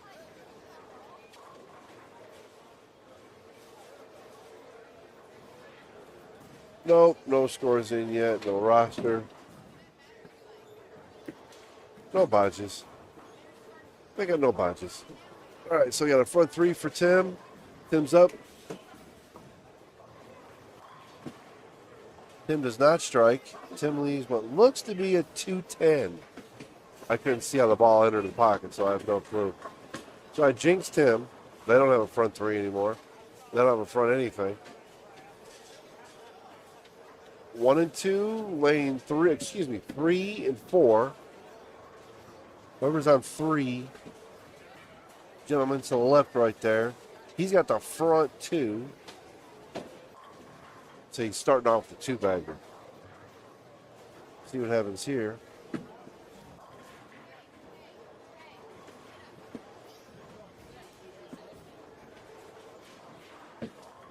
I jinxed him too.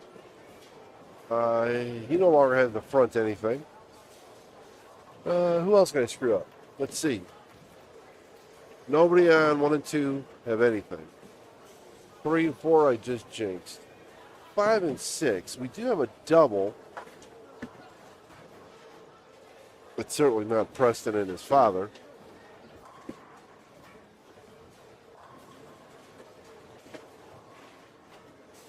Who comes up after his father?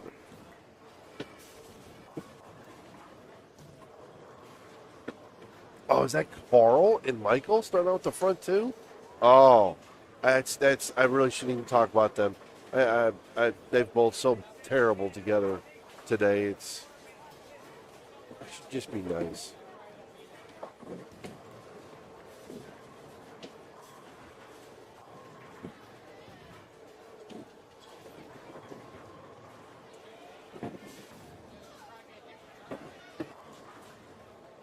Oh, I wasn't even looking.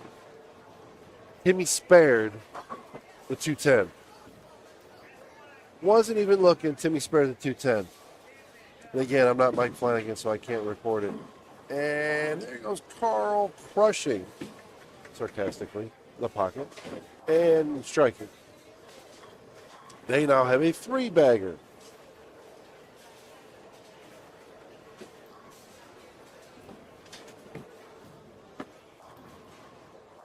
It was like watching Major League 2. Yesterday, we won a game.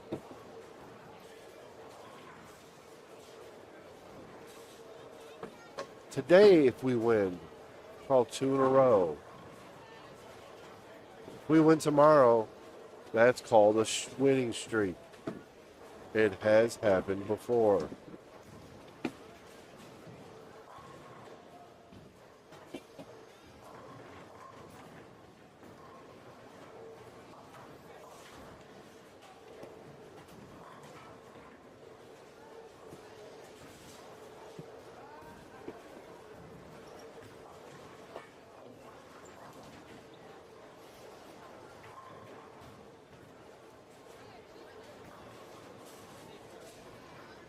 All right, so We have a 3-bagger on 5 and 6. We have on 7 and 8, which you can't really see it.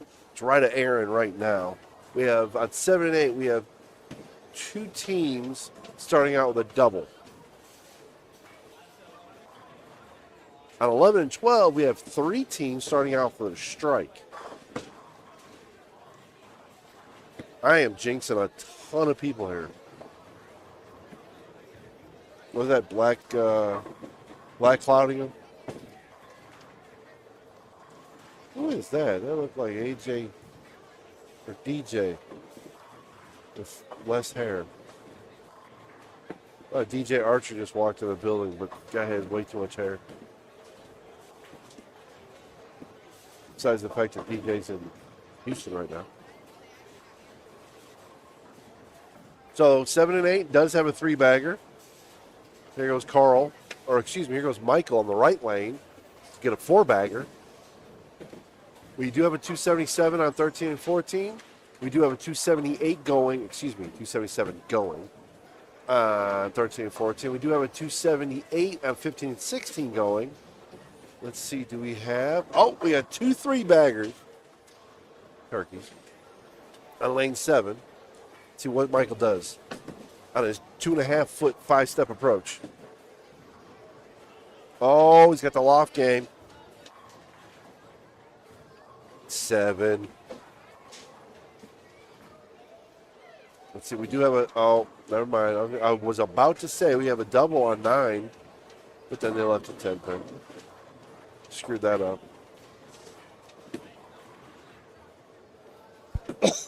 Just right of Mike, we do have a 3-bagger, 2 3-baggers. I'm looking for someone to shoot a spectacular score because it's so hard in a baker. If you've never bowled a baker, I suggest you do. They're fun. Shay and Tim shot 237. They are leading. So let's go back here. The scores. Let's see. Copy. We're going to go here. Where is TB? Bam. Bam. And bam. What? That ain't right.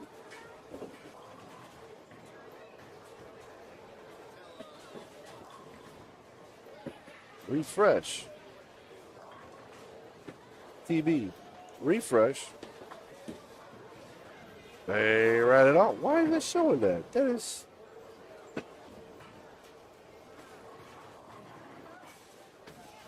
ain't right at all.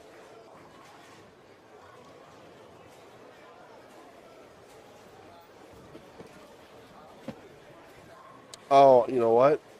They already got game 2 entered in? Yeah, they already got game 2 entered in.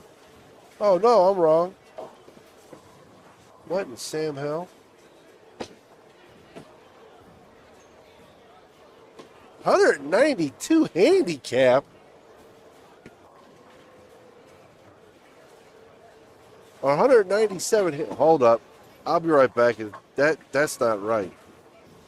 I will be right back. That's wrong.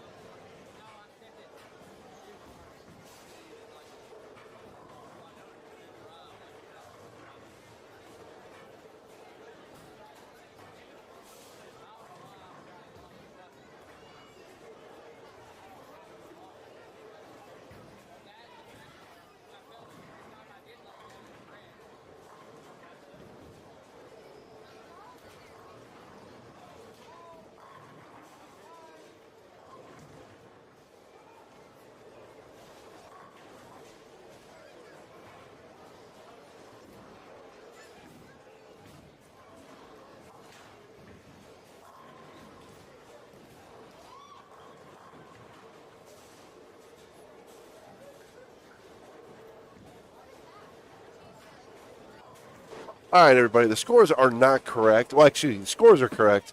The handicap is not. So give them a minute to fix all that. I just went and they were aware of it. But so, okay, let me take that off the screen. That's bogus right now. So let's go to down lane.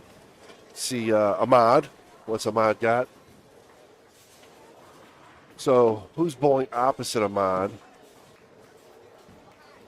That's John Johnson and Richie Tharp. They start out with a double. They were one of the doubles.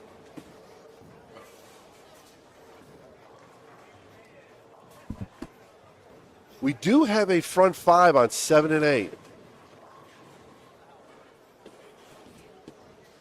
We do have a front five on 7 and 8. We no longer have. Oh wait, that's right. Michael messed up. Left a 7 pin. We do have a 279 going on 7 and 8 as well. Who has the front? Oh, that's the gentleman shot a big number the first game. Man, who the heck are they? Shot 2. What did they shoot that first game?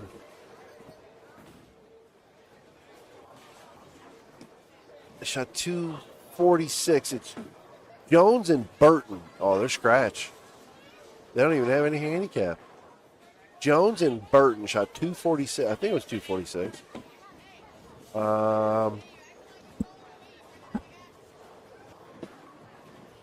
All right, I believe these are correct now. They appear to be correct now. So in the lead is Winters, Bradley, Jones, Burton. Then you've got Watkins, Oliver, Bittenbender, and Barent. Smith, Tisdale, Ali, Mapp. I believe those are the two ladies that bowl. I think those are two ladies. I'm not sure. Bates, Robinson, Heath, Johnson, Morton, Williams, Chandler, PG. I don't know. Shields, Snyder, Schubert, McCoy, Hallman, and Williams shot 205 the first game. That is just, and then Thorpe, Johnson. So that is just not.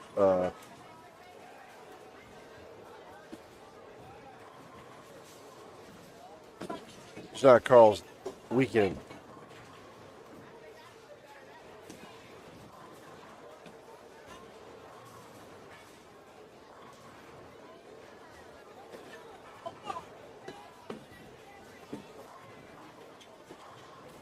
So if you're new to the stream, do me a favor, click like, subscribe to the channel. I know I've repeated that a handful of times. I'm sorry. I don't mean to repeat it. Just, I like to build up the channel as much as humanly possible. We've got a front 8. No, I'm wrong. Front 7. But I am going to get my remote camera ready to go because Old Boy Strikes here.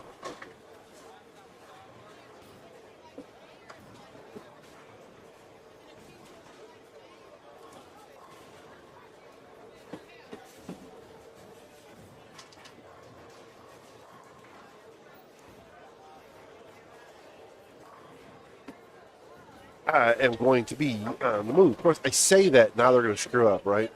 I do have it. There is 279. The 279 appears to be EZ in his team. Who is Pearson? Who is Pearson bowling with?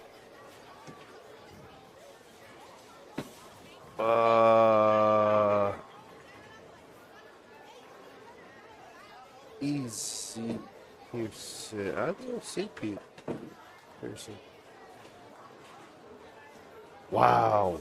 Donnie and Kirkendall, 154. Pearson and Orange. Okay, so they both the same doubles. Okay. That's just a rough weekend.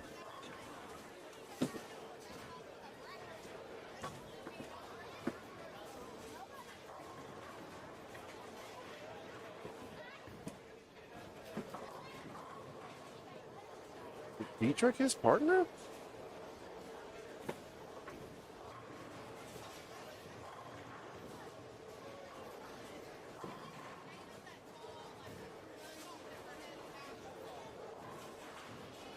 No, Stencil and that's Stencil.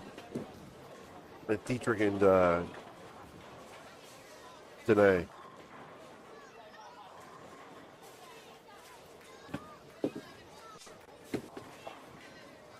So if he strikes in the 9th, I will get the remote camera. We are.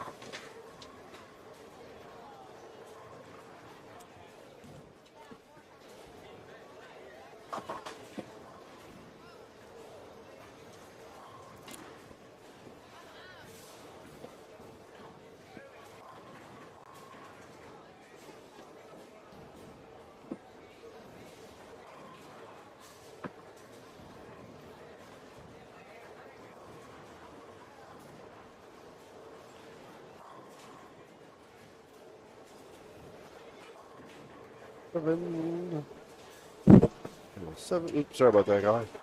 No.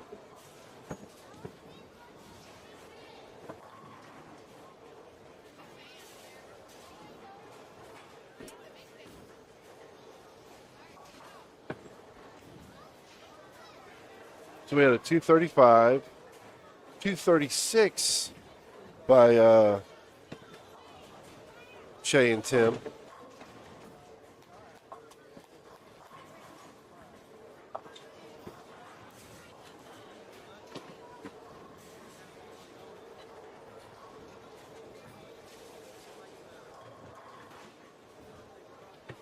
All right, here they go up the front 8.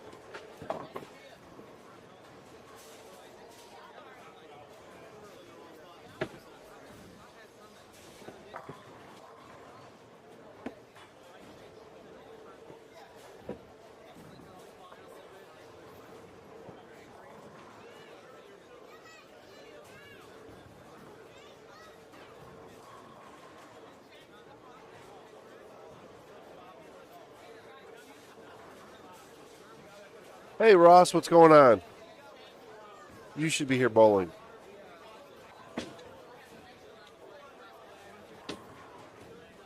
Oh, I think he went Brooklyn. He left a 9 pin still. Front 8, 9 pin. I mean, you can't. I mean, that's fantastic for a Baker game right there. And on top of that, good. I'm glad you'll be. Well, I mean, it's singles. I mean, obviously you can beat anybody in this house. Anybody'd be lucky to have you as a doubles partner. If you were here earlier, you might have gotten lucky and bowled with Anthony Richmond. His partner did not know or forgot that they were bowling. He had no partner when he walked in the door. And it's pretty hard to say that Anthony Richmond walks in the door and doesn't have a doubles partner. He looks at me. He goes, "You got your stuff with you?" And I'm like, "I wasn't planning on bowling." He's like, "How long till you can get your stuff?" I'm 5 minutes from here, but I was not about to go home. I wanted to stream it. I wasn't wanting to bowl. But, yeah, if you were here, you could have bowled Anthony Richmond. He didn't bowl great, but he didn't bowl terrible. I can't remember what he shot. For 5 games, what did he shoot? Upcoming. Actually, it should be results.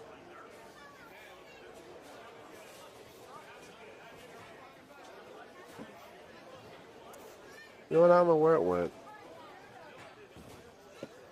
Oh, there it is. Standings. Oh, you know what? I lied. He actually shot. He shot 11.27 for 5. So he goes 217, 216, 37, 45, 12. And it may not sound like a huge number. That was a huge number. 11.27. So if I go back to standings and I hit singles, 11.27 puts him, scratch mind you, that puts him tied for 10th with, or actually, yeah, he's tied with Jesse Hawkins, but that's 11 out of 88. So Holloman won, but Holloman was high with 1,200. And Anthony Richmond shot 11.27, so he wasn't far off. And Michael's partner was Carl, and Carl was terrible today. He surprised he found the bowling center. Carl Williams shot.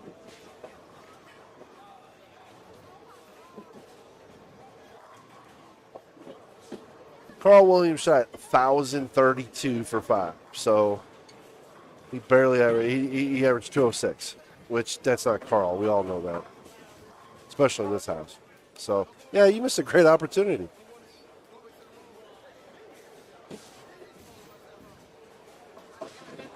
But now we have the Baker,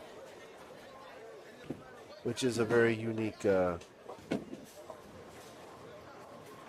setup here. So, in my opinion, it means Carl very likely will kill it tomorrow.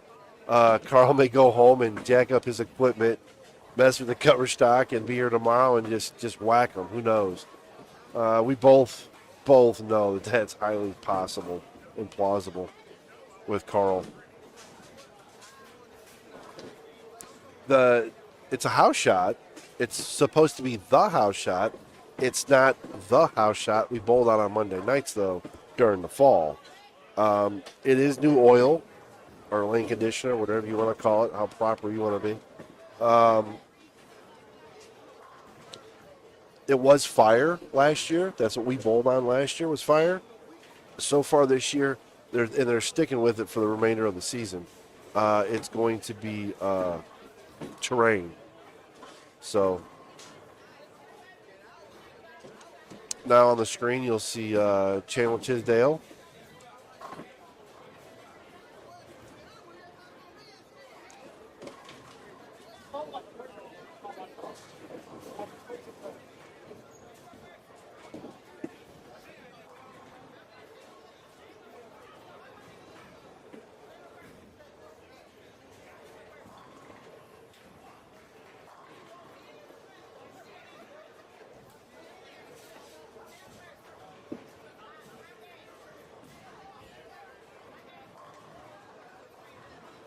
So this morning was won by Tyler Corbin and Brian Kramer.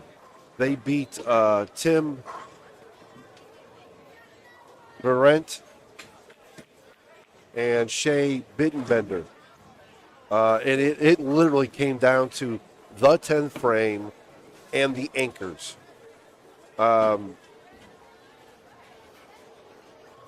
It was, I forgot what the final score was, but it came down like it was a Shay and Tim had a 10-pin lead after the leadoffs finished, and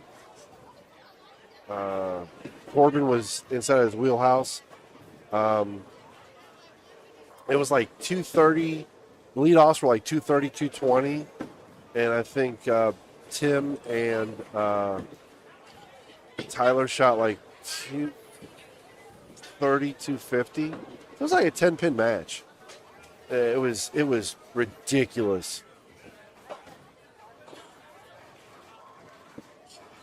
Well, I mean, if we're going to be honest about it, the Tupelo killers, you said Memphis area, the Tupelo area bowlers, but yes, they didn't kill them. It was just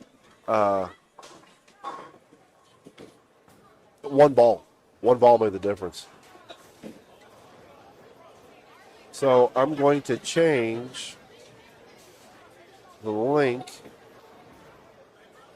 here in the remove. No.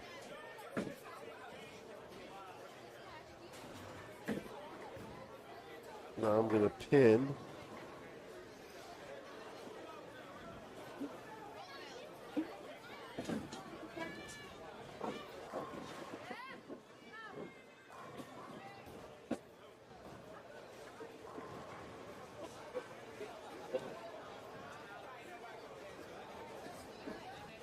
It was exciting. It really was. I mean, it was the second ball in the 10th frame of the anchors. That's how close it was.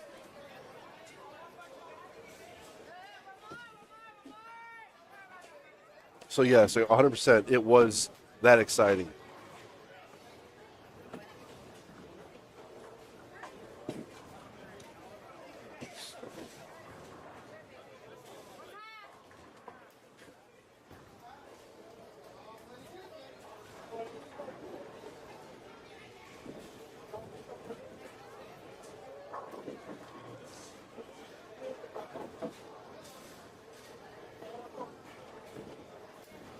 So Kirkendall and Wilson start off with a double. And if they get a three-bagger here, this might be the first time. And I jinxed it. You know, every time I open my mouth, I jinx somebody. He leaves a 7-pin, kind of flat.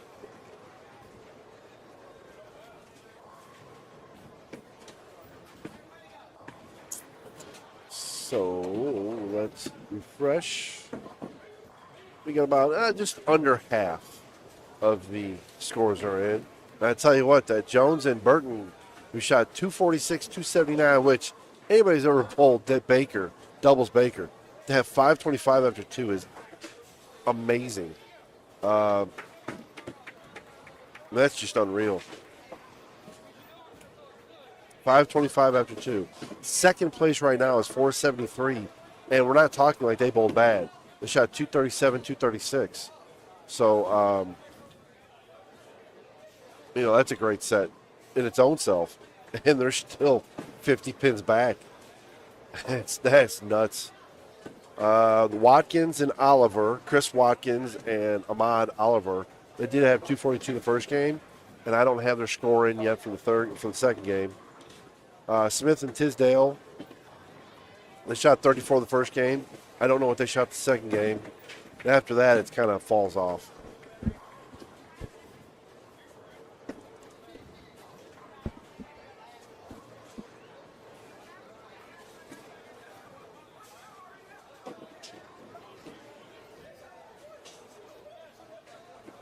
Yeah, you're back after practicing. Hopefully the thumb holds up for tomorrow.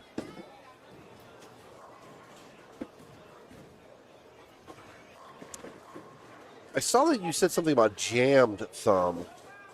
That's not comfortable. You didn't miss anything, Jonathan. They're still bowling like crap.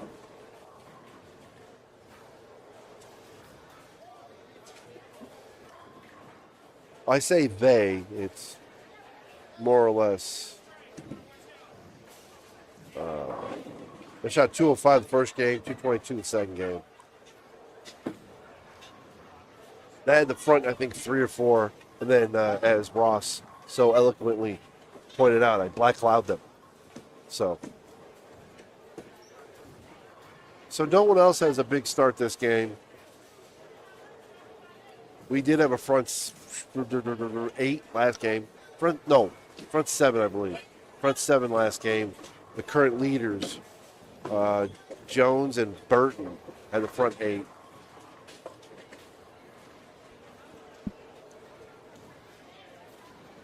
And then I think he left a 9 or a 6, and they sheeted for 79.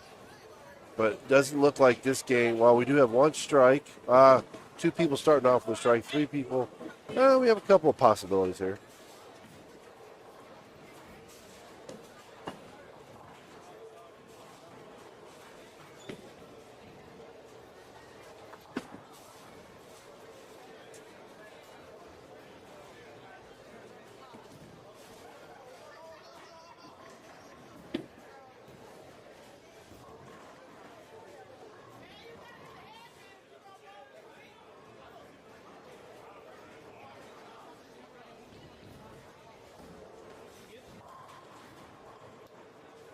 So if I see anybody with the front 8, I am going to take the remote camera, go down there and watch the. I'd have gotten them.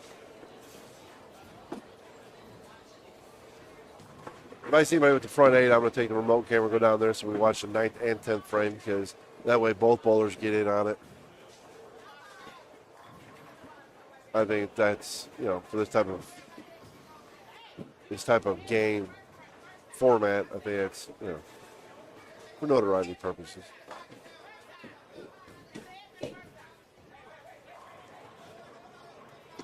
So they don't have all the scores in yet. We got about 2/3 of them in. Same leaders, which I didn't expect that to. I don't know what Watkins and Oliver shot last game. I don't think they shot 79, but I think I could be wrong, but I want to say they shot at least a 230. So that should put them in at least second, no worse than third, Bates and Robinson. And Robinson was terrible the first set. I don't know that Robinson broke I don't know that Robinson shot half his weight, which is still a good score. I don't think he shot half his weight the first set.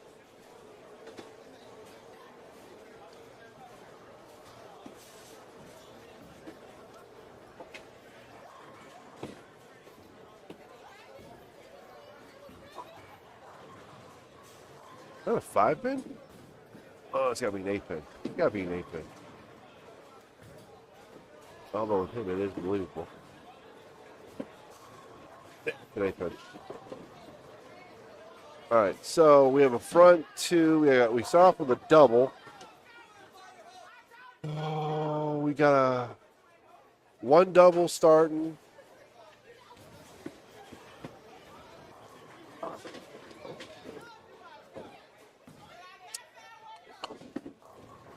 Oh, is that a double? That's a second double starting. You know, two teams starting with a double. Now we do have a 269 going here on lanes 15 and 16. I'm sorry, anything over 250, you shoot that in Baker. That's bowling a number. Let's see, does he have any more? Oh, they're all in. Okay, so here are the scores.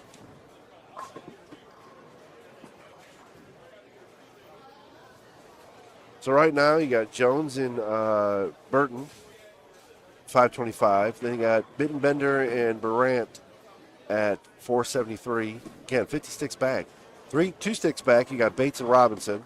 26 backs, you got Heath and Johnson, who had a really good start to the first set baked doubles.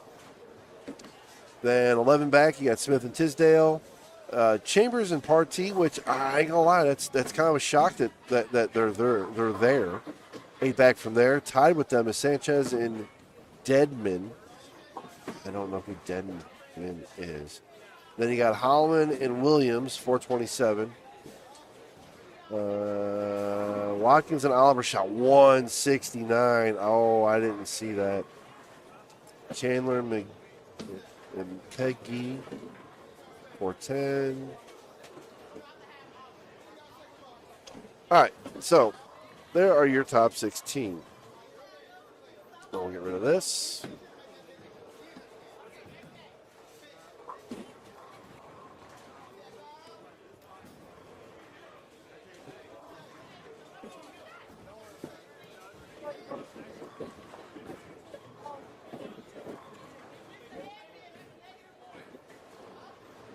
So let's see. We got a front four. Front four. Oh, did we have another double or did they screw up? We have a front four.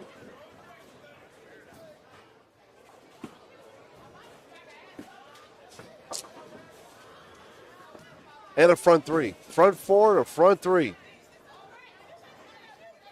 Can we hit 5?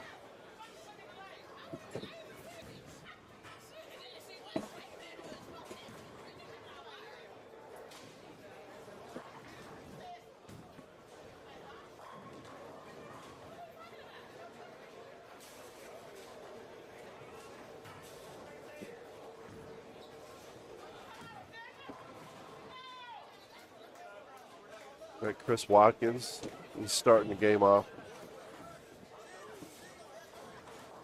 He's starting off with a strike. We have 2 teams on 13 and 14 with a strike, and then we have Richie Tharp getting ready to start. Let's see if he gets a strike. We still have a 268 plausible on 15 and 16 going into the 9th frame. And Kirkendall and Wilson, who started out so strong, can sheet here for 212, which, you know, in a Baker is normally really good. Well, it's good. It's not what we're used to from them. And he just left a really bad 7-pin. He went through the beak.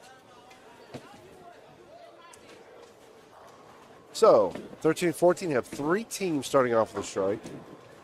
We have a 4-bagger on 7 and 8, and we have a 3-bagger on, what is that, 3 and 4? Yes, a 3 and 4. So let's go to here. It's Jeremy Morton who just went. He just went left for a strike. It was that he's running back. You need to run back really, really fast there, dude. It was terrible. Your 17-year-old self would just smack the crap out of you. Okay, so 7 and 8, you're not going to see. Is that? No. I think that might have been 1, 2, 3, 4, 5, 6, 7. That is Carl and Holloman starting out with the front 5. Oh, I just black clouded them, black flagged them in racing, whatever you want to call it. Got the porter over here thinking he's Mario Lemieux playing hockey with a pool stick over here. Let's see. So who's on 3 and 4 starting off with, is that Cliff Edwards or Rob Sanchez starting off with the front 4? I think it's Sanchez. Nope, can't be Sanchez. It's got to be Cliff Edwards. Cliff Edwards, and who's his partner? It's Brownlee, who start 179 to 11, and they had a terrible start to the weekend.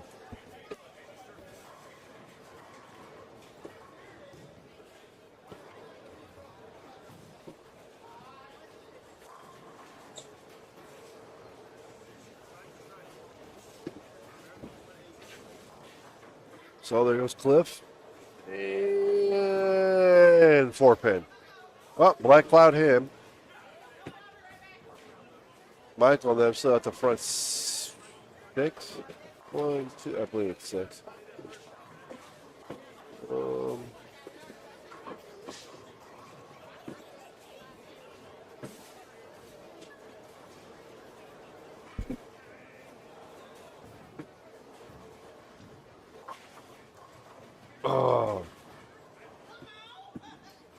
Kirkendall and Donnie shoot 170.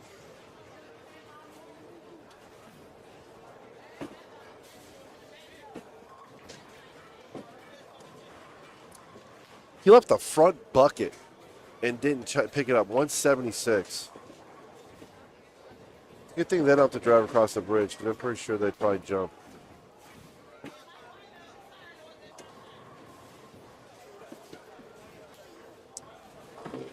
Did he just throw a backup ball right-handed with a brace? Y'all got to see this. Okay, so I'm going to go mobile here.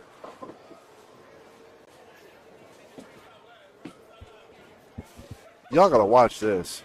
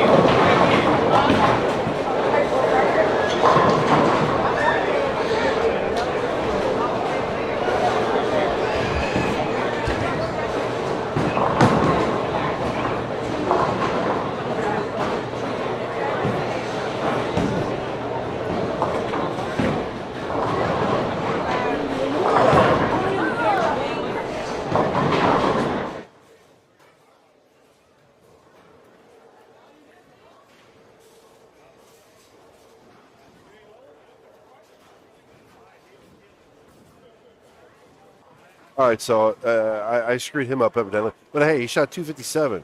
Can't really. I mean, geez, that's a huge number in this. Baker.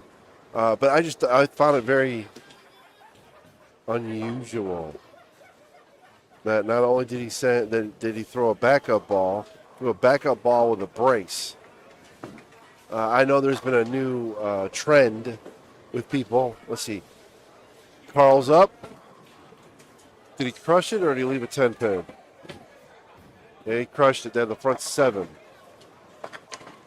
They have a front 7. Nobody else has a string. Nobody.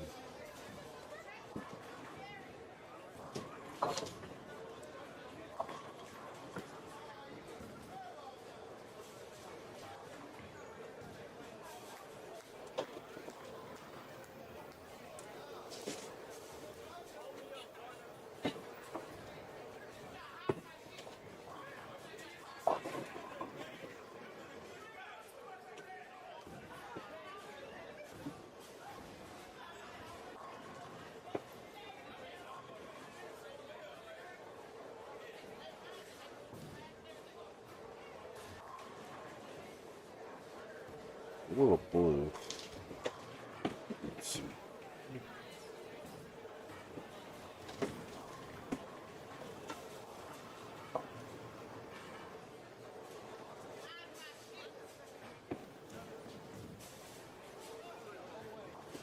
Fine.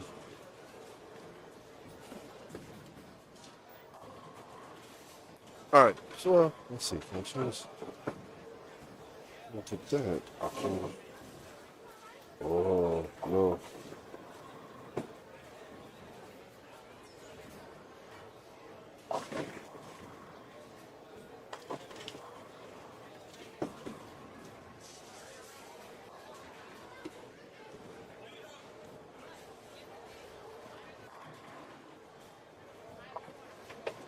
All right, Michael's going to go up for the front. Michael is evidently anchoring. I didn't pay attention.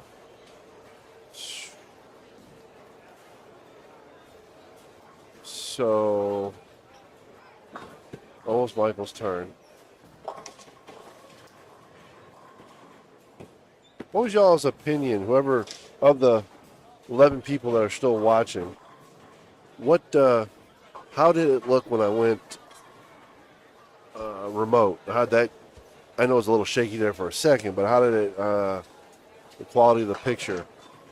I don't have a gimbal or anything like that, so I'm just doing that all by hand.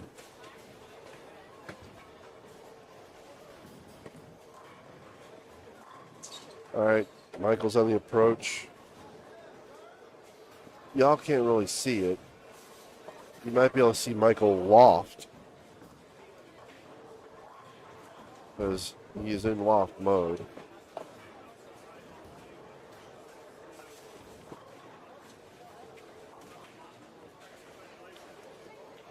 It was a little louder, super loud. Okay. Oh, no. Thank you for saying that.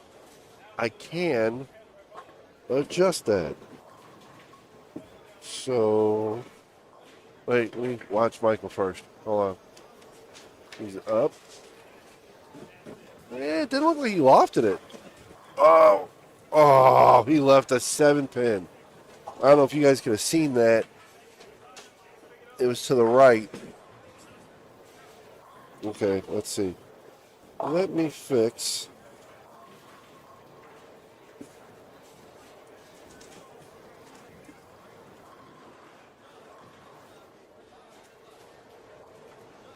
All right, I think I probably adjusted the volume for when I have to go back to it.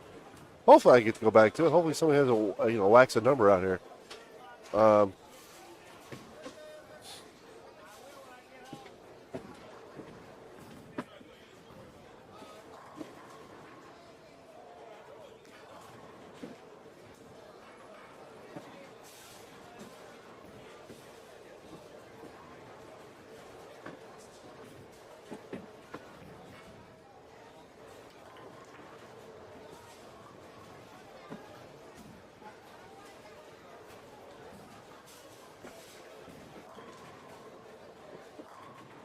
All right, I'm going to do it one more time, just to be on the safe side, because hopefully tomorrow someone, you know, I'll have to go with the remote camera. I just want to make sure the sound isn't like too terribly loud.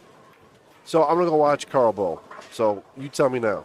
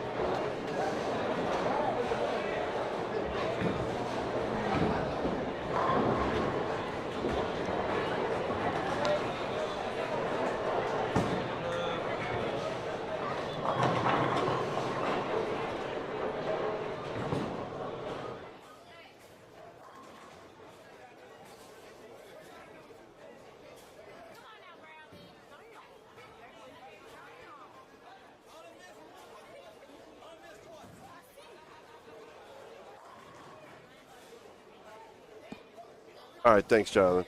Yeah, I don't have another person. If I had somebody else here with me, I would walk over there and then have them hit the button. But if I'm walking, yeah, it's gonna get a little jacked up. And I don't doubt that. There might be a few things I can change, settings I can change that I'm not aware of, but yeah.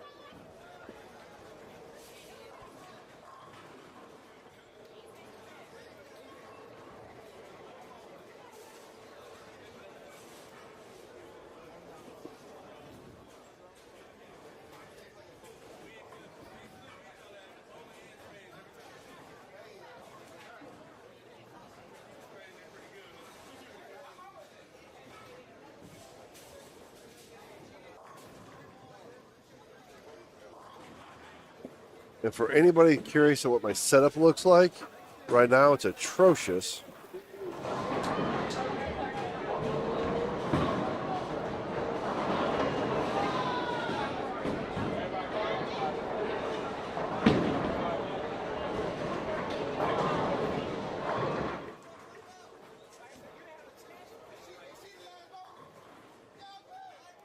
I'm having too much fun with it. All right, so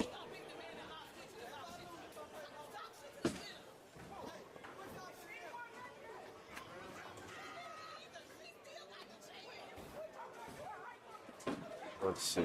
Let's go back to one here. All right.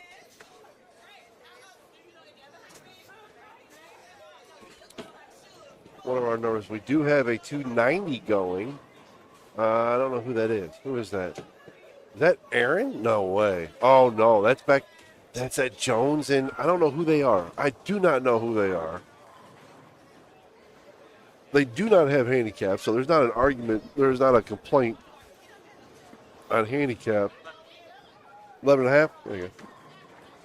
There's not a complaint on handicap there.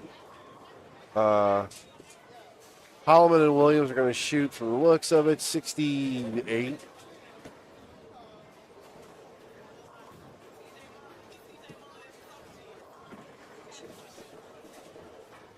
That Jones and Burton, they look like they're going to shoot 69, or excuse me, they're on the they can shoot for 69. 69 or 68, one of the two, I can't tell from this angle.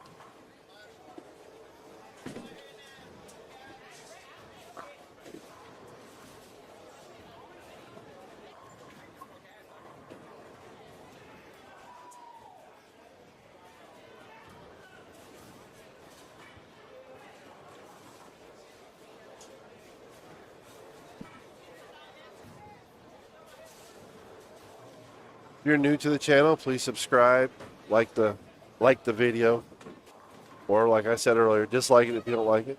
I get it.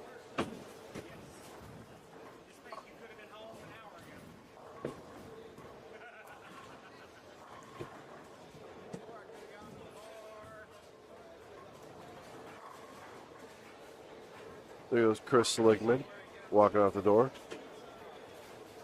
I assume he's bowling tomorrow. Otherwise, I don't even know why he'd still be around.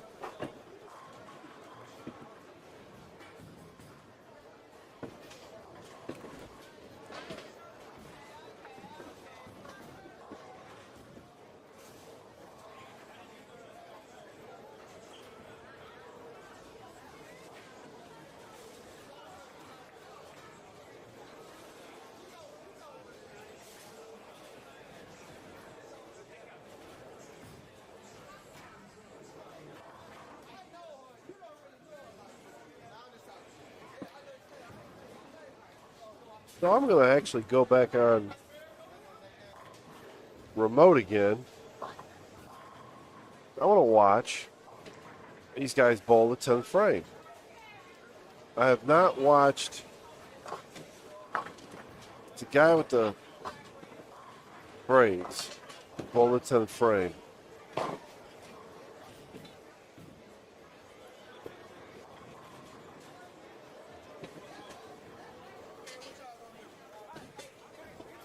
Kevin.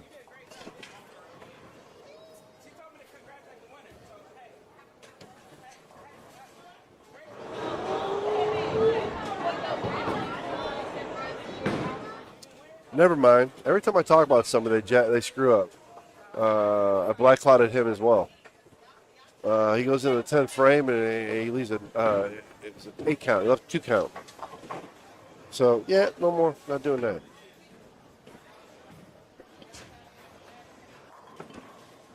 Holloman and Williams finished with the 2.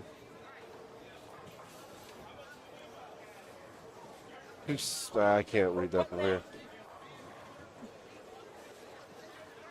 I'll be right back.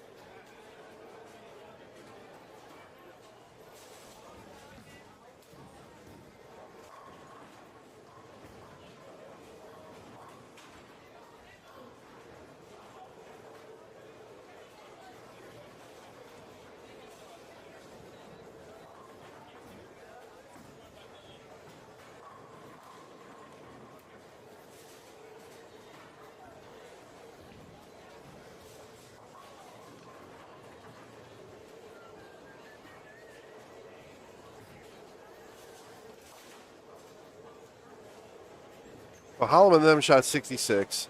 The other team I was talking about that was leading, Burton and Jones, shot 47. Two outrageous scores in Baker. There is a 257 down here. Already bowled. I don't remember who bowled it. I probably talked to. The gentleman, I don't know the name, but the gentleman that was throwing the backup ball with the brace on his wrist. Nobody's shooting anything on 1 and 2. 3 and 4. There is 1 strike. Is that Josh Tompkins? He's bowling the left lane. He's bowling in the right lane. Big gentleman. I don't know who that is.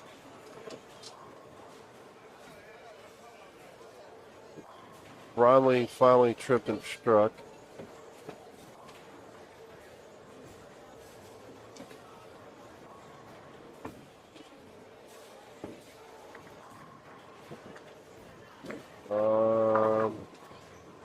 No one else currently has anything.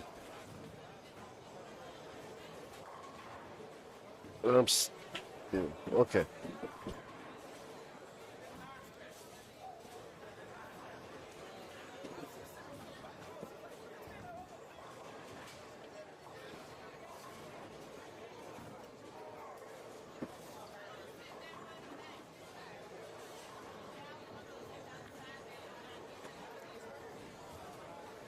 So I have half the scores in for the third game.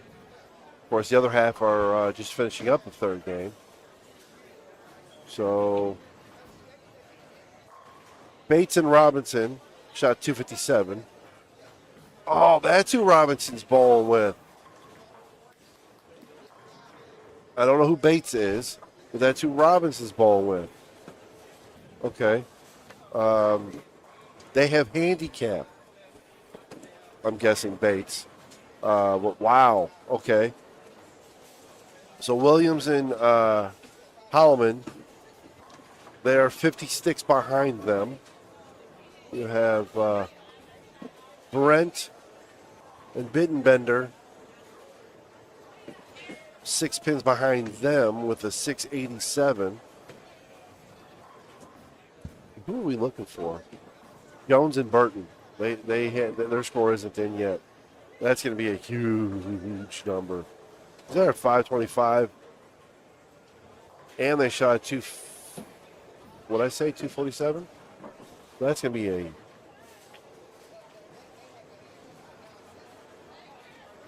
it's going to be a monster number. I truly think that's all we're worried about. So first place is paying out 800. Second 4, third 250, fourth 225, fifth 200, sixth 275, seventh 150, and eighth is 125. So you're paying $125.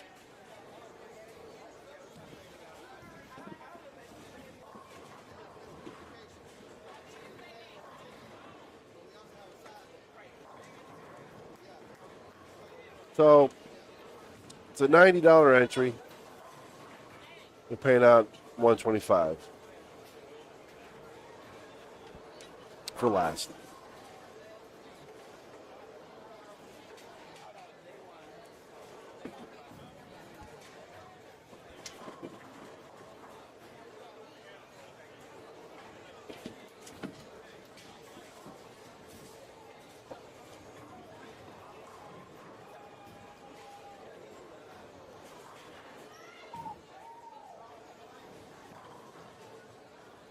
I haven't updated those guys yet.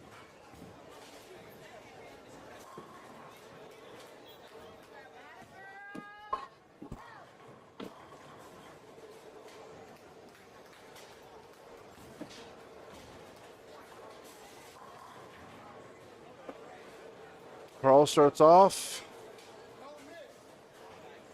What appears to be a strike.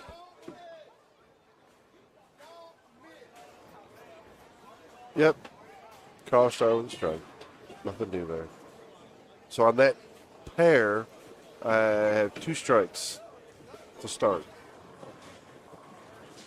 7 and 8 now. Whoever's on 7 and 8, with Jesse Hawkins is on that pair. It's not him though, but I have 2 doubles.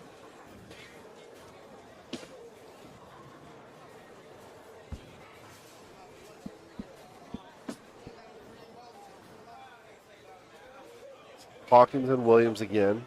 Not bowling great.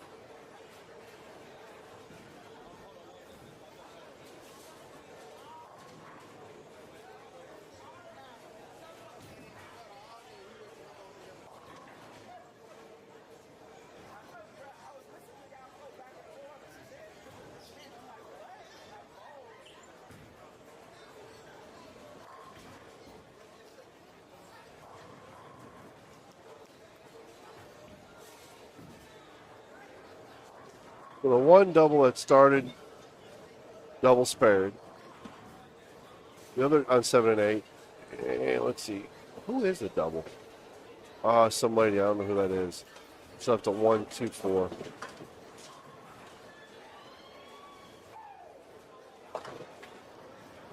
So let's see.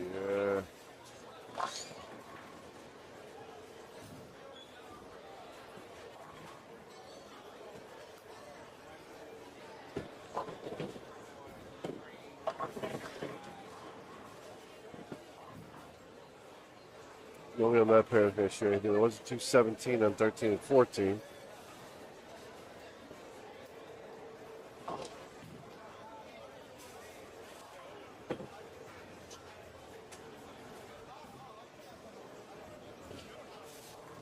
Michael's up on 9 and 10. He started with a strike.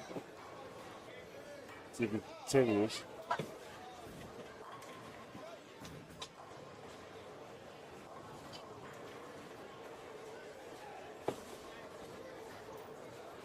Oh, we have loft, and we have carry.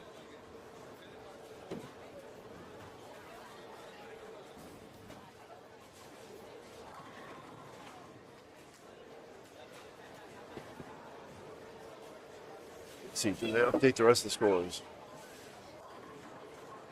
Nah, got 2/3 of them done.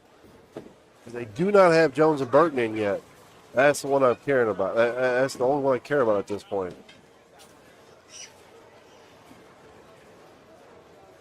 Because I already know it's a big no. They're already in first. I already know it.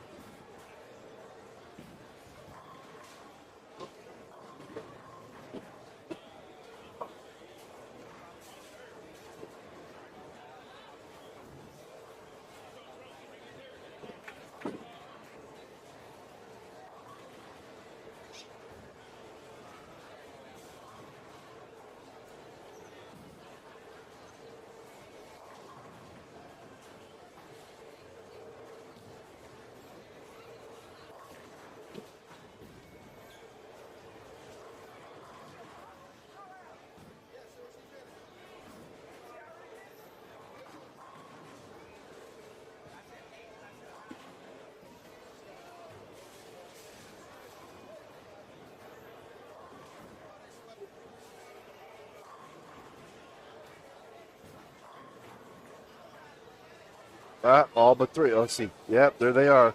772 for Burns and Burton. So I can put that up now because the bottom 4 scores don't matter. They're so far out, it's ridiculous. So I can put. Let's see. Let's get rid of this, and let's do this. So there is the updated top 16 for right now.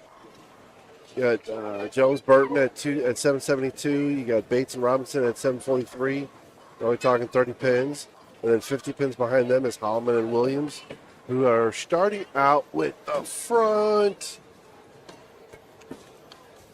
three. Front three. So they're starting out with front three. Then you got Shea and Tim with 687. So they're only 6 sticks behind that. So 100 pins back roughly is fourth. Anything past that going into the last game, forget it. Williams and them, they are 80 sticks back, and they're starting out with the front three. And Burton and Jones haven't started yet. Did they start? No, they have not started yet. So, again, where is Robinson? And I think they're down.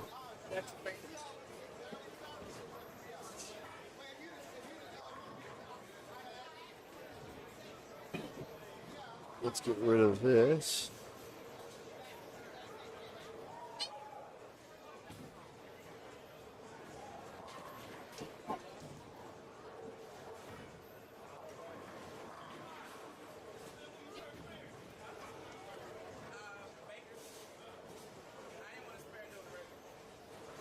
So, let's see on this pair. You have a 290 going. Who's the 290? That's Sanchez? Yeah, that's Sanchez. But where are they? Well, they're in 6, but they're too far out to really do anything. So,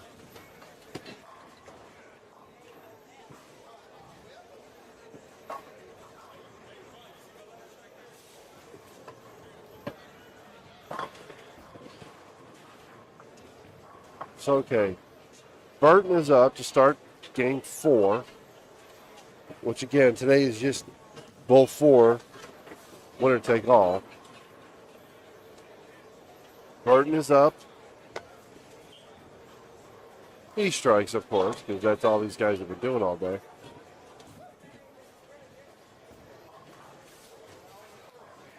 So, what is...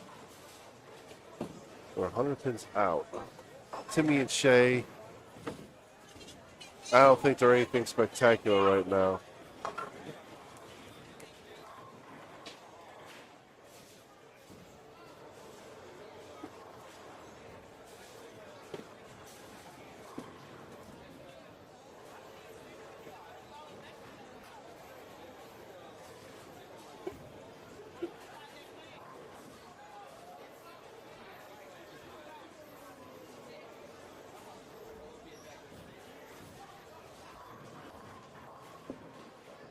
All right, so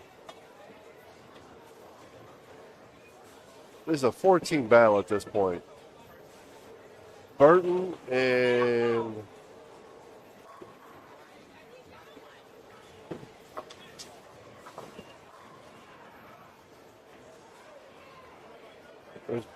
there goes Jones. He's going up.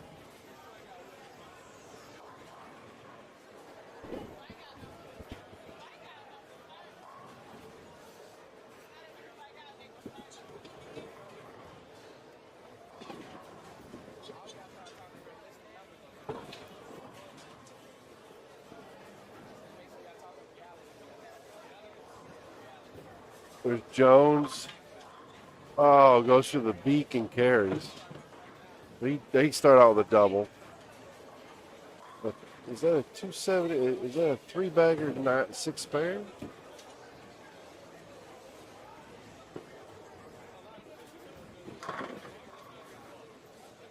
I believe a 4-bagger, 6-spare is what Williams and Holland started off with. And the other teams were worried about, I don't know where. I can't miss Jason Robinson. I have no idea how I can miss them. They must have been on 1 and 2. And that's why I can't. Must have been.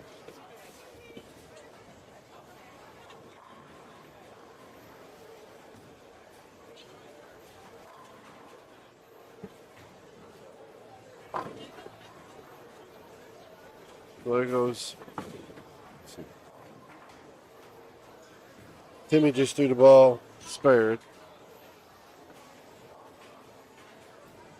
He's on a spare quest. I mean, they're sparing. They're not striking. So probably count them. They're not going to catch.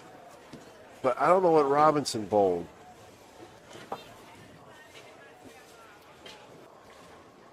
But Holloman in them, he's up.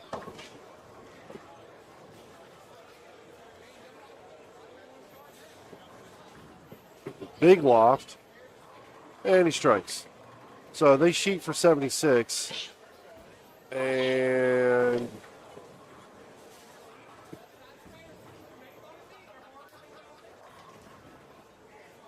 Burton is up.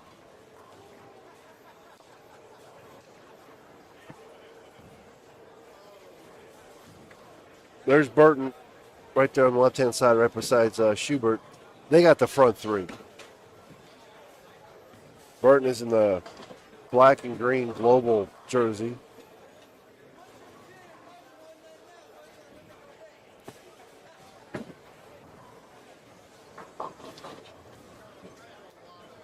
So they are 86 back. So obviously, you know, there's only so much that Holloman and Williams can do. They need help from Burton and Jones, which doesn't look like they're going to get it.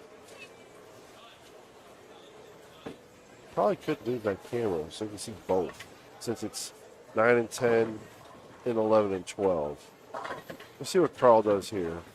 Let me see what Jones does. And if that's the case, I'll move the camera.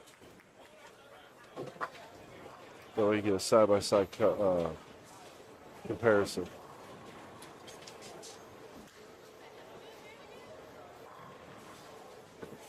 There's Carl. Strike. He'll turn around. He's pretty aggressive with that one.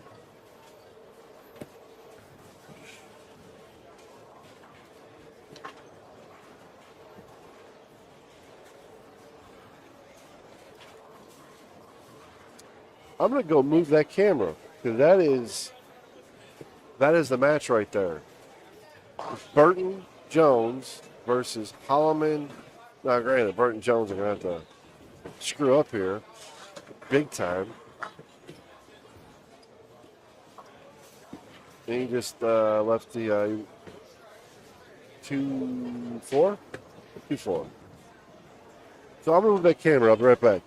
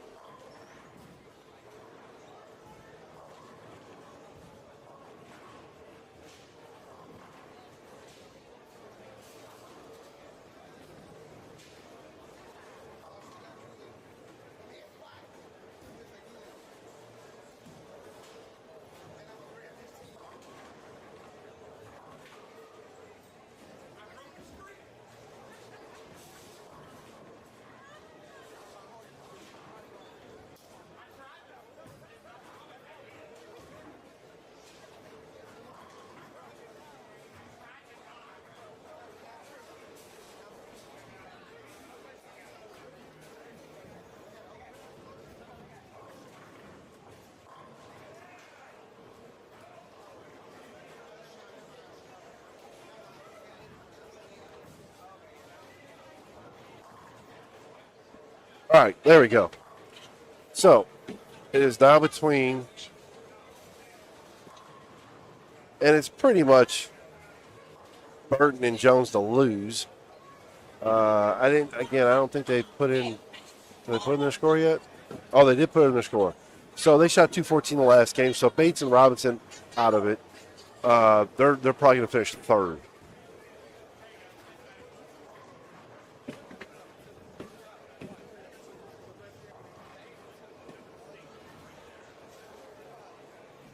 And I'm just going to leave it for the most part here. Because there's, what did he leave? 6-pin? There's Burton. So they can go out for 78, and they can go out for 55? 55. So, again, it's probably going to, it'll still be down to these two teams, but it's probably over.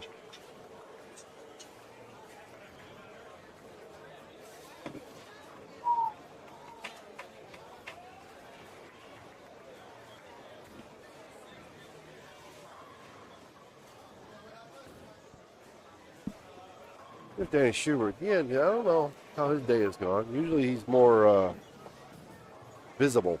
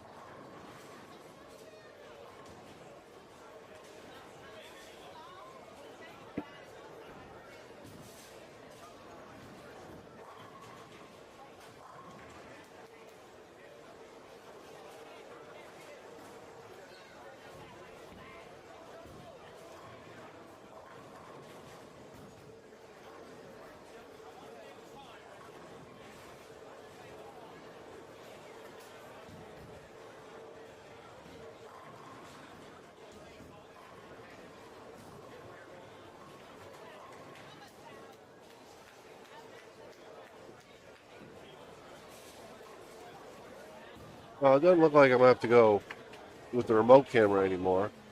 I guess I can just go ahead and turn that off. We're just going to stay right here, watch this feed.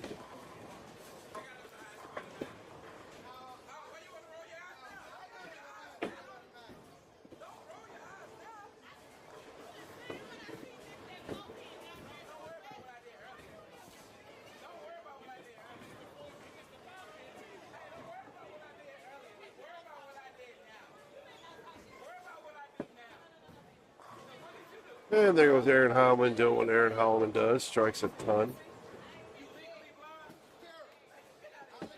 So we do have a 9-spare 4-bagger on 11 and 12. So the scores are no longer going to match up because I've moved the. You know what? I say that. Give me a minute. I can fix that. So it's going to be 9 and 10. 9, 10. Get rid of 13 and 14. I'm going to be back over here. Bam! Damn, I'm freaking good.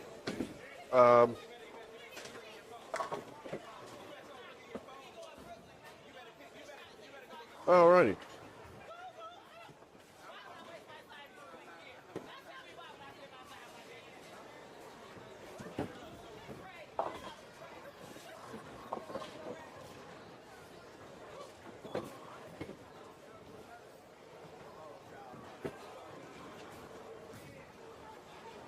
We got Burton and Jones. Burton and Jones looking at 278 at a sheet, and they are going into the 7th frame. And Burton is on the approach now. Howman could punch out for 55. Man, they just don't miss. I have no idea who these guys are, where they're from, but they don't miss.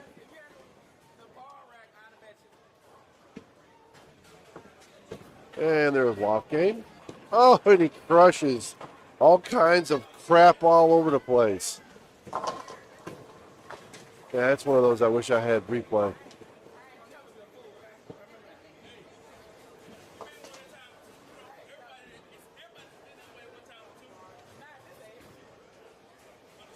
Well, let's go ahead. I can turn this off.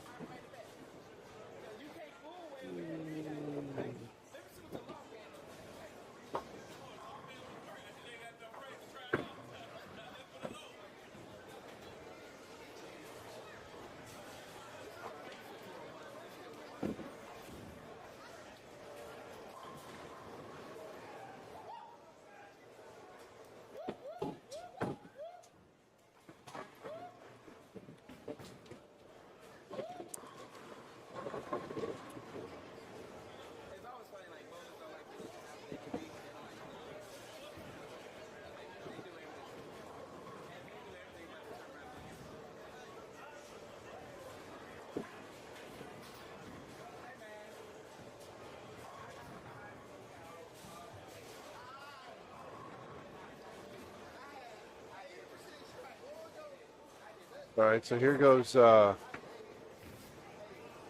Jones. Well, man, Jesus. Michael's trying to throw it to the pins. And that should be 55, right?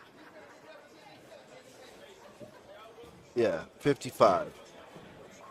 I mean, man, to shoot 55 in your losing ground is terrible. In a Baker, you shot 255 and you lost ground, or it appears as if you're going to lose ground.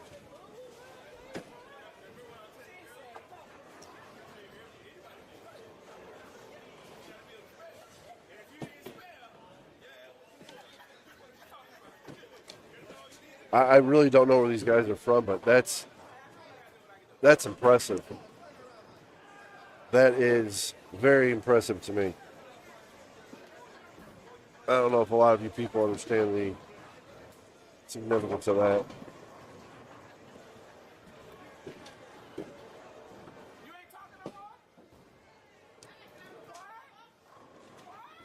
Anybody gets offended over you people, I'll be upset.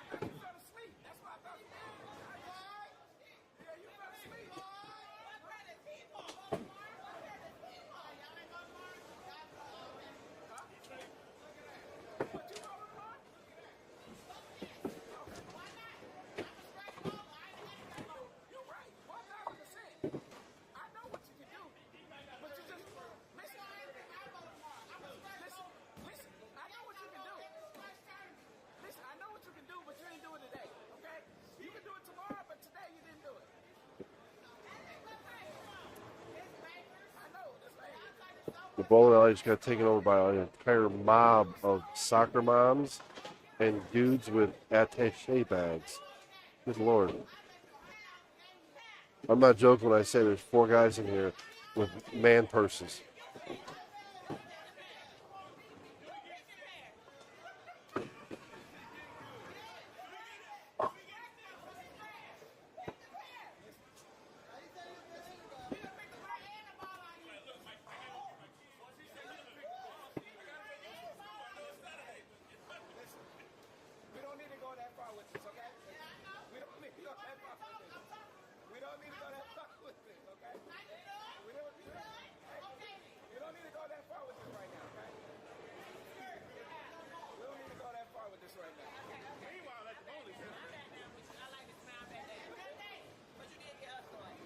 Going into the 10th frame, those guys still have 278 going. I mean, I got to give it to them.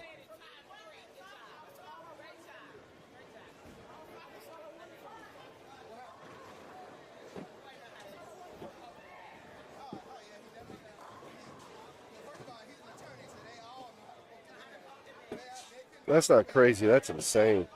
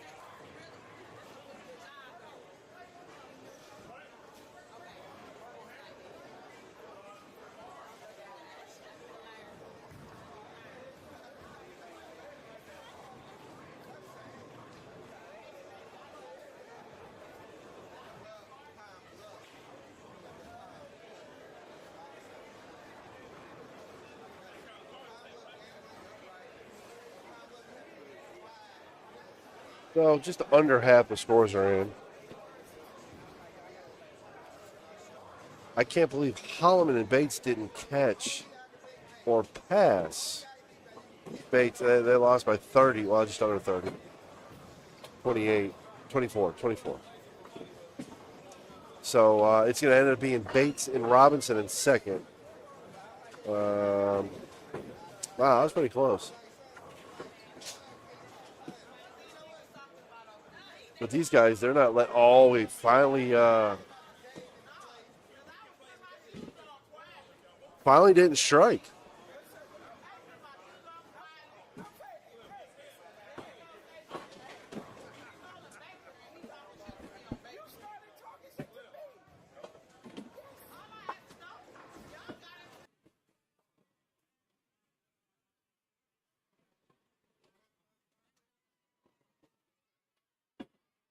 So he sheeted for two, or not sheeted, but he spare struck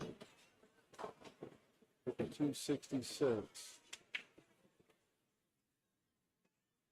Struck spare, excuse me. Struck spare for 266. That's a huge number. So I'm trying to put everything up for tonight.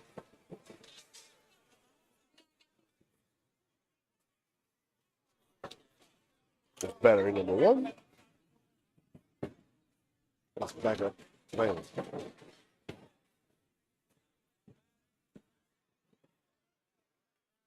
So y'all keep watching this and I'll be right back.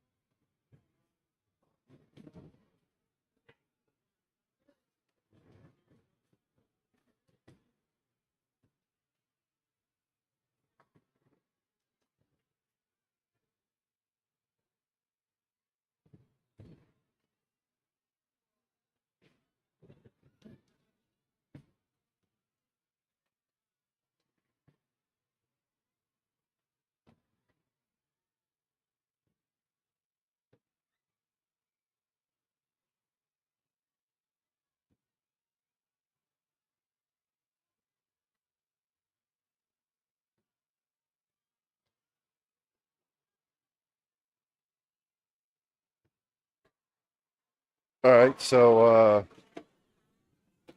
lanes 13, 14, 15, and 16. 13, 14 are finished up. 15, 16 just ended. So let's go here. Let's go booth. And we'll go here. All right.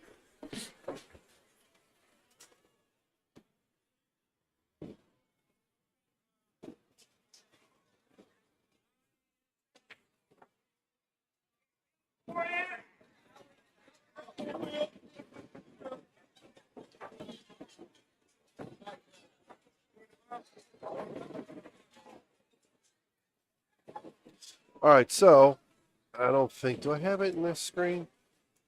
I do not, but I will put up to go browser, go here, tournament bowl. All right. So, because y'all want to see my ugly ass face. So, right now, got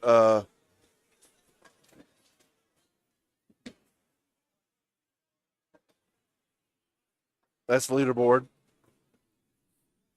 Most of the scores are in. Like a third of them aren't. And of course, 13 and 14 is not done bowling. They're not going to affect the leaderboard at all. So that is your top scores right there. One through tied for 8th, so 1 through 9. So Sanchez, Cooper, Hudson, they tied at 813. But man, what a number. 1038 scratch for Jones and Burton. That's a huge number. I mean, look at Holloman and Williams. 205, 222, 266, 255. 205, granted, not a great game.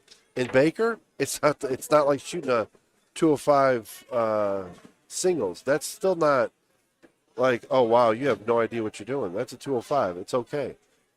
But, I mean, they shot 726 or 737 the last three. Granted, having said that, Burton damn near shot 8.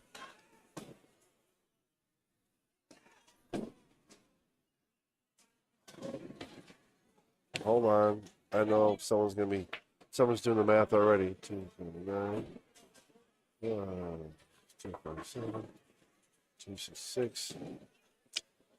Yeah, I screwed that one up.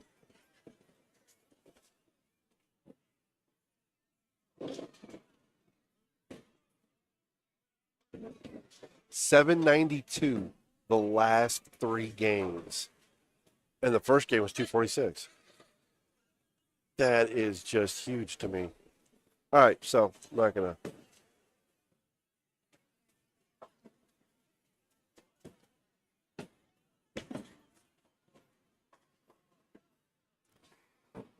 So the last pair is in the 10th frame. So that, again, that's not going to change the leaderboard at all. So tomorrow they start. Let me get the paper here. I got it right here. Sign up is at 9. Start is at 10, hopefully. And it's house pattern. It is paying 1 and 4, just like today did. It is $120 for entry. The format is bowl 6 games. Skip probably 1 or 2. They're cutting to the top 10 seeded stepladder final. So, first place is paying out $1,500. So, that will be tomorrow. I will be here. While the people have nothing else better to do than listen to me jibber jabber about bowling and watch people bowl. I want to thank everybody for watching. Again, please like, subscribe, everything else. And we will hopefully see everybody here tomorrow. I tried to warn you in the beginning, but you did not listen. You clearly value very little in life. Either way, we thank you very much for watching. Hope you enjoyed.